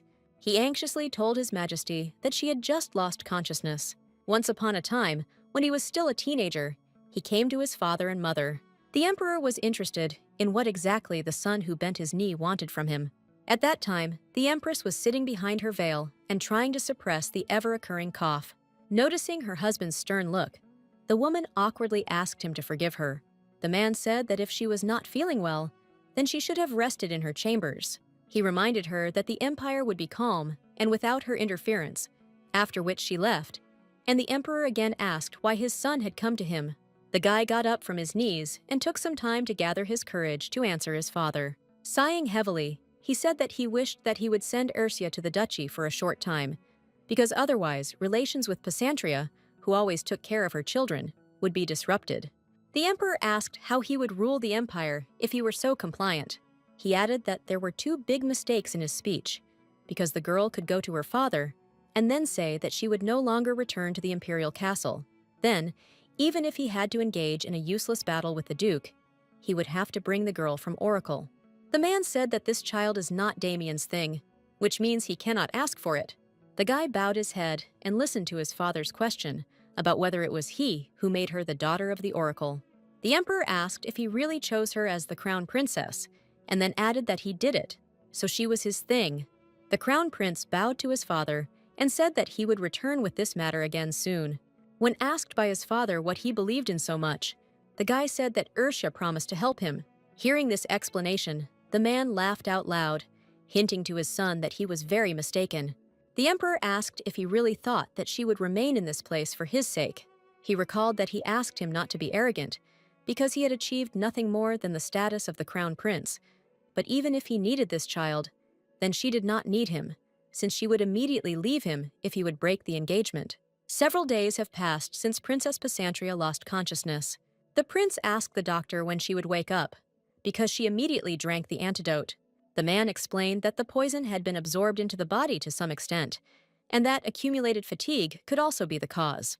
The crown prince glared at him, reminding him that he should know his place. Demian said that if she doesn't wake up today, he won't be well. The doctor said that he would try to do everything possible so that the girl wakes up as soon as possible. The ancestral principal let him in and then began to give her medicine using a small spoon.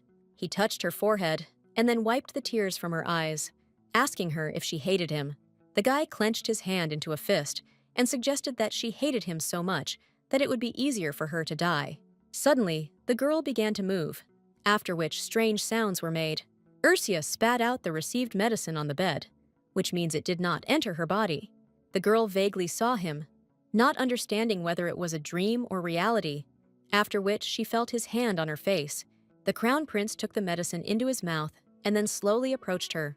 He pressed her to the bed and kissed her tenderly so that she couldn't spit him out this time. Later that night, the princess woke up, but had a vague memory of what happened to cause it. Rising up on the bed, she began to gradually remember what happened to her. She suddenly remembered the crown prince's kiss, but the girl still decided that it was a dream. She wondered why she was in the crown prince's own room. Hearing a knock on the window, Ursia went up to it and saw a dove, which again brought her a letter. Ryas wrote that she was reckless this time because he could not believe that she decided to use her resistance to poisons. So he decided to send her a medicine that would help remove all the remaining poison from the body as quickly as possible.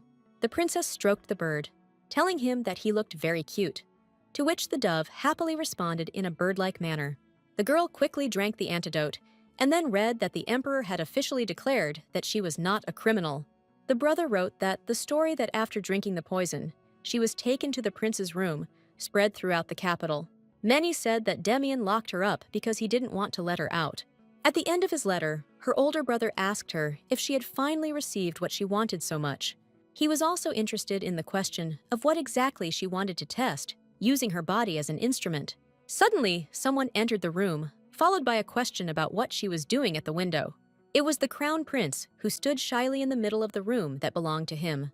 The princess informed him that the next day she would leave the imperial palace.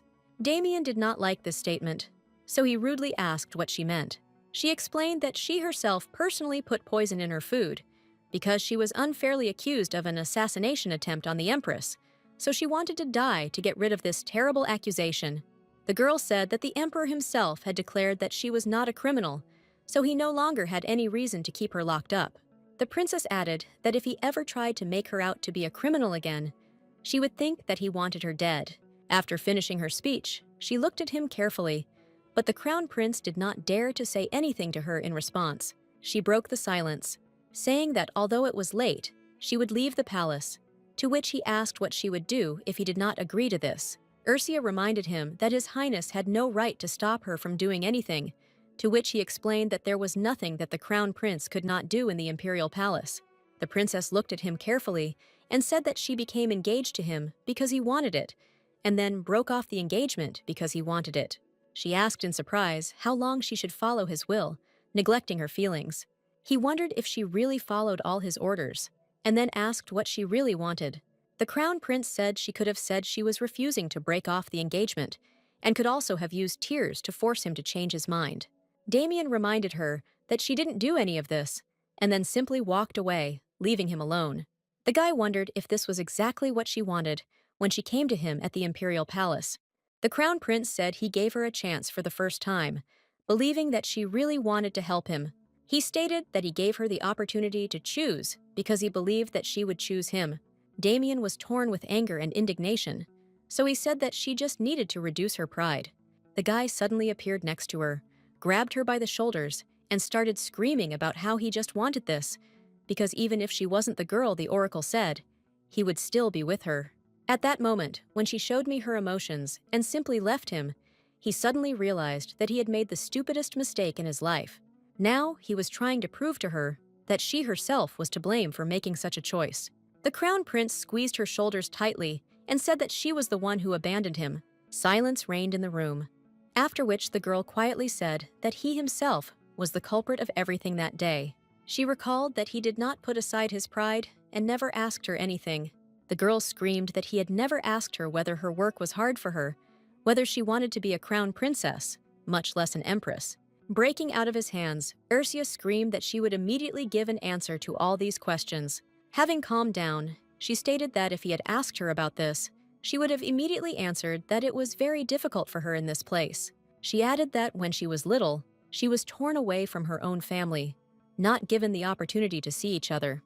The princess shouted that she would not leave this place and would also tell him that she loved him. The guy didn't expect that she really loved him, so now hope burned in his heart. The crown prince began muttering about how everything happened exactly like that, but he didn't notice.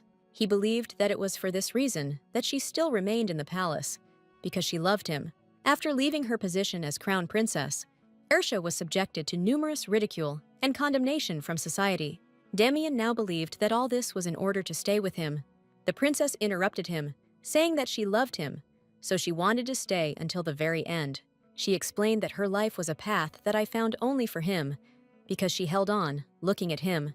The girl said that for this reason, she did not want to let go of their love, but now she was tired of everything. Ursula said that she no longer loved him, and then began to walk towards the exit of the room. She told him that she too could not be honest, so she blamed him. But thanks to his actions, she was able to sort out her feelings. Leaving the room, the girl sincerely thanked him for allowing her to understand herself. The princess walked slowly along the corridor, heading towards her room. She stopped to look at the beautiful moon, and then suddenly realized that it was finally over. Suddenly, she heard quick footsteps, after which the voice of the prince echoed in the corridor, calling her.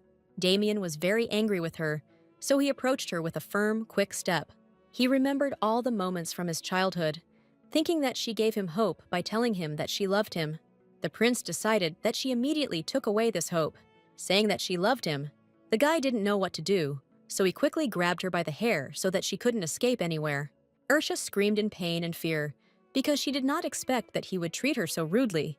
At that very moment, she snatched the sword from his sheath and then chopped off a lock of hair that he was holding in his hand. The princess firmly and confidently declared that now this was truly the end of their relationship.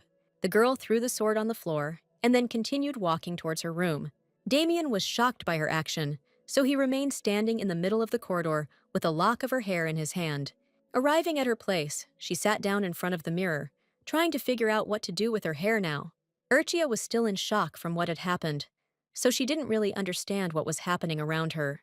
Taking the scissors in her hands, she wanted to cut off the rest of her hair, but her hand trembled.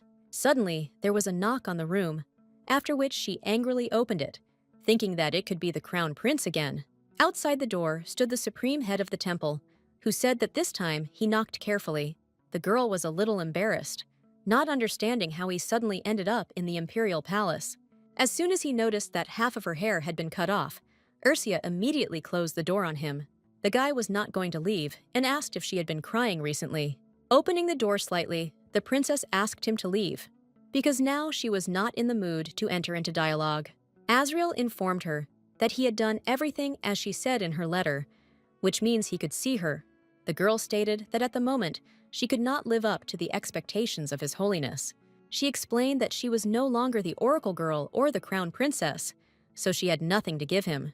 Ursula asked for forgiveness for coming all this way for her, to which he took her hand and said that he was taught not to pass by a grieving person, so he could not leave.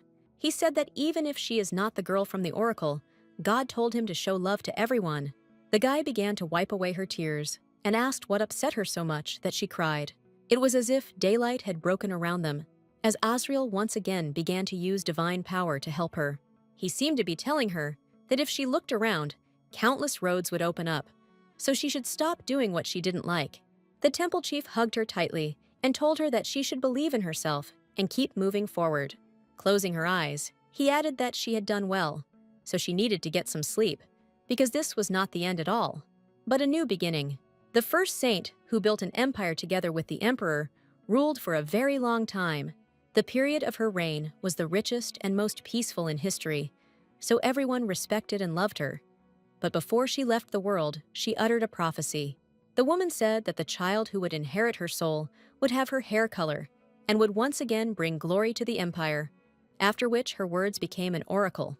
People wanted the empire to be reborn again, so for the sake of their hopes, she went to the imperial castle.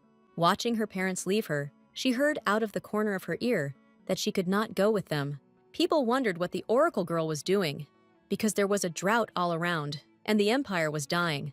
Through tears, the girl decided that she would no longer be capricious, but would work only for the sake of the empire.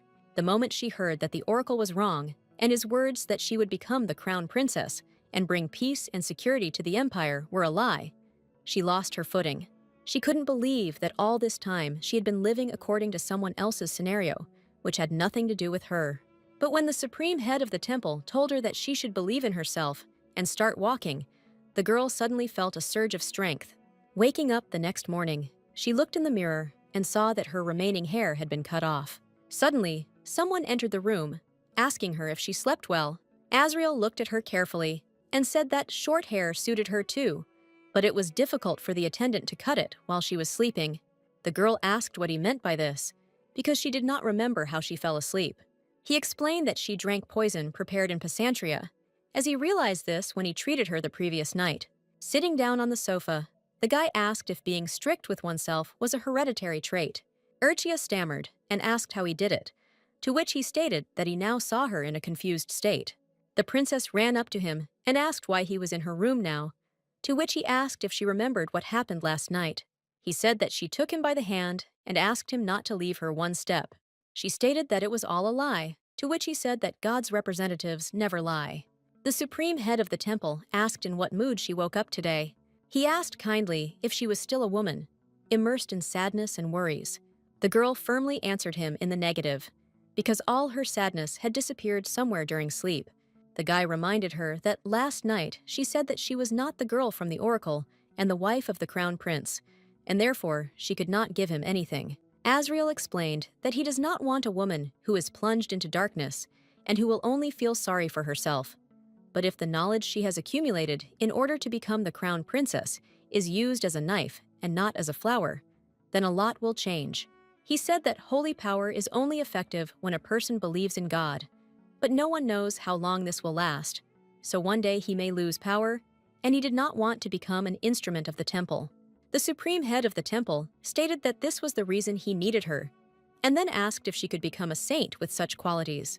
The princess extended her hand to him and said that last night was the last time she showed her weak side. Suddenly, he took her dagger out of his cloak and told her that he had kept it, but it suited her much more than it suited him.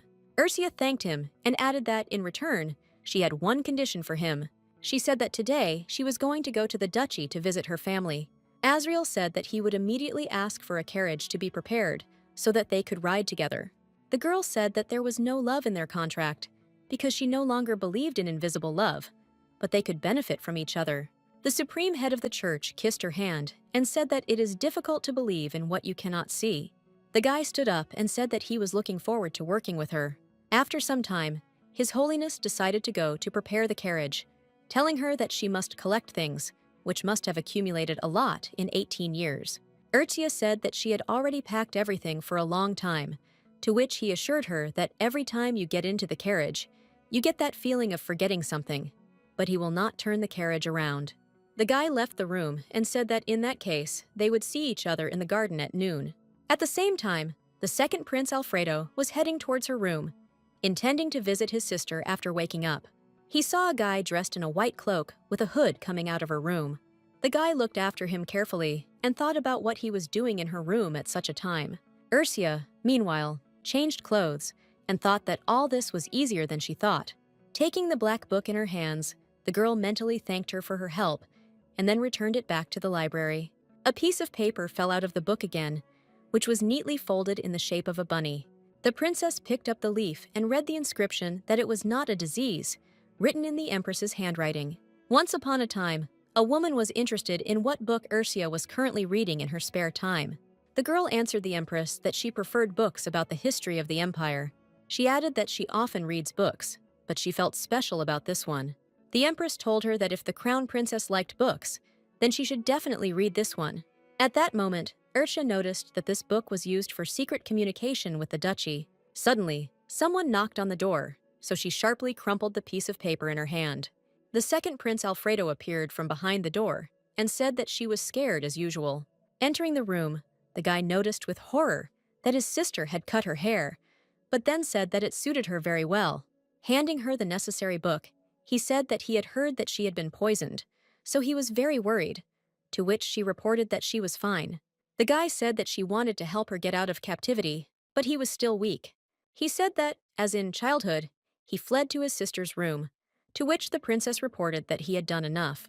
Alfredo, embarrassed and sad, asked her if she was really leaving the palace. Ursia looked at him affectionately and said that he knew very well that only members of the imperial family could live in the imperial palace. He sadly told her that his safest place in the palace would now disappear, to which she reminded him that he was no longer a bullied child and did not need a place to hide. Pressing her hand harder to his face, he said that she understood perfectly well that it wasn't even that. The girl said that the moment she leaves the imperial palace, everything will change, so he only has a chance to gain fame now. Their conversation was interrupted by the clergyman's servant, who said that the carriage was ready. The princess told the second prince that she had to go, but the guy tried to stop her. Urtia tenderly promised that she would write him letters from the county quite often. After some time, she walked with the supreme head of the temple along the path leading from the imperial palace. The guy told her that it was a good day to hit the road, which meant God was pleased with them. She wondered if it rained, it would mean that God was shedding tears of indignation over their contract. Azriel playfully said that these would be tears of happiness, because he tries to interpret everything in a positive way. Hereditary Hiram Matilda suddenly appeared in front of them, blocking their path.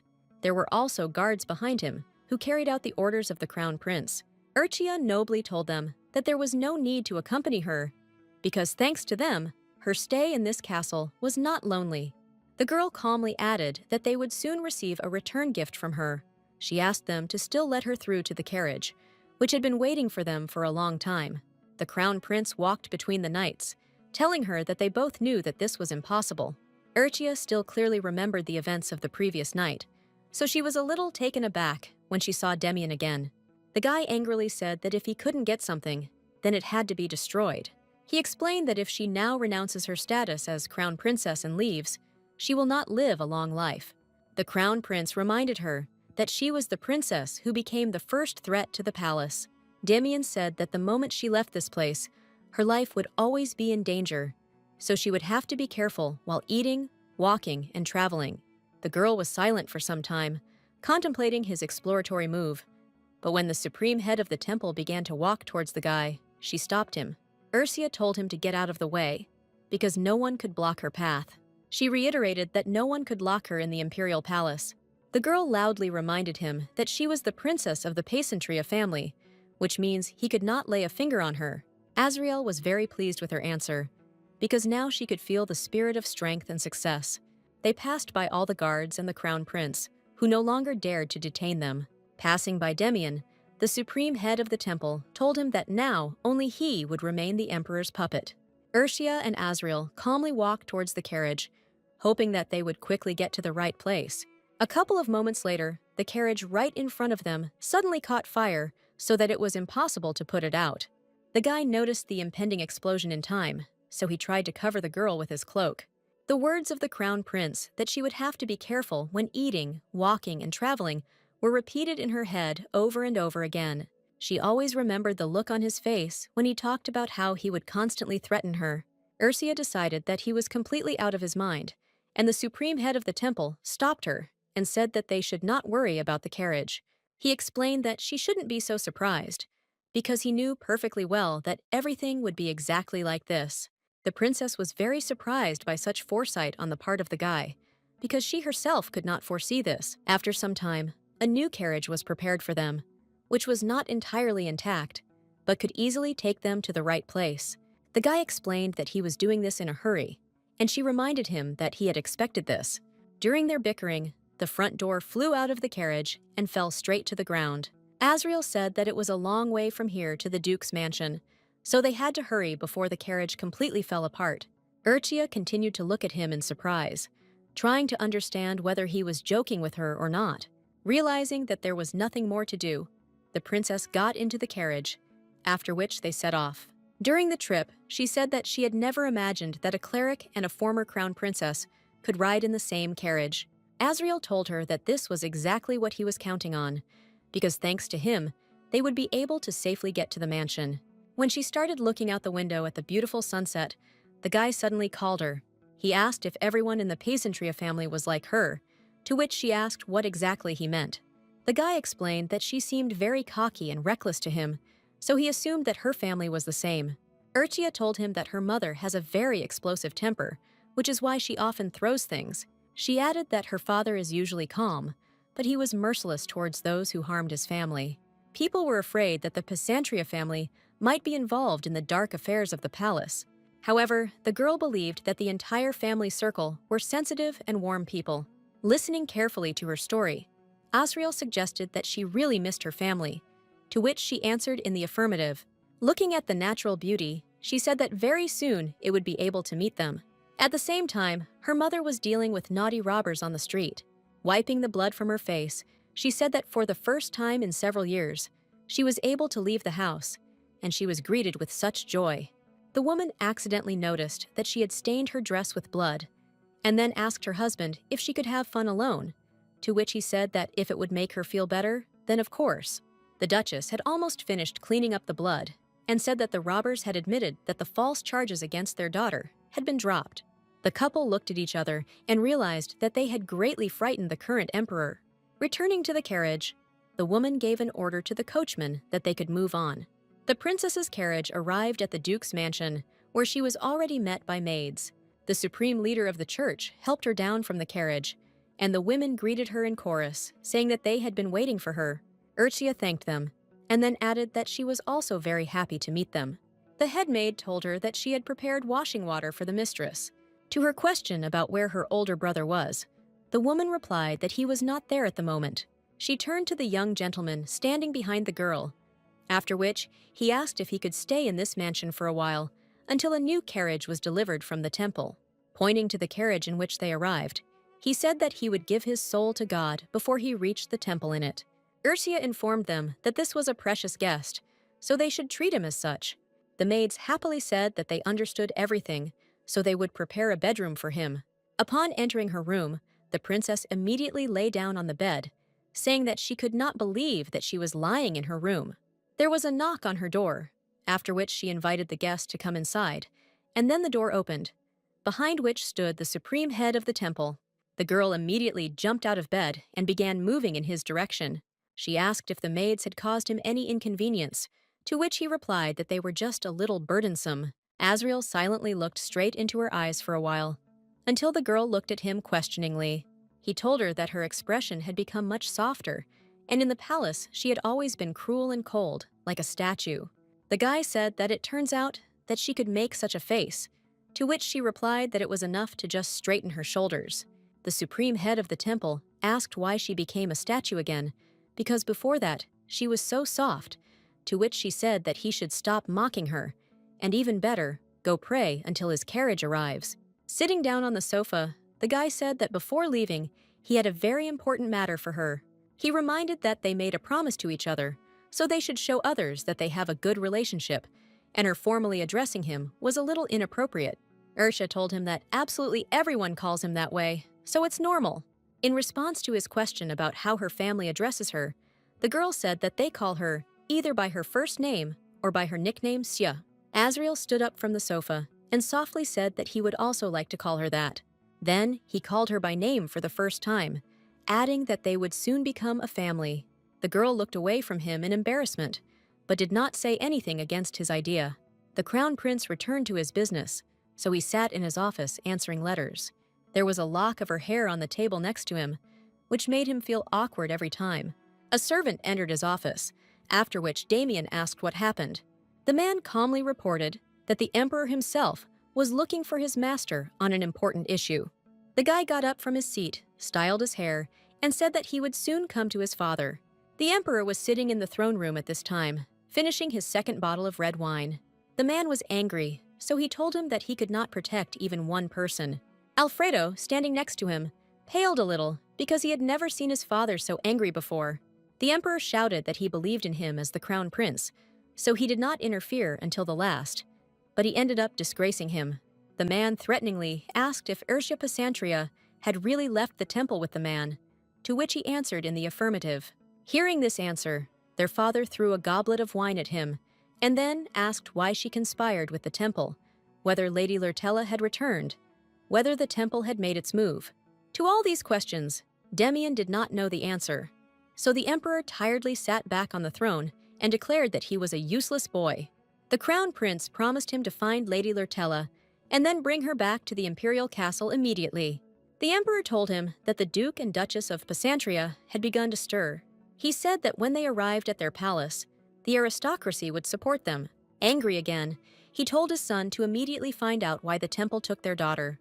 The guy calmly replied that he understood the order, so he would do everything possible to carry it out. The man asked what they would do if he failed again, like the previous time.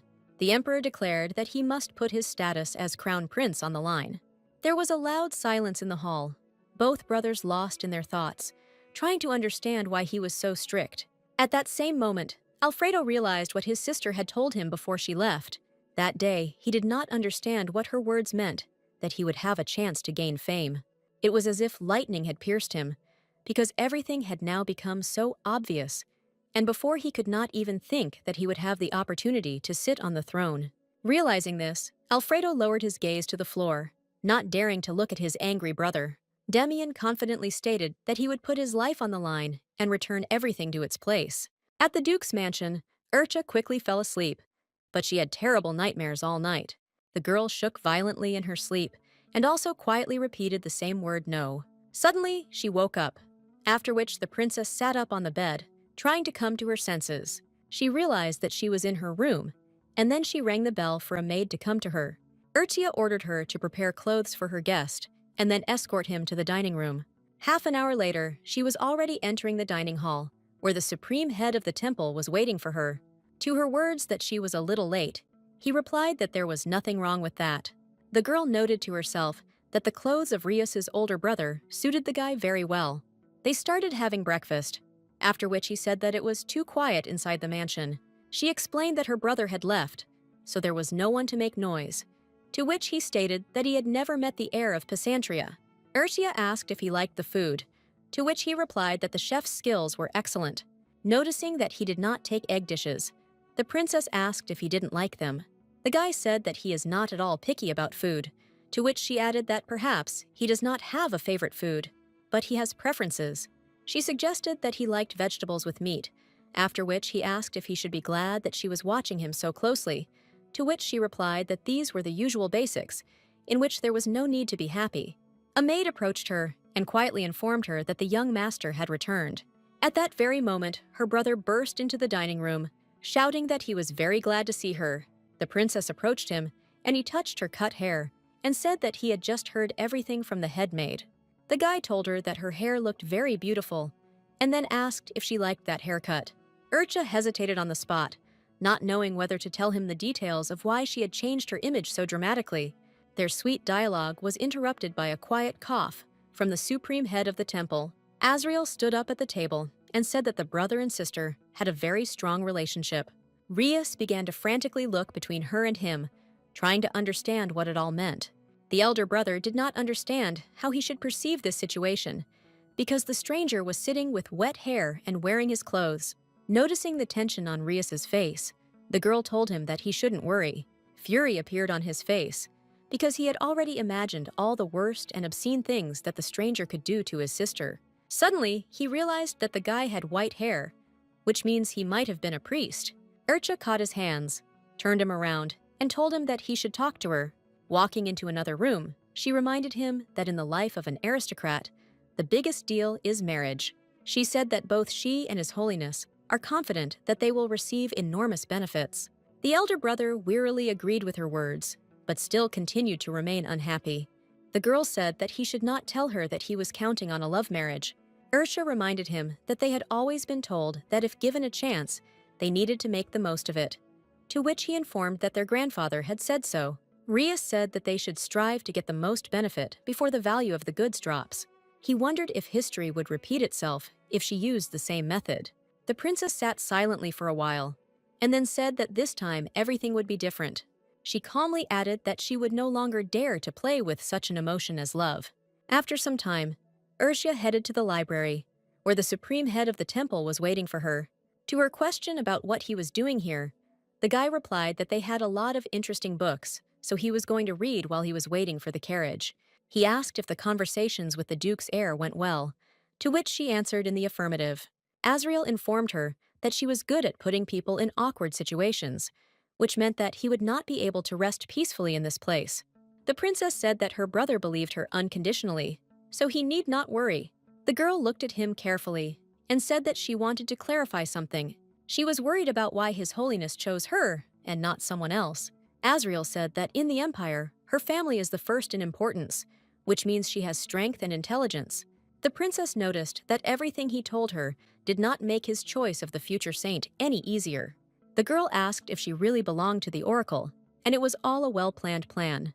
The guy asked if this really made any difference, or if she wanted to break off the engagement in order to return to the palace and become the emperor's puppet. Ursia looked at him sternly and said that he must answer her immediately. The supreme head of the temple sternly declared that she was not the girl mentioned in the oracle. Sighing with relief, she thanked him and said that God's representatives cannot lie, so she believes his words. The princess asked what she must do to one day become a saint. Asriel, who had crossed his fingers at the exact moment he told her about the oracle, stated that she could do nothing. He explained that the saint's existence itself had a lot of symbolic meaning, so she could just stay by his side. Touching her face, the guy said that in this case he would give her the best, because lately it had been difficult for her, which means she should rest. The supreme head of the temple gently ran through her hair and enjoyed the beauty of his future wife. After talking with him, the girl went to her room, after which she lay down on the bed. She suggested that she really should take a break from everything she had experienced in the imperial castle. The princess quickly fell asleep again, but after some time, she woke up from a terrible nightmare. Looking to the side, she saw a book lying on the nightstand, so she decided to read it. Sitting comfortably, Ursia began to read about how people grew barley or wheat to survive the harsh winter in the north of the empire. The girl closed the book, after which she saw that she had begun to read the history of the empire. Realizing that this was not a vacation at all, but hard labor, the princess put the book aside and then headed to the library. The shelves were lined with books on how to understand political systems, how an empire was born, and even what to expect after the war. She understood that there was not a single simple book in the Duke's mansion that she could enjoy. Approaching her locker, the girl again took out a note from the Empress. The princess carefully examined the handwriting and realized that it really belonged to her, which meant that she drank poison. The Empress was not initially feeling well, so poison would only make the situation worse. The girl suddenly assumed that only His Majesty the Emperor could have planned all this. Putting the note aside, she realized with relief that now it had nothing to do with her. Sitting in her office, she enjoyed the light breeze from the open window. After some time, Ursia rang the bell, after which a maid entered her room. The princess said that she was going to go to the city, so she needed to prepare a carriage. Towards evening, she finally made it to the bookstore, where she bought books for light reading. The maid asked when they would go back to the Duke's mansion. The girl placed the book on her stack of books and told her to wait just a minute. Urchia stood in the main square and looked at how beautifully the clock she had built was. People around were dancing, singing, and drawing. Children were happy to run around the adults. Suddenly, she heard two people talking about how one of them forgot to bring something. The owner of the shop told him that he would no longer be able to excuse himself by saying that he didn't know how long. Next to them, the man behind the counter was shouting that he was selling models of the famous clock tower. The girl approached him and asked how much he had sold, to which he replied that she looked like a tourist.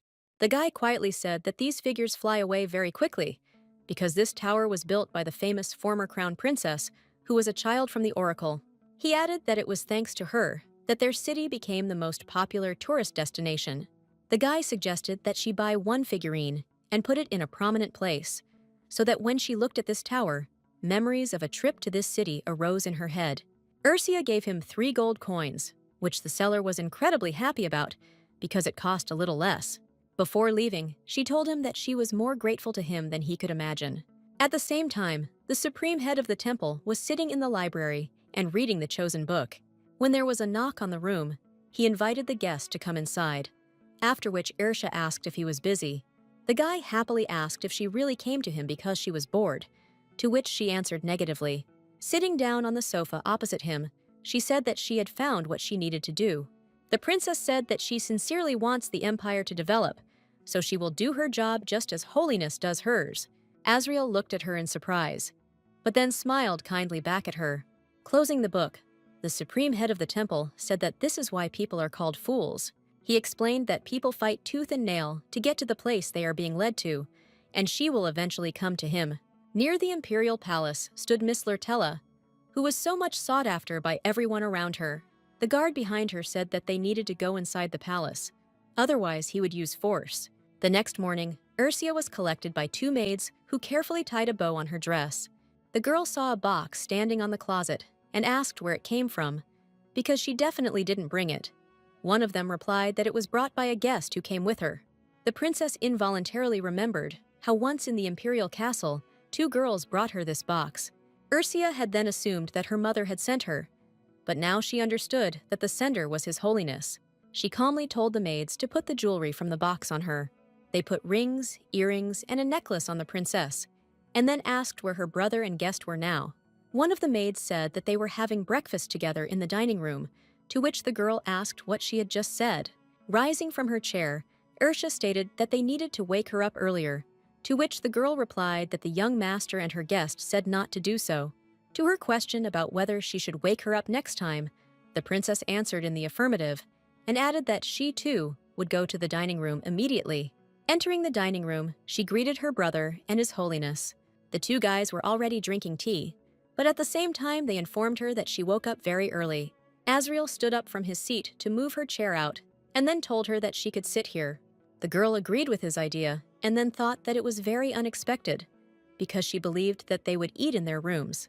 Rias stated that as he thought, theology was an interesting discipline, to which Asriel replied that he should not be too interested. The guy said that if the duke's son becomes a priest who cannot marry, the temple will be overwhelmed with complaints from the ladies. Ursia had not heard their conversation before arriving, so she asked what they were talking about. The elder brother said that they talked about theology, which turned out to be very interesting, so if he was not there in the near future, then she could assume that he had gone to the temple. The princess told him not to say such things even in jest, and then asked if he really had anything to do at such an early hour. Rias headed towards the exit, but not before smiling sincerely at her and saying that he had already talked about going to the temple. At the last moment, he informed her that it was all an ordinary joke. Left alone with the girl, Asriel asked if she liked his gift. Showing the earrings, Ursia said that she liked the gift, so she was grateful to him. Noticing the ring on her hand, he revealed that it was a sacred relic that had been used by a previous saint. The girl immediately asked why he gave the relic to her, to which he replied that he simply returned the item to its original owner. The princess asked what he meant by saying that she was the original owner. His Holiness had given her this ring before she had decided to become his partner, which meant he was about to drag her into something else that she was unaware of. The guy caught a suspicious note in her face, so he took her hand and said that the ring looked like his thing. Ursia did not know how to respond to such a statement, because she was still trying to understand what he was hiding from her. Returning her hand, she reminded him that their relationship existed for everyone's benefit, so she would no longer be interested in whether he was hiding something or not. The supreme head of the temple asked if, for the sake of profit, it would not matter to her whether he lies to her or not. The princess calmly confirmed his words, showing with all her appearance that he could no longer deceive her. The guy decided that she looked like she was telling him that no matter what hidden intentions he came with, he couldn't take anything away from her. Asriel mentally laughed at the fact that she was showing him this with all her appearance, not even suspecting what truth he was hiding from her. He noticed that the girl did not leave any chance for regrets, so he said that it was time for him to leave. After lunch, the girl met with her older brother, who told her that their father and mother would arrive soon. In response to her question about when they managed to leave, the guy said that they left immediately after she was imprisoned in the imperial castle. Ursia suggested that they need to arrange for a room to be prepared for their parents, to which Rias assured her that they had other things to do on the way, so their arrival would be a little delayed. A few minutes later, a maid came in and told them that she had a report ready. As soon as the elder brother walked out the door, the woman told the princess that Miss Lurtella had returned to the imperial palace. To her question about whether there were any movements from the palace, the maid said that no strange movements were noticed. The girl ordered her to inquire about the Empress's current situation and Azel Portuba's affairs, after which Ersha thought that this was not like the behavior of the crown prince, and then she added that they should not allow strangers into the duke's mansion.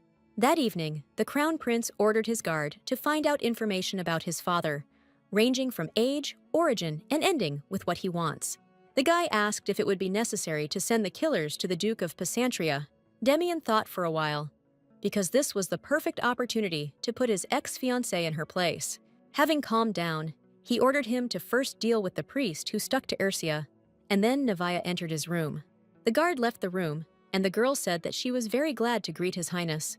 The crown prince immediately asked sternly whether she understood the damage he had suffered due to her unreasonable behavior.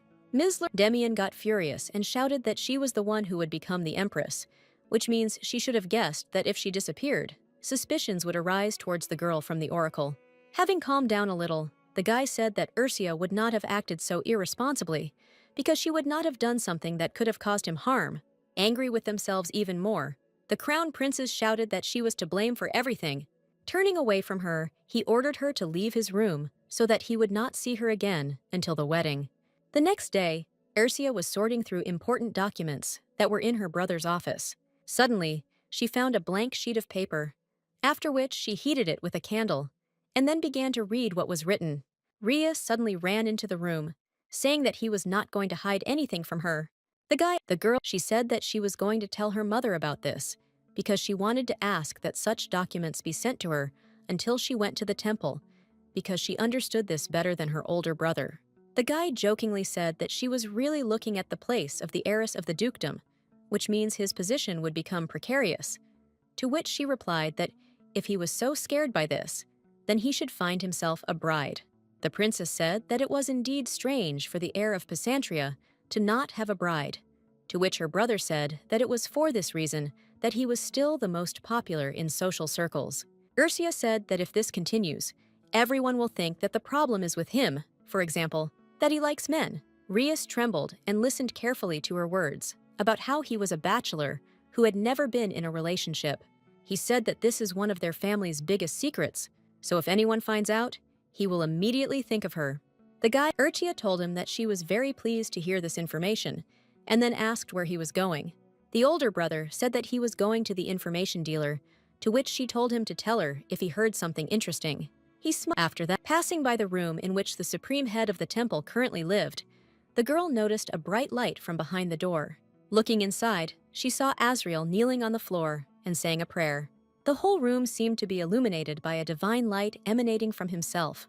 The supreme head of the temple paused from prayer and said that he was very glad to see her at such a time. The princess went inside and said that his door was slightly open, so she peeked.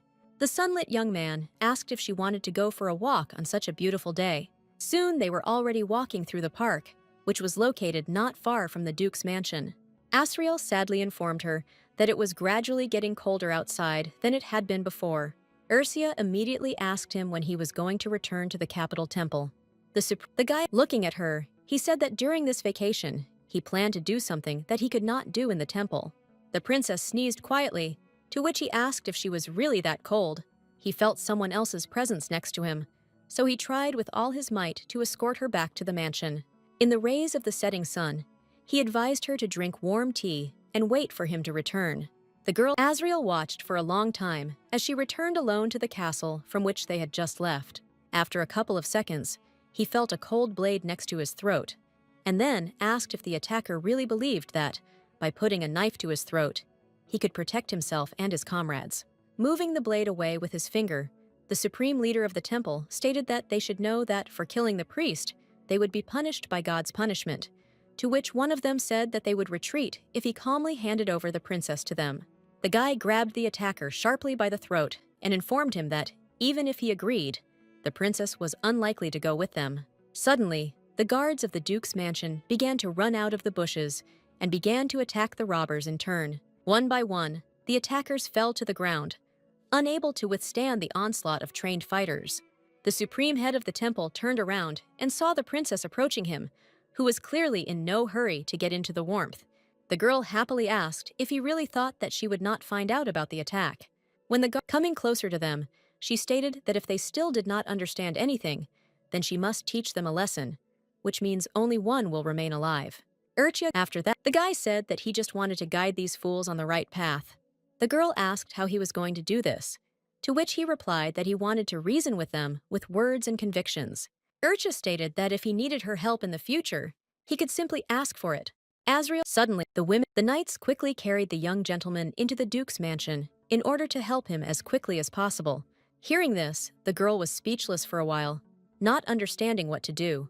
Having the maid arriving at her older brother's room, she asked the guard who had wounded him, to which he replied that they were attacked near the informant's shop. Urtia suggested that the attackers were most likely waiting there because they knew the location of the duchy's informant. When she asked how many other knights were injured, he replied that only 6 were injured, to which she said that they should also get treatment from a doctor. While Urtia and Azriel watched as the assistant carefully carried out his manipulations. The guy told them that they should wait a little because the doctor should come soon. The girl, as soon taking off his glove, he began to examine it, telling the girl that the wounds were very serious, to which she said that the attackers were able to wound her brother, who could be compared to the knights of the imperial family. Azriel suggested that if you are outnumbered, it will be difficult to win, to which she said that in that case, the wounds on his body would be different, because only his back was damaged. The supreme head of the temple seemed to read her thoughts, so he said that it was not difficult for him, because the victim was a member of the family of the person who would become his partner. When the doctor arrived, she told him that her brother had recovered, so they just needed to change the sheets and clean the room. After that, they headed back to their rooms. But on the way, she once again thanked the priest for helping her brother. Ursia asked in surprise what exactly was happening to her face at that moment. The guy asked if she was really that worried about the fate of the duke's heir. The princess calmly said that, in fact, she had one more request for him. The girl asked the doctor what the condition of the knights was, to which he replied that the 3 knights were fine. The man bowed to her courteously, as required by etiquette in the aristocratic world. He said that the rest would most likely no longer be able to use some parts of their bodies because they were already poisoned, so all that remained was to amputate their arms. Ursia informed him that they had come to their aid, so he need not worry. The princess said that the person next to her will take care of everything, so he can rest a little. When asked by the supreme head of the temple whether the next knight was there, the man answered in the affirmative. At that moment, a maid came to her and told her that the young master had woken up. Azriel told her that she could leave him here and she should go to her brother. Arriving at his room, the princess asked him how he was feeling, because His Holiness personally cured him, to which he replied that his back still hurt, but he was pleasantly surprised. Urtia asked if he remembered how their mother worried when he said he was going to war. The guy explained that his parents were worried that if he died there, they would need to give birth to a new heir. The girl lowered her head and informed him that he could indeed lose his title. Rias assured her that he would not die, and then asked where the saint had gone, to which she replied that he was busy healing the knights. The princess asked him if he noticed anything strange about the mercenaries' attack or not. The guy said that everyone was in black raincoats, and also everyone committed suicide, not allowing them to get information. But it all turned out as if the informant sold information about them. Urtia angrily stated that she would never forgive those who harmed both him and the knights of their family, so she should show the offenders who they dared to touch. He suggested that the imperial family did not like the fact that the former crown princess became involved with the temple, with which they do not have the warmest relations. The girl said that she did not think that they would be so actively opposed to their family. Rias said that, on top of everything else, the crown prince was now in a very difficult situation. Urtia firmly stated that she would never forgive him for such actions in her life. Her older brother supported her, saying that she did not have to forgive anyone if they attacked her family. The princess said that she thought that her elder brother would consider such a statement to be reckless. Instead of scolding or admonishing her, he gently patted her head again. Rias told her that he completely trusts her choice no matter the situation. He added that now it is the crown prince who is worth worrying about, not him, so there is no need to rush. Later in the evening, she went to the park to take a little break from the hustle and bustle going on in the mansion. She thought that if His Holiness had not come with her, many knights would have died. She knew that Rias's recovery would take much longer than it did now. her thoughts were suddenly interrupted by a man who lightly touched her shoulder. The princess was seriously scared, so she immediately pulled his hand away from her and turned around. Behind her stood the supreme head of the temple, who raised his hands up, hinting that he was unarmed. The guy mockingly asked if she would have cut his throat if she had a dagger in her hands. Ursia answered in the affirmative and asked why he sneaked up on her like that, to which he replied that she did not hear his voice. Asriel asked if you really had so many thoughts in her little head. The princess admitted that she was thinking about how helpless she was. He gently explained that all people are helpless, so it is very presumptuous to think that if she had acted differently, then anything would have changed. Urchia looked at him curiously, and then realized that she knew practically nothing about him. The girl stated that she did not know his age, tastes, his past life, as well as his character, to which he replied that she was the only one who saw him so close for the first time in a long time.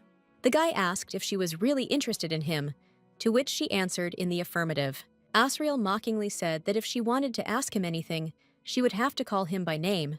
The girl immediately asked who his parents were, to which the guy replied that they died, and he was raised by the previous saint.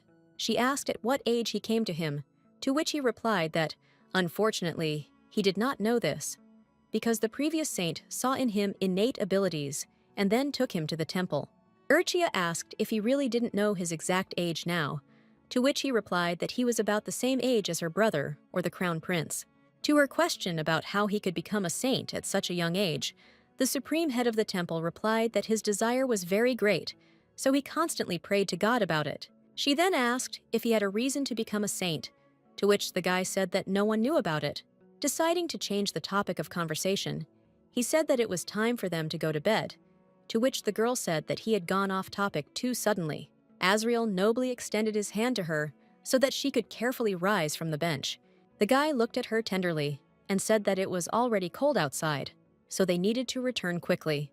Walking her to her room, he asked her to have a good rest after a hard day. Urtia bowed to him and thanked him for helping her through this difficult day. He watched her wander around the room for a while and then asked if she wasn't going to bed. The princess honestly admitted that she could not sleep because she had experienced too much that day. The supreme head of the church walked inside, simultaneously taking off his cloak. He handed the cape to her, telling her that she could use it when she couldn't sleep.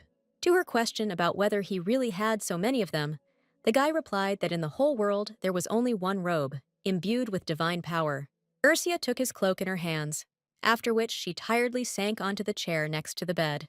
Asriel walked up to her, touched her face, and asked if she wanted him to put her down. The girl tried for some time to understand what was happening around her. Realizing that he was too close, she kicked him out of the room, telling him that it was time for him to go. Ursia felt a long-forgotten feeling of tenderness, which she had last experienced only in childhood. At the same time, the knights reported to the crown prince that the saint had not been in the temple for a very long time, and that the last time he was seen was when he was riding a carriage to the imperial palace. Damien assumed that it was one of those people who introduced themselves before him. He dismissed the servant, saying that they should continue monitoring the temple, after which a mercenary came to him and said that all the mercenaries sent to the duke's heir had committed suicide. The mercenary added that the princess asked for forgiveness for not being able to properly respond to his invitation. Enraged, Damien threw his inkwell off the table, causing it to hit the floor and spill onto the carpet.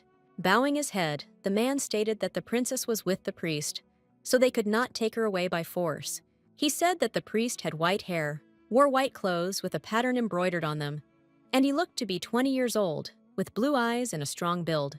The crown prince suddenly realized that the person next to her was the supreme head of the temple. The next day came. Ursia slowly walked to her brother's room to check on him. To her surprise, Rias was already completely healthy, so he was getting ready to go somewhere. In response to her words that he still needed to rest, the guy explained that if he just lay down, his body would become completely stiff.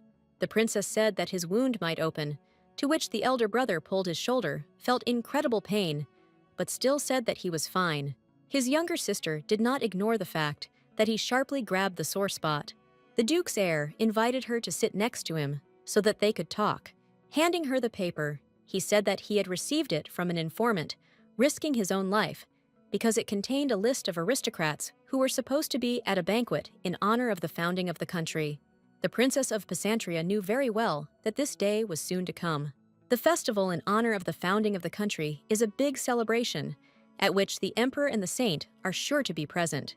It is also the largest event held outside the social season. Rias, running her eyes down the list, she pointed to one name and asked if he knew her, to which he replied that she was the only daughter of Earl Eden. Sylvia Eden is an incredibly beautiful girl with dignity and nobility. In the past, she was called the flower of high society. After the termination of the engagement, the girl shed many tears and then completely disappeared from society.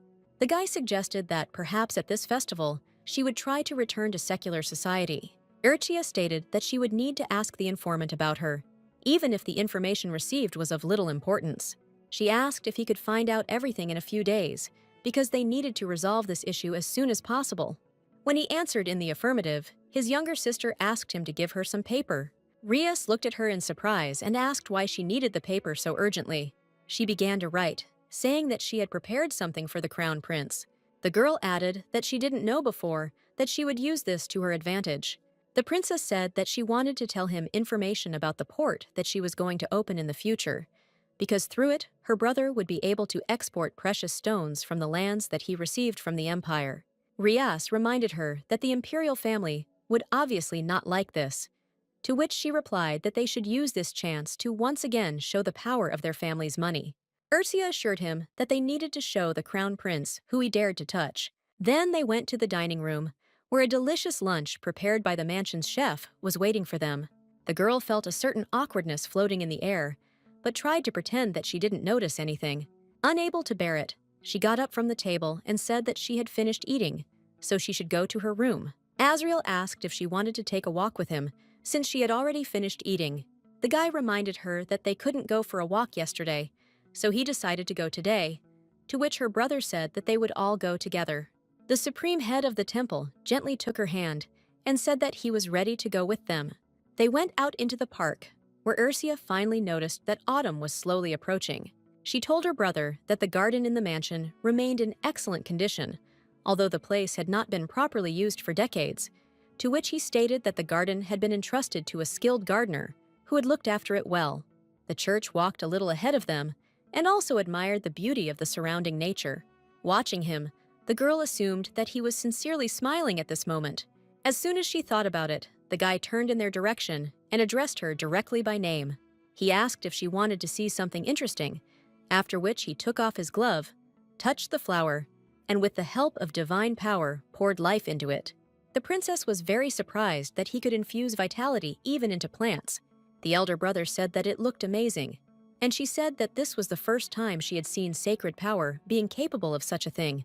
The guy explained that they might not have known about this, because until now, there were no priests who would use sacred power for this. Azriel picked the animated flower, gave it to her, and said that it was a gift for her. The girl noticed that a plucked flower would not be able to bloom again, but would simply die. The supreme head of the temple explained that once the flower was in his hand, it would never wither. Rias hugged her tenderly, and Azriel said that there was nothing special about it. It was just talent. He continued to walk further through the garden, humming a melodious song and saying that this time the holiday was especially interesting. The older brother asked if they would like to go on a boat ride. Urcha reminded him that he had many wounds all over his back from the attack, to which he replied that he wanted to do it even more. Azriel decided to support his idea, so the two young people began to walk towards the lake. The princess, who remained a little behind, thought about when these two managed to become friends. Rias turned and told her that they had to show everyone that what happened didn't affect them. The girl quickly went to the mansion to change into a more suitable outfit, after which she approached them and asked what they were talking about. She was dressed in a white dress with blue accents, and her pink hair was held up by a blue ribbon. The guys said in unison that they were talking about the weather and the pleasant anticipation of the boat ride. Ursia tenderly extended her hand to them, expecting someone to help her get into the carriage. To her surprise, both boys extended their hand to her, so she hesitated a little. Obeying a familiar feeling, the princess offered her hand to her brother, which greatly puzzled the supreme head of the church.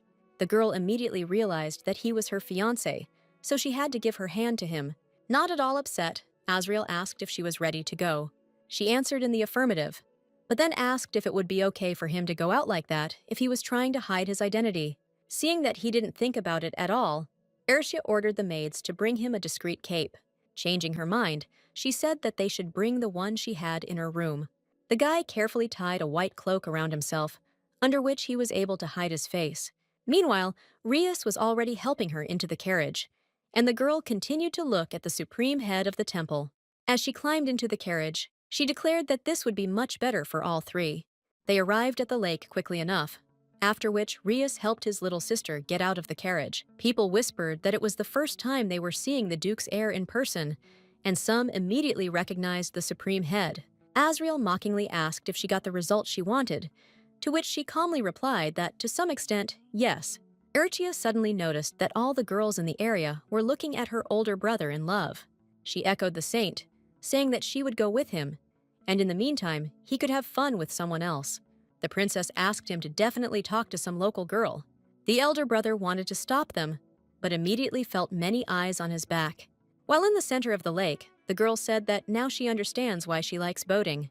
When he asked when she last rowed, she guessed that it was 3 years ago when she heard about it from the maid. She answered his questions in monosyllables. Then he assumed that he was unable to carry on a simple conversation. He asked if she had memories of the good days before she lived with the crown prince. Urtia thought for a moment, because there weren't many good days in her life. She only remembered the time when she and the crown prince were sitting in a boat on this lake. The princess became sad and said that she could not remember pleasant days. Suddenly, he put his hand in the water and then splashed droplets of cold water into it. The guy tried to look very playful, and she thought that he looked like a child.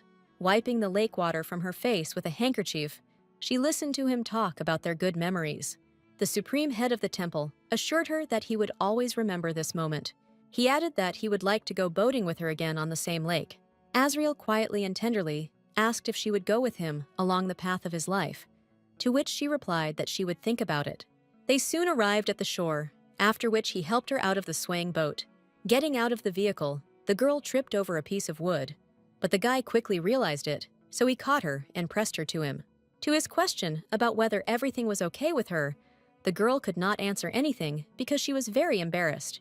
Breaking away from his embrace, Ercha moved away a little and then said that they could go. The princess walked a little ahead of him because she wanted to find her brother as quickly as possible. The temple chief suddenly felt a strange sensation, so he asked her to stop.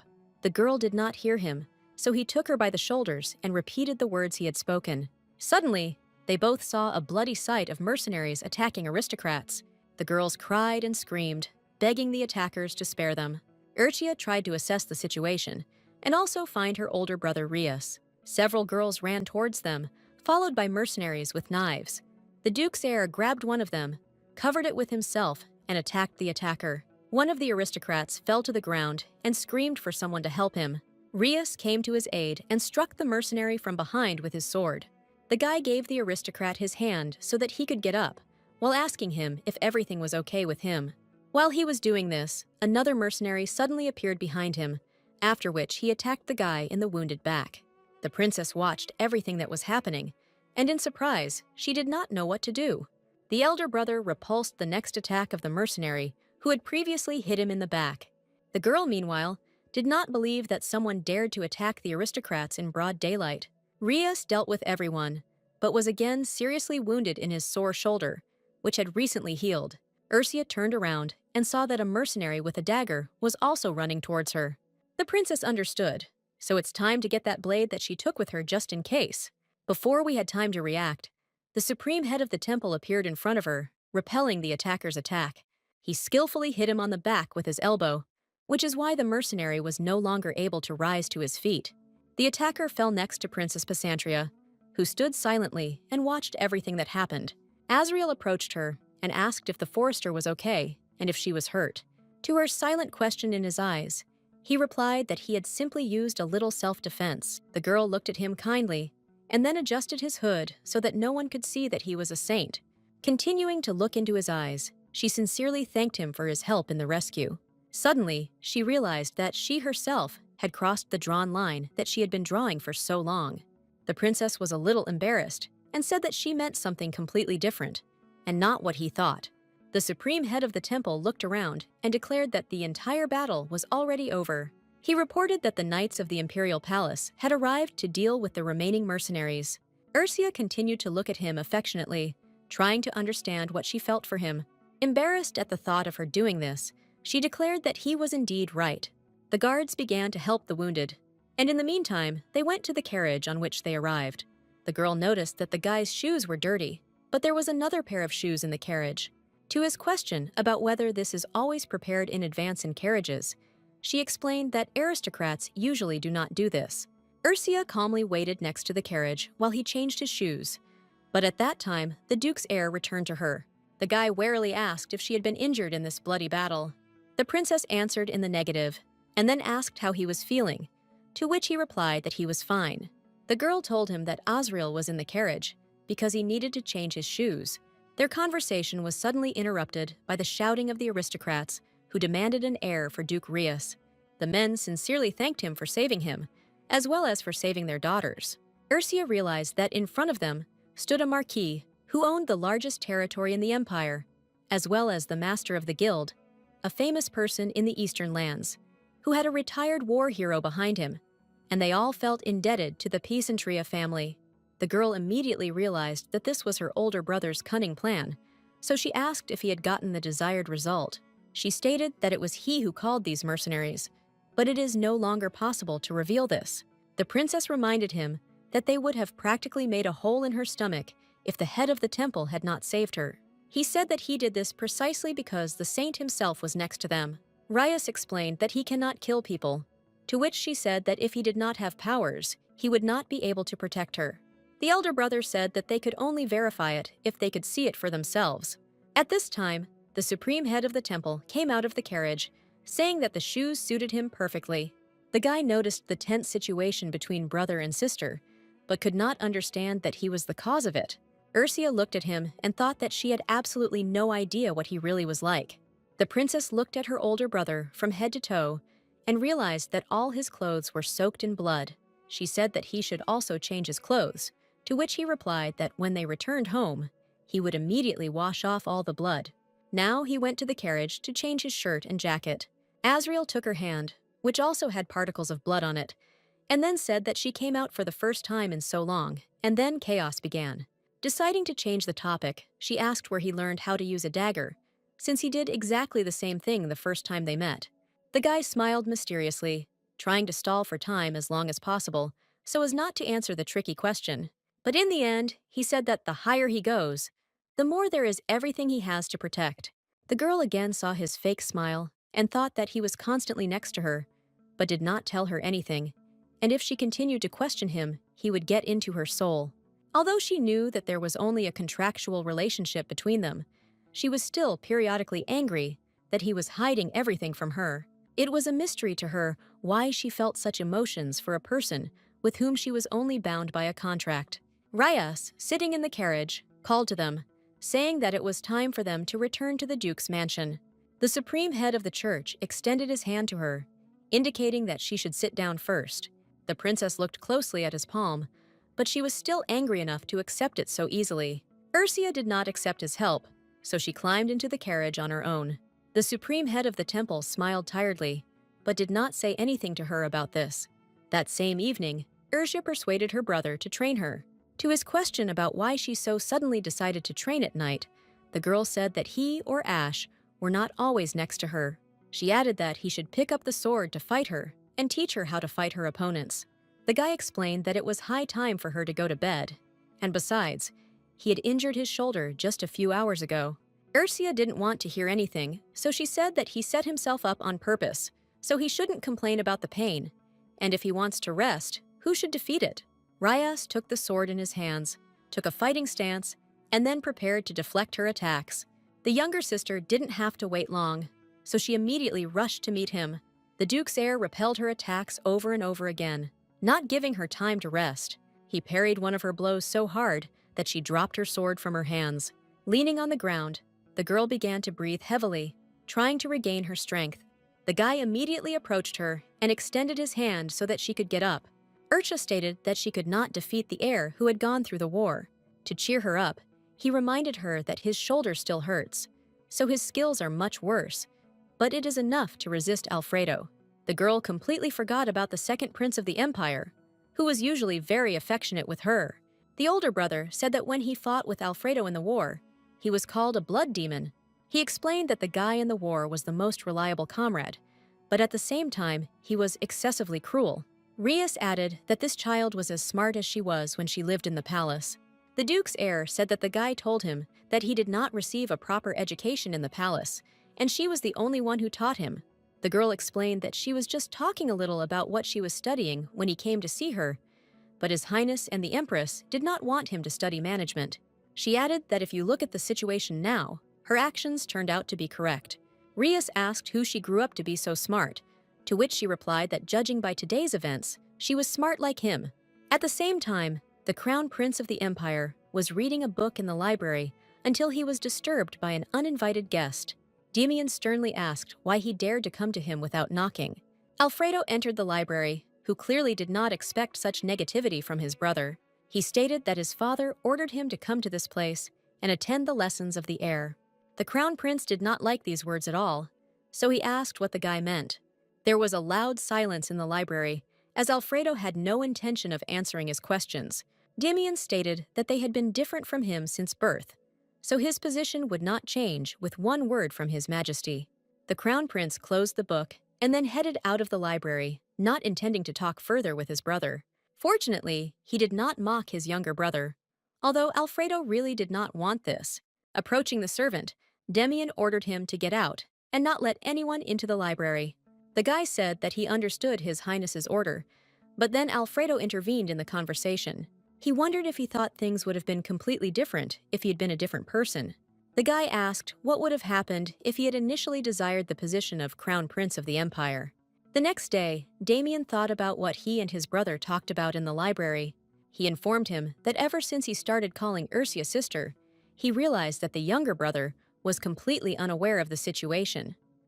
Damian came close to him and said that only now she saw the character of a bastard in him, so she would kill him as soon as she ascended the throne. The younger brother said that he was no longer a child who could be quietly mocked, because until now he had not come forward only because he was a bastard, so the guys should not boast about what he received from birth. He explained to Alfred that he was no longer afraid of him, and Damian asked if he was seriously planning to fight him, to which he replied that if it comes to abilities, then he would not lose to him. Now, the Crown Prince sat in his office, trying to figure out how to completely sort it out. A servant entered the room and reported that Miss Lurtella had not come to breakfast that day. To his question about whether she was really not in the room again, the guy explained that he knocked, but there was no answer. Damon stood up from his seat and announced that he would go check everything himself. At the same time, Naevia constantly thought about the prince's words, that if Ursha were in her place, she would never have acted so irresponsibly, because she did not do anything that could harm him. Her thoughts were interrupted by a young man who asked her what she was thinking about at the moment. To her question about whether he had seen the previous crown princess, the guy answered in the affirmative, and then she asked what she looked like, to which he replied that the girl was beautiful and elegant. With her head drooping a little, Naevia wondered if she was really that different from her. Ash, looking at her tenderly, the guy said that, unlike the former princess, his mistress cares about people like him.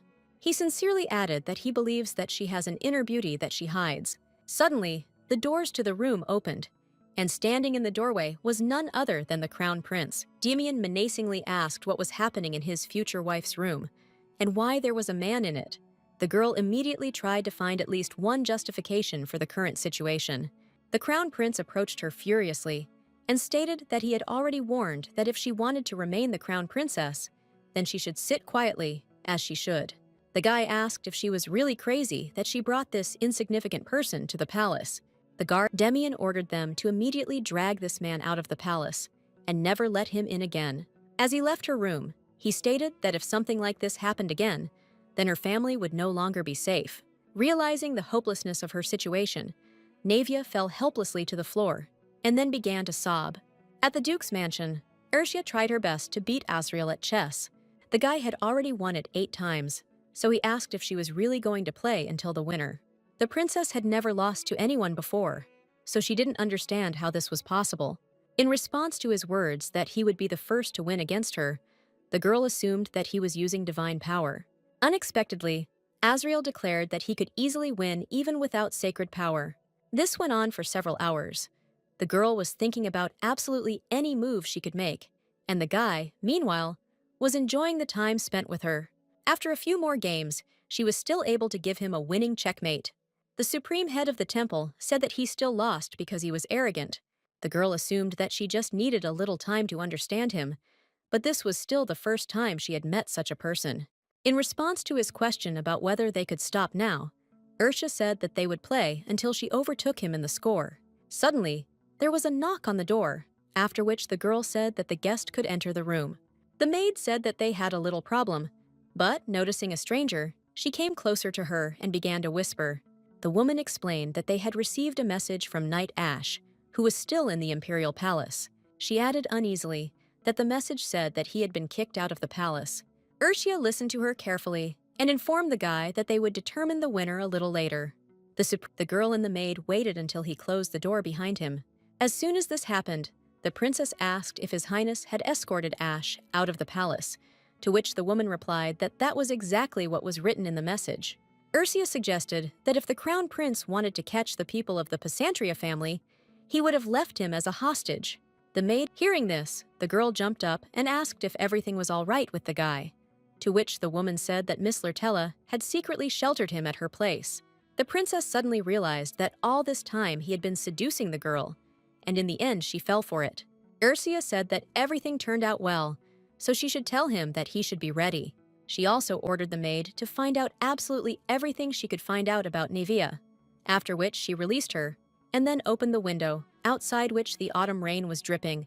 The girl put out her hand to catch a few drops and enjoy the long-awaited coolness.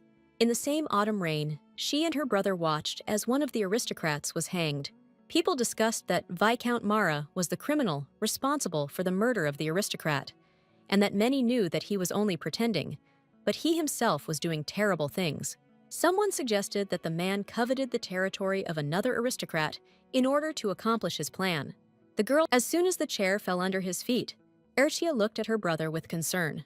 The guy quickly turned around and said that it was time for them to go back to the mansion. Sitting in the carriage, she said that before that, they had discussed with Viscount Mar the problem of expanding the waterway, to which the elder brother replied that now control over this issue would return to them.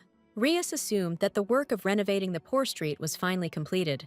Through the window, she could see joyful people who were animatedly waving their hands at them. The girl offered to send them more grain, to which he suggested showing them at least his face so that they would know who they were praising. Hearing an unusual word, she asked if he was really interested in theology, to which he replied that he wanted to start going to church on weekends. The guy said that the crown prince must have had quite a headache after she left. Ursula said that most likely he himself had no idea what he signed himself up for. At the same, he shouted that he did not give permission to carry out the execution of the Viscount, to which the servant said that incriminating documents and dossiers on aristocrats were found in his house. Now people were whispering that Viscount Mara had been on the side of the emperor, but now the emperor himself had finished him off. The ladies at the tea party talked about how the second crown prince began to behave unusually after returning from the war, and the Pesantria family sided with the temple. Some speculated that their family exported gems from their mines, which meant that Pesantria was truly the richest family in the empire. The crown he knew. Azrael wondered if she finally got what she wanted, to which she replied that for the sake of the development of the empire, it was necessary. The guy said that by her actions, she had destroyed the authority of the crown prince, to which she said that the collapse of the imperial family does not mean the collapse of the entire empire. The girl explained that their country is being destroyed only by a government that is rotten from head to toe. She said that she plans to start a lawsuit against the imperial family. Ursula revealed that the emperor and crown prince used their power against the people of the empire, so she wanted them to receive the punishment they deserved, and the temple was the only force opposing the imperial family. But the truth was that the saints never used their power properly. The supreme head of the temple informed her that she was hitting him right where he was sick. She explained that this was why she agreed to cooperate with him, because if the Pesantria family supported the temple, then she would have a power that the imperial family could not oppose. The guy suddenly realized that he had always thought that he was using her, but in fact, The girl had taken advantage of him wisely. Ursia said that the crown prince cannot help but understand this, so his next target will be the temple. Demian ordered the mercenary to drive into the temple and use explosives as a distraction. The next day, Rias finally started working with documents, because before that, he could not sit for a long time with a chair because of his back. The butler entered his office, saying that it was time for the young master to get up. Seeing the young man working, he assumed that the guy had not even gone to bed yet, to which he stated that he just wanted to finish the work, so now he could rest. The man asked if he had written a letter to his precious parents. Rias, the butler, said that his job was to save his parents from unnecessary worries, so he constantly reminds him of this. The elder brother sighed heavily, thinking that it would be better if he went to bed. He began to write a letter, in which he wondered if everything was fine with them, and then said that his younger sister had arrived at the mansion and was having a good time. At the same time, Ursia sat on a chair while her maids tried to straighten her unruly hair. The girl did not understand how long they would curl so much every morning. One of the maids said that she would have to style her hair every morning until it grew to her waist. Rias, meanwhile, wrote that Ursia, with her new hairstyle, became as cute as she was in childhood, so his mother would most likely call the artist again. After combing the hair, the princess went to the dining room, where she asked the saint why he was still not eating, to which he replied that he was looking forward to them, because when he eats alone, the food loses its taste. To his question about where her brother had gone, she replied that he had a lot of work, so they could eat first. Suddenly, the supreme head of the temple began to pray before eating. When Azriel opened his eyes and saw how hard she was trying to pray, he immediately laughed. At first he tried to restrain himself, but then he laughed so hard that he simply told her to start eating. The girl asked if he would really go to the temple tomorrow, to which he replied that they had not contacted him, but, as the head of the temple, he should appear there. She asked if he would be busy after lunch, to which he answered in the negative. Then, the princess asked him to play a game of chess with her for the last time.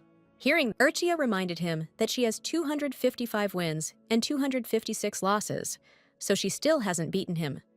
He assumed that last time he put the knight on the wrong square because he wanted to win and broke the rules, which means that in the end, it will win. The princess immediately felt that he was blatantly lying to her, so she rose from the chair and leaned on the table. The girl said that she lost because she lacked the ability, but today she must definitely win. The guy thought that he was too carried away, so he played with her seriously, but this time he definitely had to lose. As soon as he thought about it, Ursia immediately asked if he was going to lose to her on purpose, to which he replied that she always tries, so she will definitely win this time. Their conversation had been observed for some time by Rayas, who quietly walked towards the dining hall. He couldn't help but notice that his little sister was getting along very well with the supreme head of the temple. Angry, the girl gave him a piece of egg, saying that he shouldn't be so picky about food. The elder brother thought that unlike the girl she was when she lived in the imperial palace, she was smiling a lot now.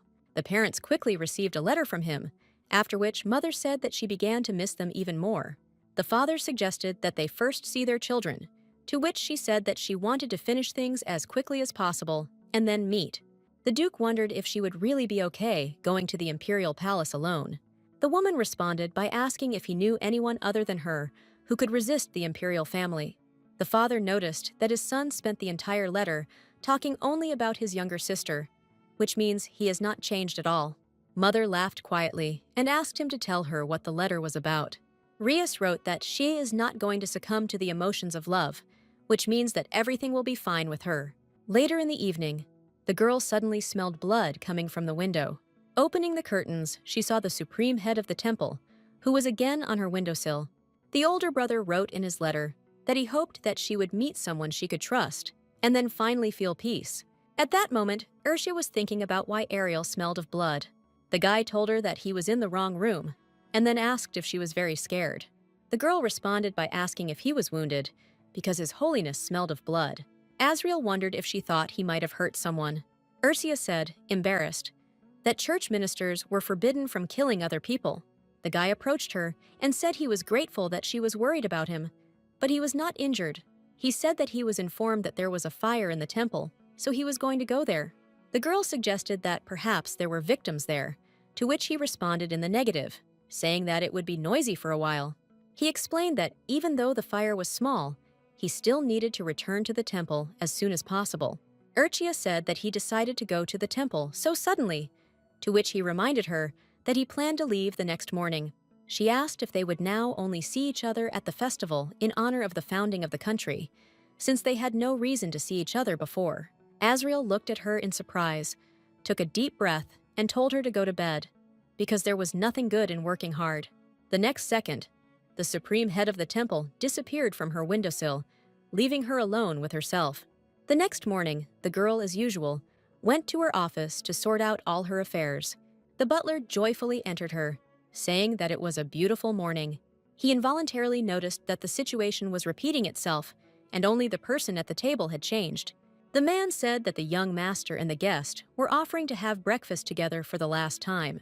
Urcha said that she was very busy, so he needed to tell them that she would eat later. In response to his indignation that the guest was leaving today, the girl asked to call her Lilia.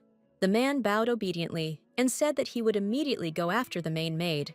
After some time, Lilia entered the room and said that the young master had prepared what she asked for.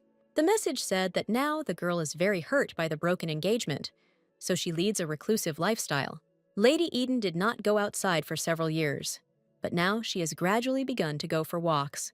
In Urchia's memories, Sylvia created an amazing bright atmosphere, and it was difficult to look away from her. She could control people with one word, so she incited everyone around her. In addition, her ability to guess people's thoughts also impressed her, so the princess wanted her to cooperate with her. The girl announced that she was going to secretly go to Count Eden, so they need to prepare everything. Suddenly, the older brother entered the room, who was a little unhappy that she had so rudely refused breakfast. The guide joyfully told her that His Holiness would soon be leaving for the capital's temple. Rhea said that they could go together to accompany him on his long journey. At the same time, the supreme head of the temple stood next to her horse, affectionately hugging its head. After some time, the Duke's heir approached him without his younger sister. He explained that Sia was a little busy at the moment, so she couldn't come to him. The guy assumed that the girl was so busy that she couldn't even go out to say goodbye.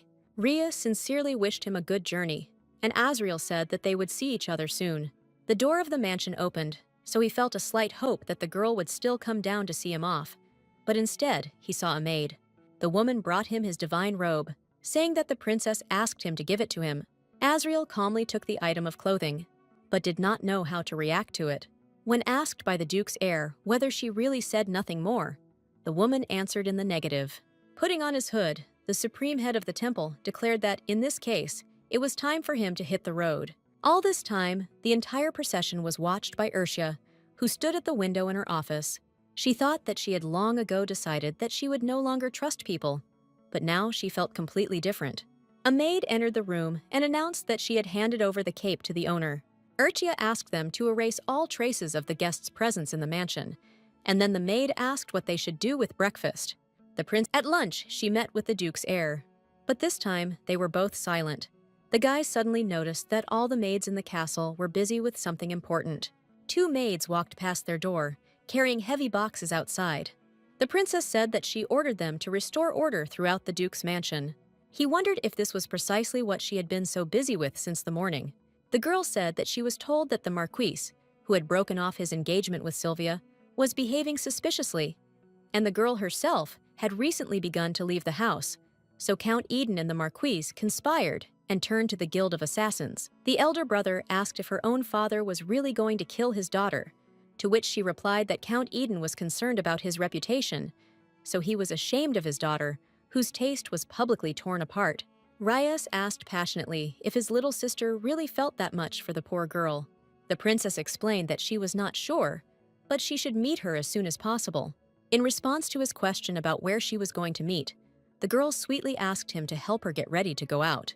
Urshia playfully winked at him and said that they need to meet before they kill her.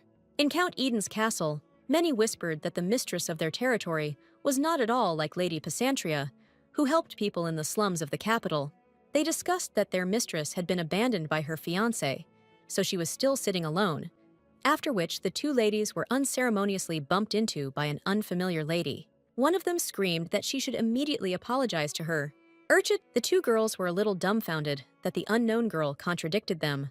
The princess said that they need to look ahead when they go somewhere and not be distracted by conversations. In response to their statement that it was she who crashed into them, Ursia tried to deny everything and confront them. Turning around, she saw that Sylvia had been watching them from around the corner all this time.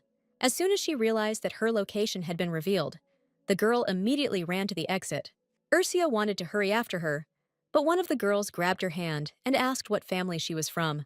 In response to her cries that because of such disrespect for her, she would have big problems, the princess quietly whispered in her ear that she was from the Pasantria family. The girl was very shocked that the subject of their discussion was right behind them.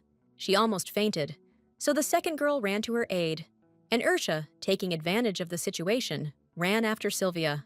The girl ran with all her might, trying to catch up with Sylvia Eden as quickly as possible. Suddenly, she found herself in the middle of the city, where she got a little lost, because the girl ran much faster than her. She heard the princess did not imagine that the mercenaries would find their victim so quickly, and Sylvia, meanwhile, asked them who ordered them to do this.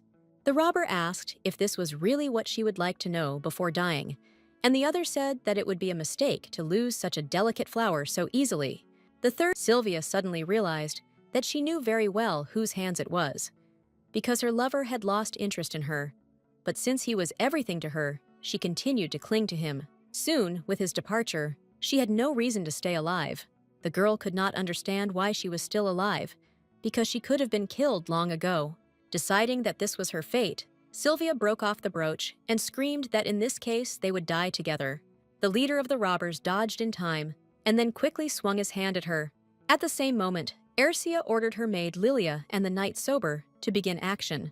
The woman immediately plunged her blade into the bandit leader's stomach, causing him to immediately fall to the ground. With the next blow, Lilia repelled the attacks of the robbers who attacked her, who wanted to avenge their leader. Sylvia, a girl, approached her from behind, telling her that such a dirty place was completely unsuitable for her. The princess was just about to tell her about who she was and why she had come for her, when one of the bandits targeted them. Sylvia didn't even have time to react, and Ursha grabbed her hands in time and pulled her away from the attack. At the same second, the maid Lilia fiercely thrust her blade into the attacker. As soon as her hat fell off, the girl immediately realized who exactly was standing in front of her. The princess nevertheless introduced herself that her name was Ursia Pasantria, and that she was the daughter of the Duke of Pasantria. The girl invited Sylvia to go with her to the carriage, after which they were able to talk. Ursia said that she was very glad that they were able to meet with her like this. The new acquaintance fearfully said that she was also very glad to meet her. The girl said that she didn't do anything like that, because she just happened to be in the right place at the right time. Sylvia confidently said that she would definitely pay her for this, because when she returns home, she will definitely tell her father about it. Hearing this, the princess unexpectedly took her new acquaintance by the hand, preventing her from returning home. The girl explained that she could not return home because there was someone who sent killers to her. Urcha told her that there was another person, but she might not believe it, so she gave her the letter. The new acquaintance quickly became familiar with the contents, after which she began to tremble, realizing that her own father had ordered her murder. After reading, the girl cried, saying that her father could not do this to her. From powerlessness, Sylvia fell to the ground and cried bitterly, not understanding why life was testing her so much. Having calmed down, the girl thanked her savior again, and in the meantime, the princess asked if she had somewhere to go. The girl shook her head negatively and said that now she doesn't understand anything. Ursia enthusiastically invited her to go with her to the mansion of the Duke of Pasantria. The next morning, Sylvia woke up and thought that too many things had happened in just one night. She still felt like she was in a nightmare where her father wanted to kill her. She didn't understand why Ursha was helping her, so she decided to head straight to the princess to find out the truth. Walking out the door, the girl found behind her a half-naked handsome guy who was clearly getting out of the shower. Their eyes met, after which they realized what a strange situation they both found themselves in. Ursia suddenly heard someone loudly scream, after which the stomping of feet could be heard throughout the castle. Her older brother burst into the dining room, asking her what was going on. The girl said that yesterday she brought Miss Sylvia to visit them because she had nowhere to go. She added that they would all be living together for a while, so he should get used to it. Ursia stated that he should stop walking around the Duke's mansion like this. After some time, the guy changed into decent clothes, and then a new guest came to the dining room. The guy politely asked if she liked food as a profession, to which she answered in the affirmative. He asked to be forgiven for his morning tactlessness, explaining that no one had informed him that they had a guest. Rias looked at her carefully and said that this won't happen again, so she can feel at home. The girl thanked him, then began picking at the plate of food again. The princess said that she believed that the girl was still confused about what happened in the evening, so she should rest and collect her thoughts. Throwing down her fork, Sylvia stated that they had helped her, so she wanted to repay them in kind. When asked what they wanted from her, Ursha admitted that there was one thing for her. The girl suggested meeting after lunch, to which her guest said that she would do whatever they asked her to do. The princess noticed that Sylvia was very thin, so she said that she could eat and not be embarrassed. Calling the maid, Ursula told her to ask the chef to prepare more food. After some time, their table was bursting with treats, to which the guest said that it was too much. The princess stated that if she wants to help her, she needs to gain strength, so she will eat 3 times a day at a minimum. The girl immediately began pushing her various dishes, which were still very hot. Watching everything happen, Rias revealed that he had misunderstood the difference between parenting and animal husbandry. After lunch, Ursha asked her new friend to come to her kitchen to help her. The girl explained that here were the ingredients for bread for 100 people. Sylvia could not believe that Princess Pasantria was such a generous girl. Urchia said that she hopes that the guest will help her bake bread for the poor, which they will then distribute. Without waiting for an answer, the girl said that it would take a very long time, so they should start quickly. The girls prepared bread almost from morning until late evening, so that they could then distribute it to the poor. At the end of the day, they finally finished, after which the princess announced that she would immediately go to distribute it. Urchia asked if she wanted to go with her, to which Sylvia asked if she was going to personally go to the poor area. The princess smiled sweetly at her and said that no one else but her would do this. On the street of the poor, people also lived in dilapidated buildings, but now they were at least somewhat fortified. Sylvia felt uncomfortable in this place, so she tried not to lose sight of the princess. Suddenly, the baby tugged at her dress, after which she handed him a whole loaf of bread, saying that he should grow up big and healthy. The boy joyfully ran to his mother, shouting that his beautiful aunt had given him bread. The poor people thanked Ursula for giving them grain, and now bread, so they did not know how exactly to thank her, to which she replied that if they needed help, they would try to help. When they finished, Ursula called Sylvia over so they could move on. The princess stated that they could now go shopping to buy her clothes. Hearing this, the new friend began to say that she did not need this at all, because she already did a lot for her. Ursula confidently stated that she just wanted to do it regardless of her wishes. The owner Ursula announced that they would buy absolutely everything that her guest tried on. The hostess immediately began offering hair jewelry, to which the girl replied that they would take them too. Soon they began to talk among themselves, not paying attention to the one they were talking about. Sylvia tried to stop her all this time, saying that she bought too much.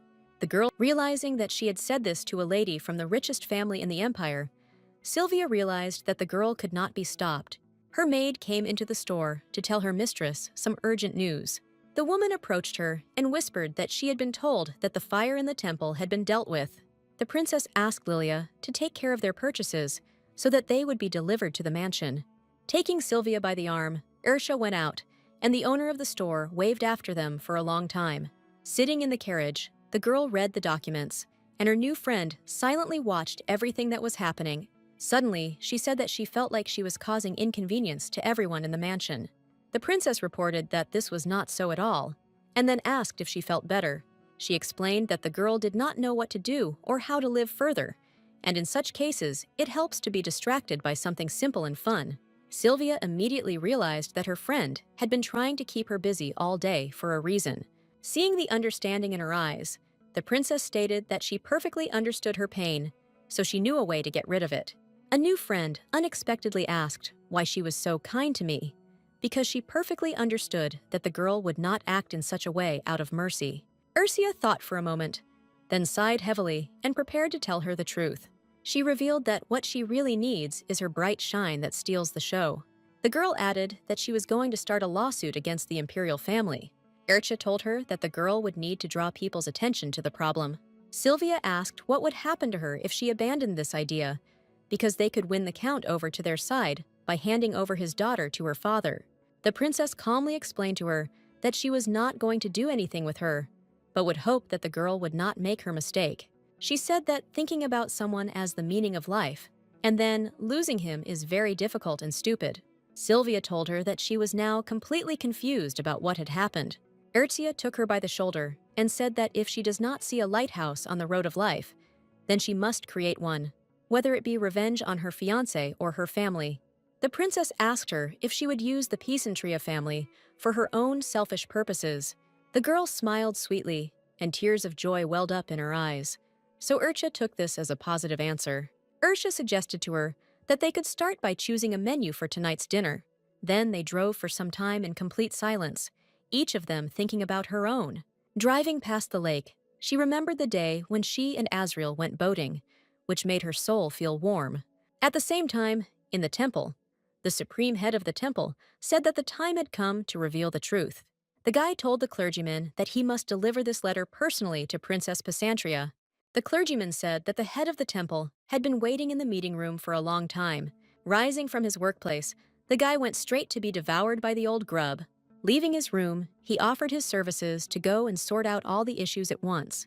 The next day, the princess was in her study when someone knocked on her door. A maid entered the room carrying a small tray with a certain letter. The woman said that her mistress received a letter from the temple, which was marked with urgency. The girl immediately began to unfold the letter, in which Azriel wrote that they had not seen each other for a long time. He said that by the time he returned to the temple, the fire had already been extinguished, so everything was calm there. The guy added that he was sure that she was already receiving information about this, but did not know whether she was waiting for a letter from him. The supreme head of the temple said that he was looking forward to it very much, because he had once again thought about their contract. He wrote that he finally understood the reason why she was so cold towards him when he left, because she might think that he was dishonest with her. The guy admitted that everything went wrong from the very beginning, because their contract was not fair from the beginning, and he had an ace up his sleeve all along. And although it was already too late, he still hoped that she would forgive him if he will reveal the cards. At the end of his letter, he wondered if she would then want to play chess with him again. After reading it, the girl embarrassedly asked the maid if they had kept the chessboard. The woman explained that she had absolutely no idea where they could have put her. The girl immediately decided that she was trying to hide the fact that they threw her out.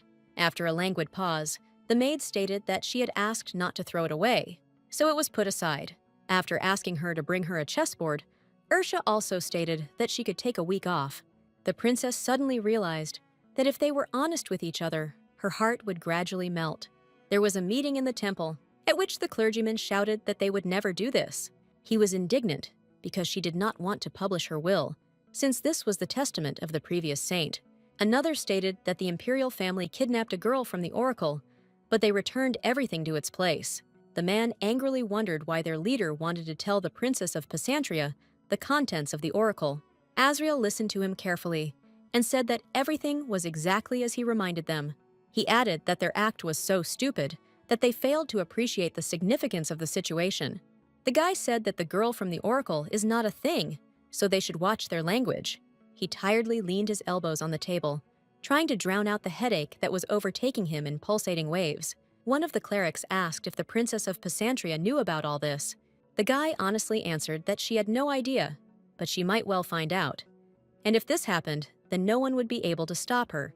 One of them asked if she had not yet gotten married, since at the moment it was not the right time to reveal the whole secret. One of the council said that he was worried that they might make a mistake due to the rush, and in addition, they should also think about the oppression from the imperial family. He reminded them that the emperor had threatened to kill the poor, so they accepted his ridiculous conditions. The man stated that it was time to get rid of this collar, so they should not be afraid. Asriel explained that this is exactly what he means, because Princess Pesantria wants peace for the empire. He added that they also want the empire to develop in the right direction. The supreme head of the temple said that it was time to show all the cards and defeat the imperial family. After a short pause, he asked if they wanted to tell him anything else or not. Having heard nothing in response, the guy ordered the will of the previous saint to be brought. After some time, a servant burst into the room, talking about what kind of broadcast had disappeared. It was like a bolt from the blue, because he definitely didn't expect the paper to disappear so easily. At the imperial castle, The guard said that they had stolen the will during the fire. The crown prince asked if this was exactly the paper they were talking about. Hearing his affirmative answer, Damien began to shake with anger, and then looked furiously at his new bride. The girl felt his menacing gaze on her, but did not dare look into his eyes. The guy furiously asked if everything that was written in the will of the previous saint was true. Going wild with anger, he loudly and angrily asked why her name was not in the will, but it was written about Ursia. The girl began to cry, after which she nevertheless told how it all happened. In her father's house, she had to constantly take care of her younger brothers and sisters. One day, priests from the temple came to her and offered her one service. Navia had never seen them before, but was surprised that they would condescend to help her. The clergy calmly said that one person wanted to see her, who would make a deal with her. She was taken to the place where the new supreme head of the temple was already waiting for her. One of the clergy said that he had heard that her sister was sick, but for the temple, there were no incurable diseases. The girl was very happy to hear that her sister could be cured, which means she would no longer suffer. The man firmly agreed with her, but added that they would cure her on one condition. So now, Naevia sat on her knees in the crown prince's room and told this story. The guy sternly asked how she was going to explain her pink hair. The girl rose from the floor and stated that her grandmother was from a very distant place, and in that country, pink was a very common color. This explanation made the crown prince even more furious, and his heavy aura could be felt throughout the entire palace. Damien angrily wondered if she had decided to pretend to be the girl from the oracle, simply because she had inherited pink hair. Horrified, the new bride fell to her knees again and screamed that the temple told her they were doing this for the good of the country. Out of anger, the crown prince squeezed the glass in his hand until it broke into small pieces, and then he rhetorically asked if this was all the temple's plan. He ran up to the girl, grabbed her by the shoulders, and began screaming that everything he wanted so much had simply disappeared from his hands. Having controlled himself, he returned to the desk and thought that, for the temple, it was just a game. He then approached Navia again and began to finger a lock of her hair, asking if she was really worth killing, but it would be better to kill her beloved brothers and sisters first. She began to scream bitterly and beg him not to touch her brothers and sisters, because they were not to blame for anything. In response to her cry that she would do whatever he ordered her, the guy asked if that was really all. He ordered her to return to the land of the Marquis and live there like a mouse until she received his order. Damien added that this would be a salvation for her and her younger ones, to which she replied in a trembling voice that she understood everything perfectly. Left alone, the crown prince sat down at the desk and leaned tiredly on it. A servant entered the room and said that he should go to the empress. The guy asked what happened and why such urgency, because it was already night outside. The man said that he was told that the woman might not survive the night. The crown prince never expected to hear such news, so he immediately went to his mother's room.